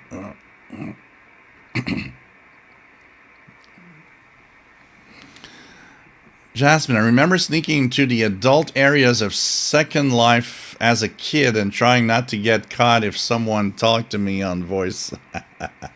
Rob from Wick, nice to have you here. Not that different from lending tapes to your pals for them to copy. That's true. That's true. We did that a lot back in the day. That is true. We would just like, oh, you want to have Duran Duran? Here it goes. You want to have this? There it goes. Just bring it back tomorrow, And yeah, we did that too. My friend, one of my best friend, was on the what is it? The Columbia Records. You buy 10 albums for 1 penny, and then you're stuck buying albums at an outrageous price for the next year or something. He was part of that, and he would get tons of albums. And man, we would just. Oh, you don't have to hide the comment. We would just, share the tapes. Absolutely. Absolutely. Come on. God.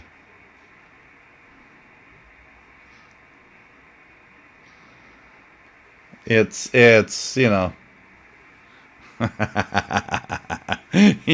she reworded. Jasmine. But that was the thing. It's like, oh God. Leisure Suit Larry. Who said Leisure Suit Larry? Oh man, I had fun with that. I played Siokel, whatever is how you pronounce whatever. I played Leisure Suit Larry, and I would always have copies somewhere, but there's one copy I did not pirate. I went downtown, there was a place here in Montreal called Crazy Irving. Crazy Irving was the place to get your games. And I go there one day, and he's got Leisure Suit Larry 6 or 7, or I don't know, on sale for like $30. And I'm like, instead of 60 or 70, because the games are expensive back then, as they are today. And so I'm like, all right, I'm getting that. Because I played all the series, and I was like, I want to play this one. It was a scratch and sniff game. That version, I was so happy to get the original with the box. It came with a scratch and sniff card.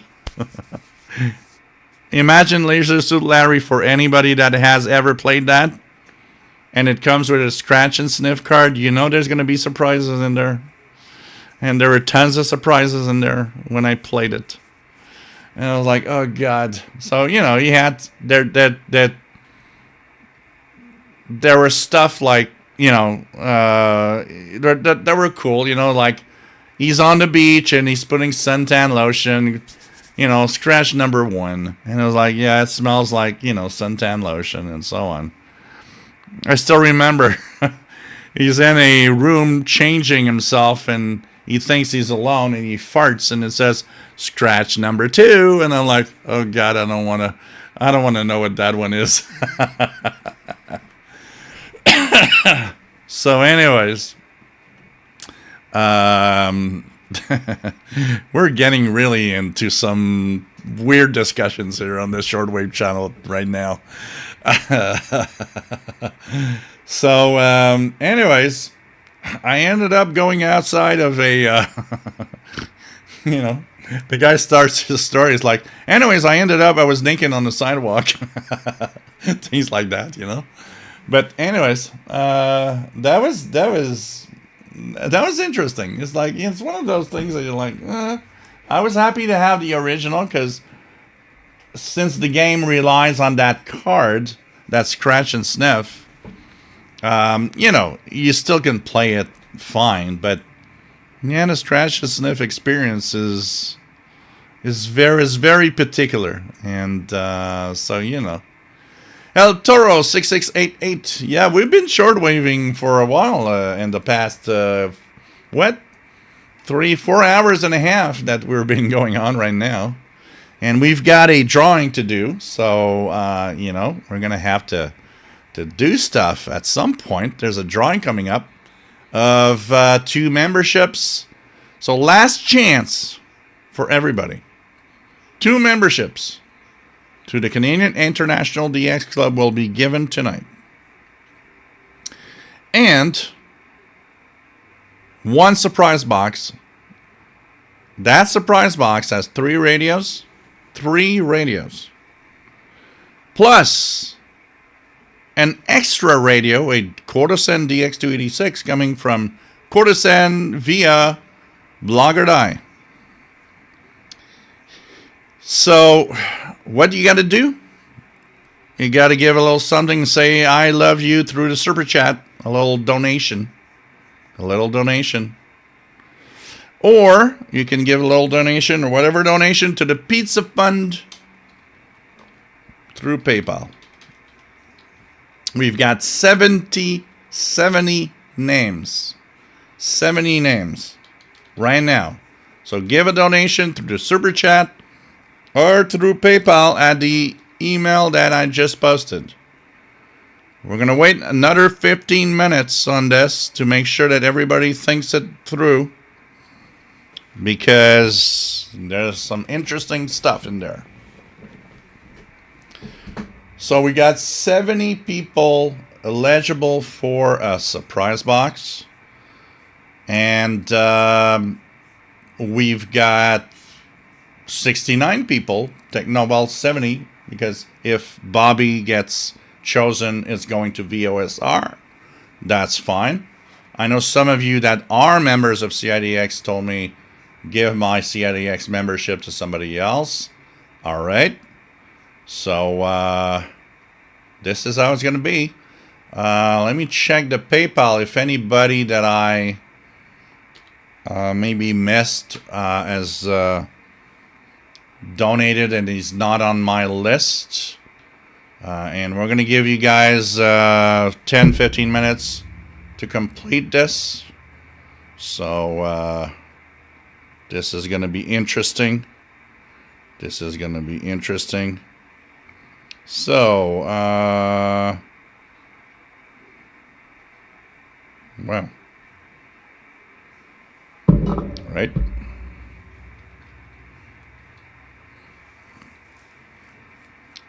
Anybody else that maybe never did give a little something is not on my list. Oh, we got a new name. Carl, which we didn't have in the list. So we're at 71. Carl Schlicht. Sorry about your name if I miss it, but via PayPal, Carl. SCHLICHT. I don't know who you are in the chat. That's through PayPal. So we're at 71 now. 71. We got 3 prizes. 71. You know, that's like 1 chance out of 23 or something. So, come on, guys. That's how it's gonna go.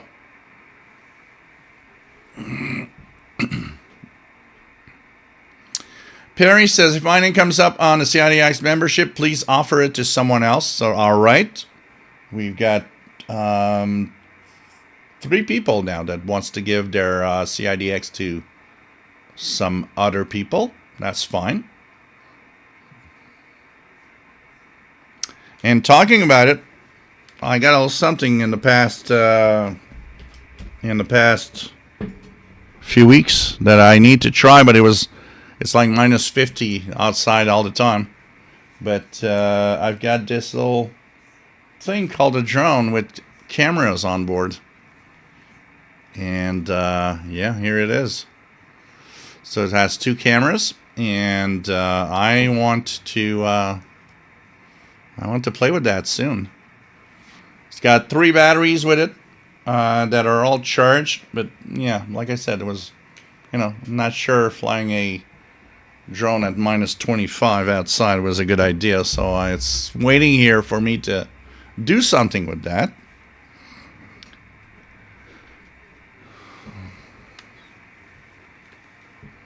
And yep, 7:30 p.m. here in Montreal. 0 hours 30 minutes UTC. If you're getting 15770, I don't know if it's coming in right now. Nope, nothing here. You might be hearing the English service of Radio Slovakia. And so Jasmine lives with her DJ Neo 2 selfie drone. Sheila, since I already have a CIDX membership, if I win another one, please pass it along. Cool. Thank you, Sheila. I think that's cool. I think, if we can give CIDX memberships to people that don't have one, that's nice. And if you do have one, it's fine. We'll extend it for 1 full year again. Tosanov, I found a group of people underwater one time. They never moved. They were just gathered together. I thought that was weird. What?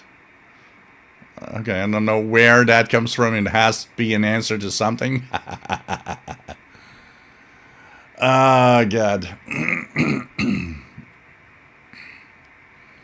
So, we're in the new year, 2026. Shortwave is going to be another thing. What's interesting, again, when we talk about what should be and what happens,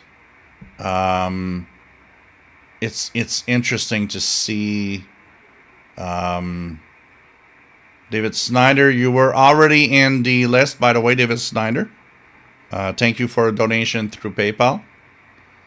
Like Carl, like Brian, like Kevin, like Stuart. Thank you so much for the donations. Much appreciated.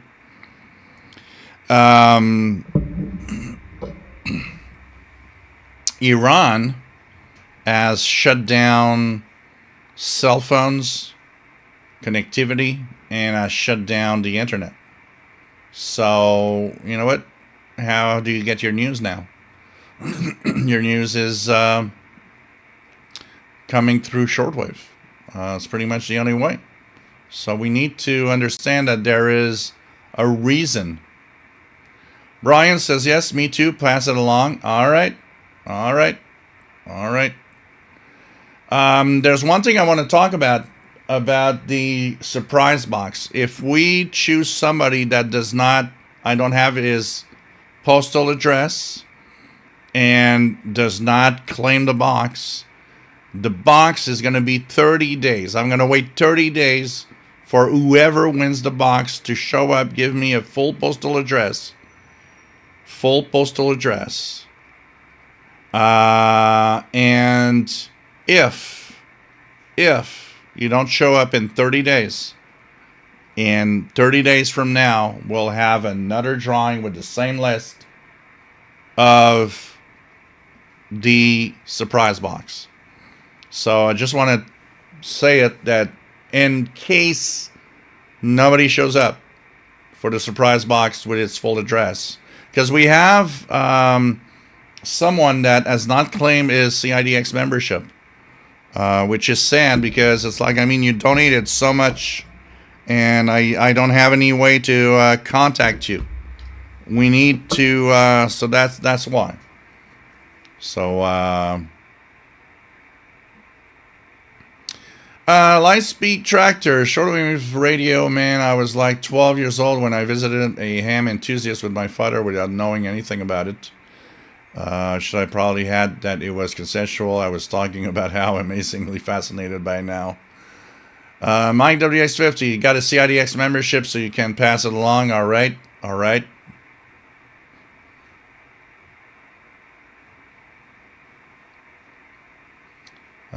Timothy Gunter is looking for Farsi broadcasts. So we'll see what happens next. There could be something going up. Different Gear TV, does mesh radio do voice? I thought it just text. Jasmine will answer that question. Oh man, yeah, 9022 Iran. I got two QSLs here, one with 9022 on the frequency.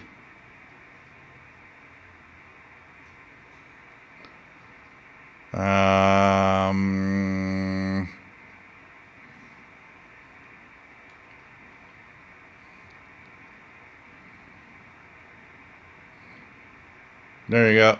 Text, basically replacing SMS text networks. So it's a way of sending encrypted SMS.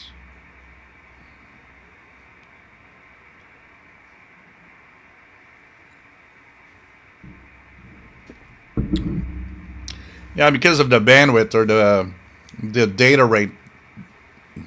Yep. Oh man, we're waiting for three winners. That won't be very long. We'll be using Chat GPT for the random number generation for who wins the box. So if everybody's happy with that, I think it's the most fair thing I can do. Not looking at it, not choosing it, just asking a number from 1. I'm going to recount, make sure my count is all right. I'm going to recount and ask a number from 1 to 1, 2, 3, 4, 5, 6, which would be 72. And I'm going to recount that, make sure. Vaults got out. The CIDX memberships will deal with that. But the surprise box, apart from vaults, everybody wants it. So that's going to be... I will be shipping the surprise box during the week ahead. Sometime during the week. And like I said, one of the things about the surprise box is the batteries. If they tell me that, you can send the batteries, I will send the batteries with the radios, and I'll probably keep the batteries inside the radios, I guess. Now, another thing I want to talk about, the radios, except for the quarter cent, which probably is, the radios I'm sending are radios that were used, but were great. So you're going to get the radios as is. You can get, if I can find a manual, I'll put it in, but you can probably find a manual online. And the battery, well, the batteries, I will try to ship with the batteries. If not, no batteries. It'll depend on what the postage and how it works. So this is going to be...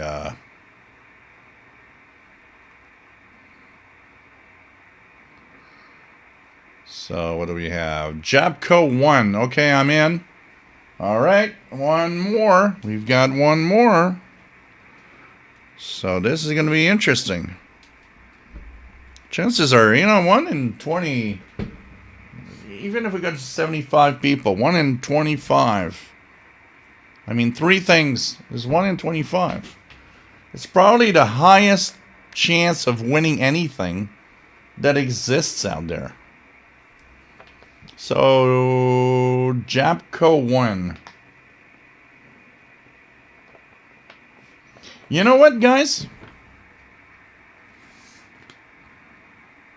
How about we random generate a number for everything? 3 random numbers from ChatGPT, and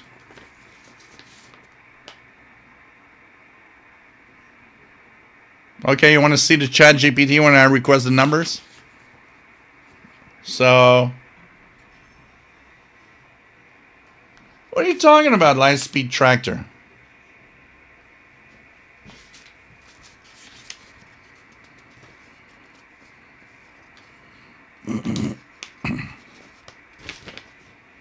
We could do 3 random numbers out of ChatGPT. I'm going to actually try it now. I never asked ChatGPT for... So Kenneth says, sounds good to me. All right. There's no human interaction. Okay? No human interaction.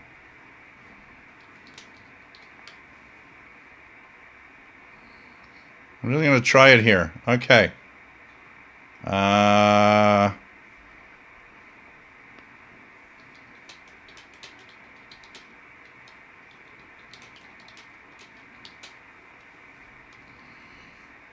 just want to see how it works. Oh, wow. This is... Okay. It's quick. I'm going to tell you that.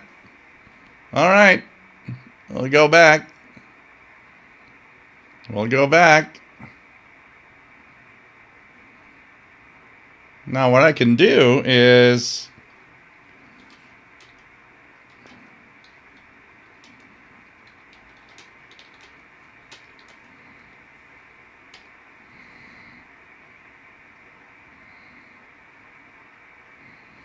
All right. That's how we're going to do it. The perfect question. Give me 3 random numbers from 1 to 75. Yes, I will show it on the screen so that you guys can see it's honest. And I will count the... Actually, I'll put it right now. So I will count up to the names of who wins anything. So it just gave me 3 random numbers. This is exactly what we want. And if for some reason we have to do one for a specific thing, we'll do it again. All right. That works great. That works great. All right. So we'll keep ChatGPT page open. But that is kind of interesting. All right. All right.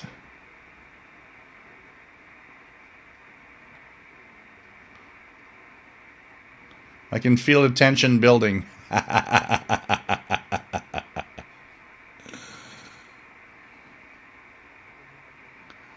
Hey, we could have, you know what? We could have asked anybody in the audience, because you guys don't know the order of my list.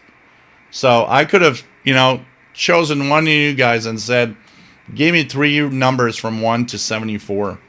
And that's, you would have given me 3 numbers. That would have been as random as it can be. But hey, in this day and time, why not pollute the planet and use an enormous amount of power to give me 3 random numbers with AI?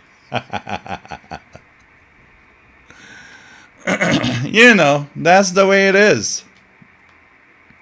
So I'm gonna redo a count to make sure I'm not missing out on anyone. And I think that is the most honest way to do it. And it's very modern. So let me count here. Okay, guys. We've got 1, 2, 3, 4, 5, 6, 7, 8, 9, 10, 11, 12, 13, 14, 15, 16, 17, 18, 19, 20, 21, 22, 23, 24. 25, 26, 27, 28, 29, 30, 31, 32, 33, 34, 35, 36, 37, 38, 39, 40, 41, 42, 43, 44, 45, 46, 47, 48, 49, 30, 48, 49, 30, yeah, 50, 51, 52, 53, 54, 55, 56, 57, 58, 59, 59, 53, 4, 65, 66, 67, 68, 69, 70, 71, 72, 73, 74, 74. We had 75, but Vaults is out, so we have 74. 74.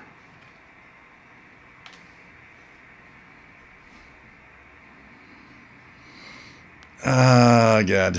Tosino, do you really need to figure out a lower power way to do AI? I think over time it's going to happen because they're going to figure out better, more efficient algorithms. But also, a lot of it has to do with more efficient tech. So chips that take less power, that are more powerful but takes less power. I mean, when I look, I'm amazed. When I look at my gaming laptop and I'm playing a game in 4K and I look at how much the power supply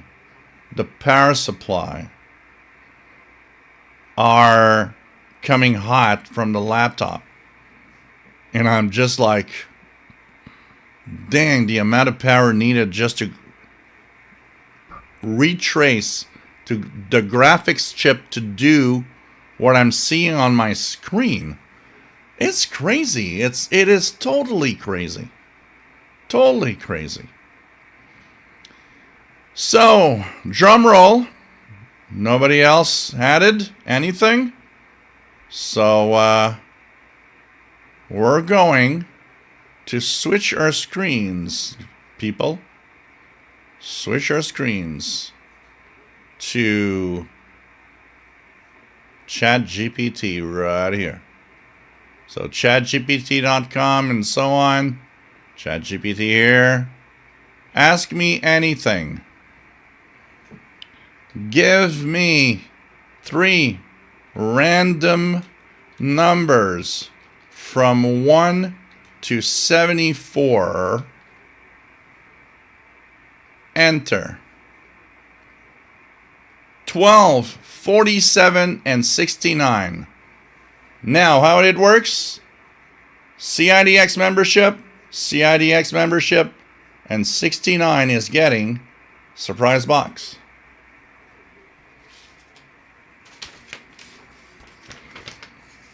So, 12, 1, 2, 3, 4, 7, 8, 9, 10, 11, 12. Bert, WF7i Homebrew. Are you here? Are you here? Bert, WF7i Homebrew is winning a CIDX membership. And let me put a little check mark here. If he is, by any chance, a... So CIDX.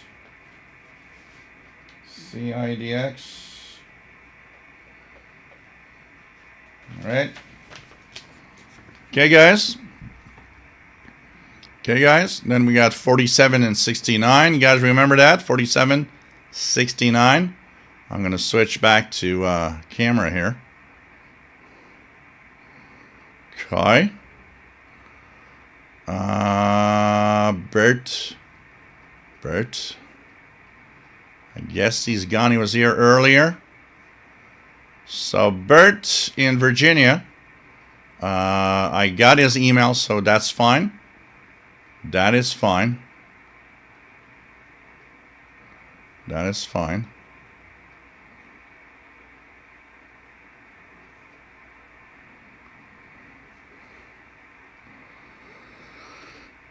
Yeah, different gear TV. I know it's a very complex thing today about, you know, people.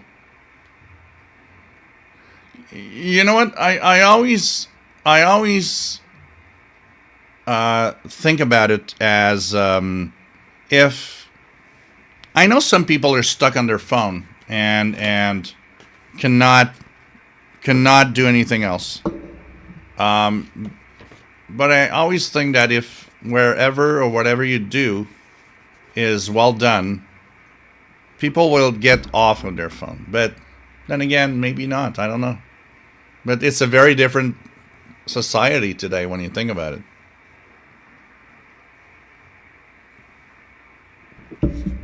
Okay, number 2. Our second number was 47. 47. So if birth is number 12, let's continue with this. 13, 14, 15, 16, 17, 18, 19, 20, 21, 22, 23, 24, 25, 26, 27, 28, 29, 30, 31, 32, 34, 35, 36, 37, 38, 39, 40, 41, 42, 43, 44, 45, 46, 47. Andy New. Andy New. CIDX membership. Andy New. And if you're already a member, a 1-year extension, unless you want to give it to somebody else. So Andy New. Andy New.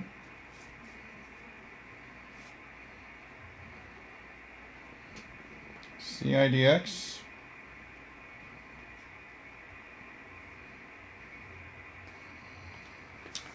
Andy New. I will need your email. If I don't have it, I might have it already. I'm going to check it out. So we got 2 CIDX memberships. Andy New is our second winner. So congratulations, Andy. Congratulations. Did we see him today? I think it was here earlier. No? Was he here earlier? I'm trying to... I can't go real far back because I refreshed so many times. Now the big prize of the surprise box. Who's winning the surprise box? Now I will be just saying that 69 is a high number. And 69 means that it's somebody that decided at the last minute today, I'm in. I hope you guys know that. Somebody today said, you know what, I want to do it. I'm giving you something. So I'm in. Microwave Mick. CIDX is the Canadian International DX Club. It's a Canadian radio club. And so we're giving a 1-year membership to the club, which includes the monthly messenger bulletin. And it also includes a monthly Zoom. So, too late, Robert Guardino. We already have our winners. So, it'll be for the next time. It'll be for the next time, Robert.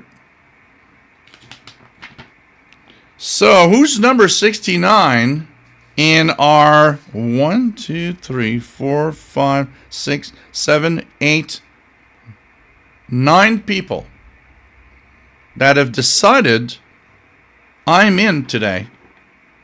I'm in today. And they weren't in the list before. Suspense, eh? So, if I was here,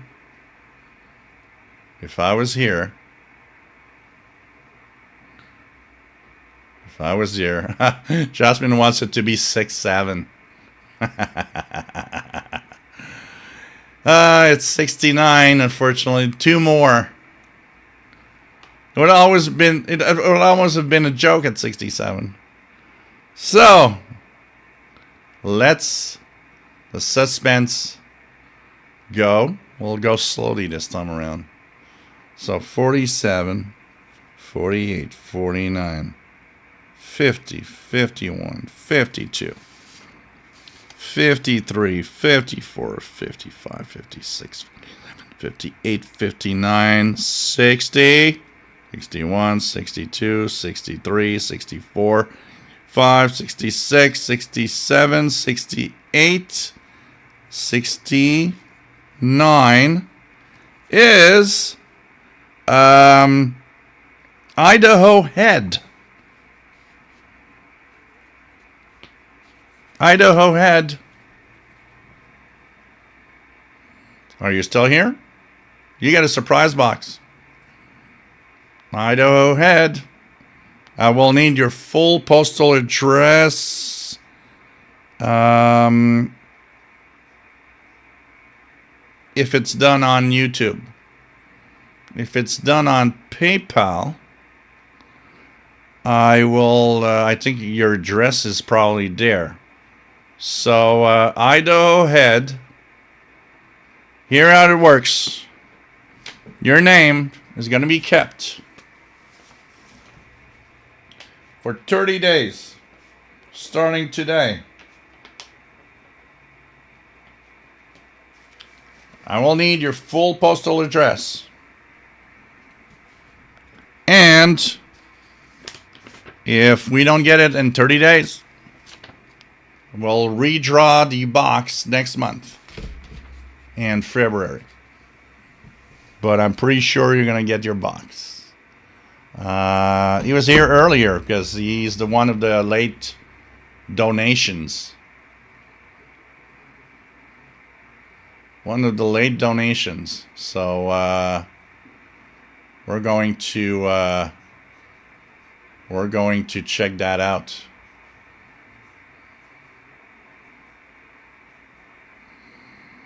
Idaho Head. Imagine you're going to get 4 radios plus all sorts of other goodies. Two Broke Tim, the game is rigged. ChatGPT rigged the game, Two Broke Tim. I would have loved if you won the box. I would have loved it, Two Broke Tim. With all the time you've been here, I would have so much loved that you were one of those that were winning the box. I can tell you that. So, yes, Blogger Nine, that's what I'm going to do. As soon as I get the info, I'm going to send you that address. And same here. I'll be posting the box as soon as I get the address. The box is going to be out within the next week. Now, Bobby Beer just wants to do a riot.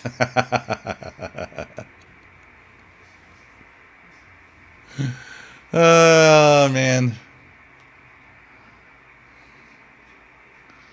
You guys saw the numbers. I showed you ChatGPT. Oh, God.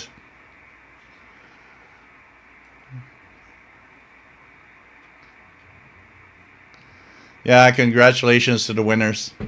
So as soon as I got all the info for everybody gets his prize. As soon as I get the full postal address of Idaho Head, I will send it to you, Blogger Die, so you can send a quarter-cent radio. And I now am thinking of is how much will it cost to send this? Oh, Idaho Head, you're here. So Idaho Head, I need your full postal address sent to official Shortwave Radio at gmail.com. Send me your full postal address so I can send you the surprise box that you've won. All right?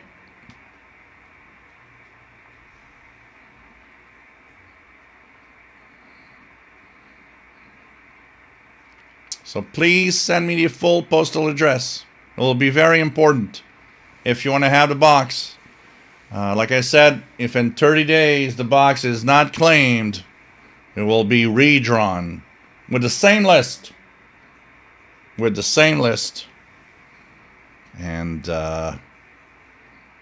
somebody else will be lucky. So, congratulations, man. You're really, really going to be happy. 4 little radios. All sorts of little, things that I'm just going to put in box, pictures of Poltercat, all sorts of little things. So hope you enjoyed that box. And I will try to include the batteries and everything if possible. If I can't, I'm sorry. But I guess maybe it will be possible by ground. I will have I will get tracking, so when I put the box in the mail, I will also send you the tracking number so you can follow your package. Idaho Head. All right. So don't forget to send me your full postal address. We will need it. Official Shortwave Radio at gmail.com. Congratulations to the winners.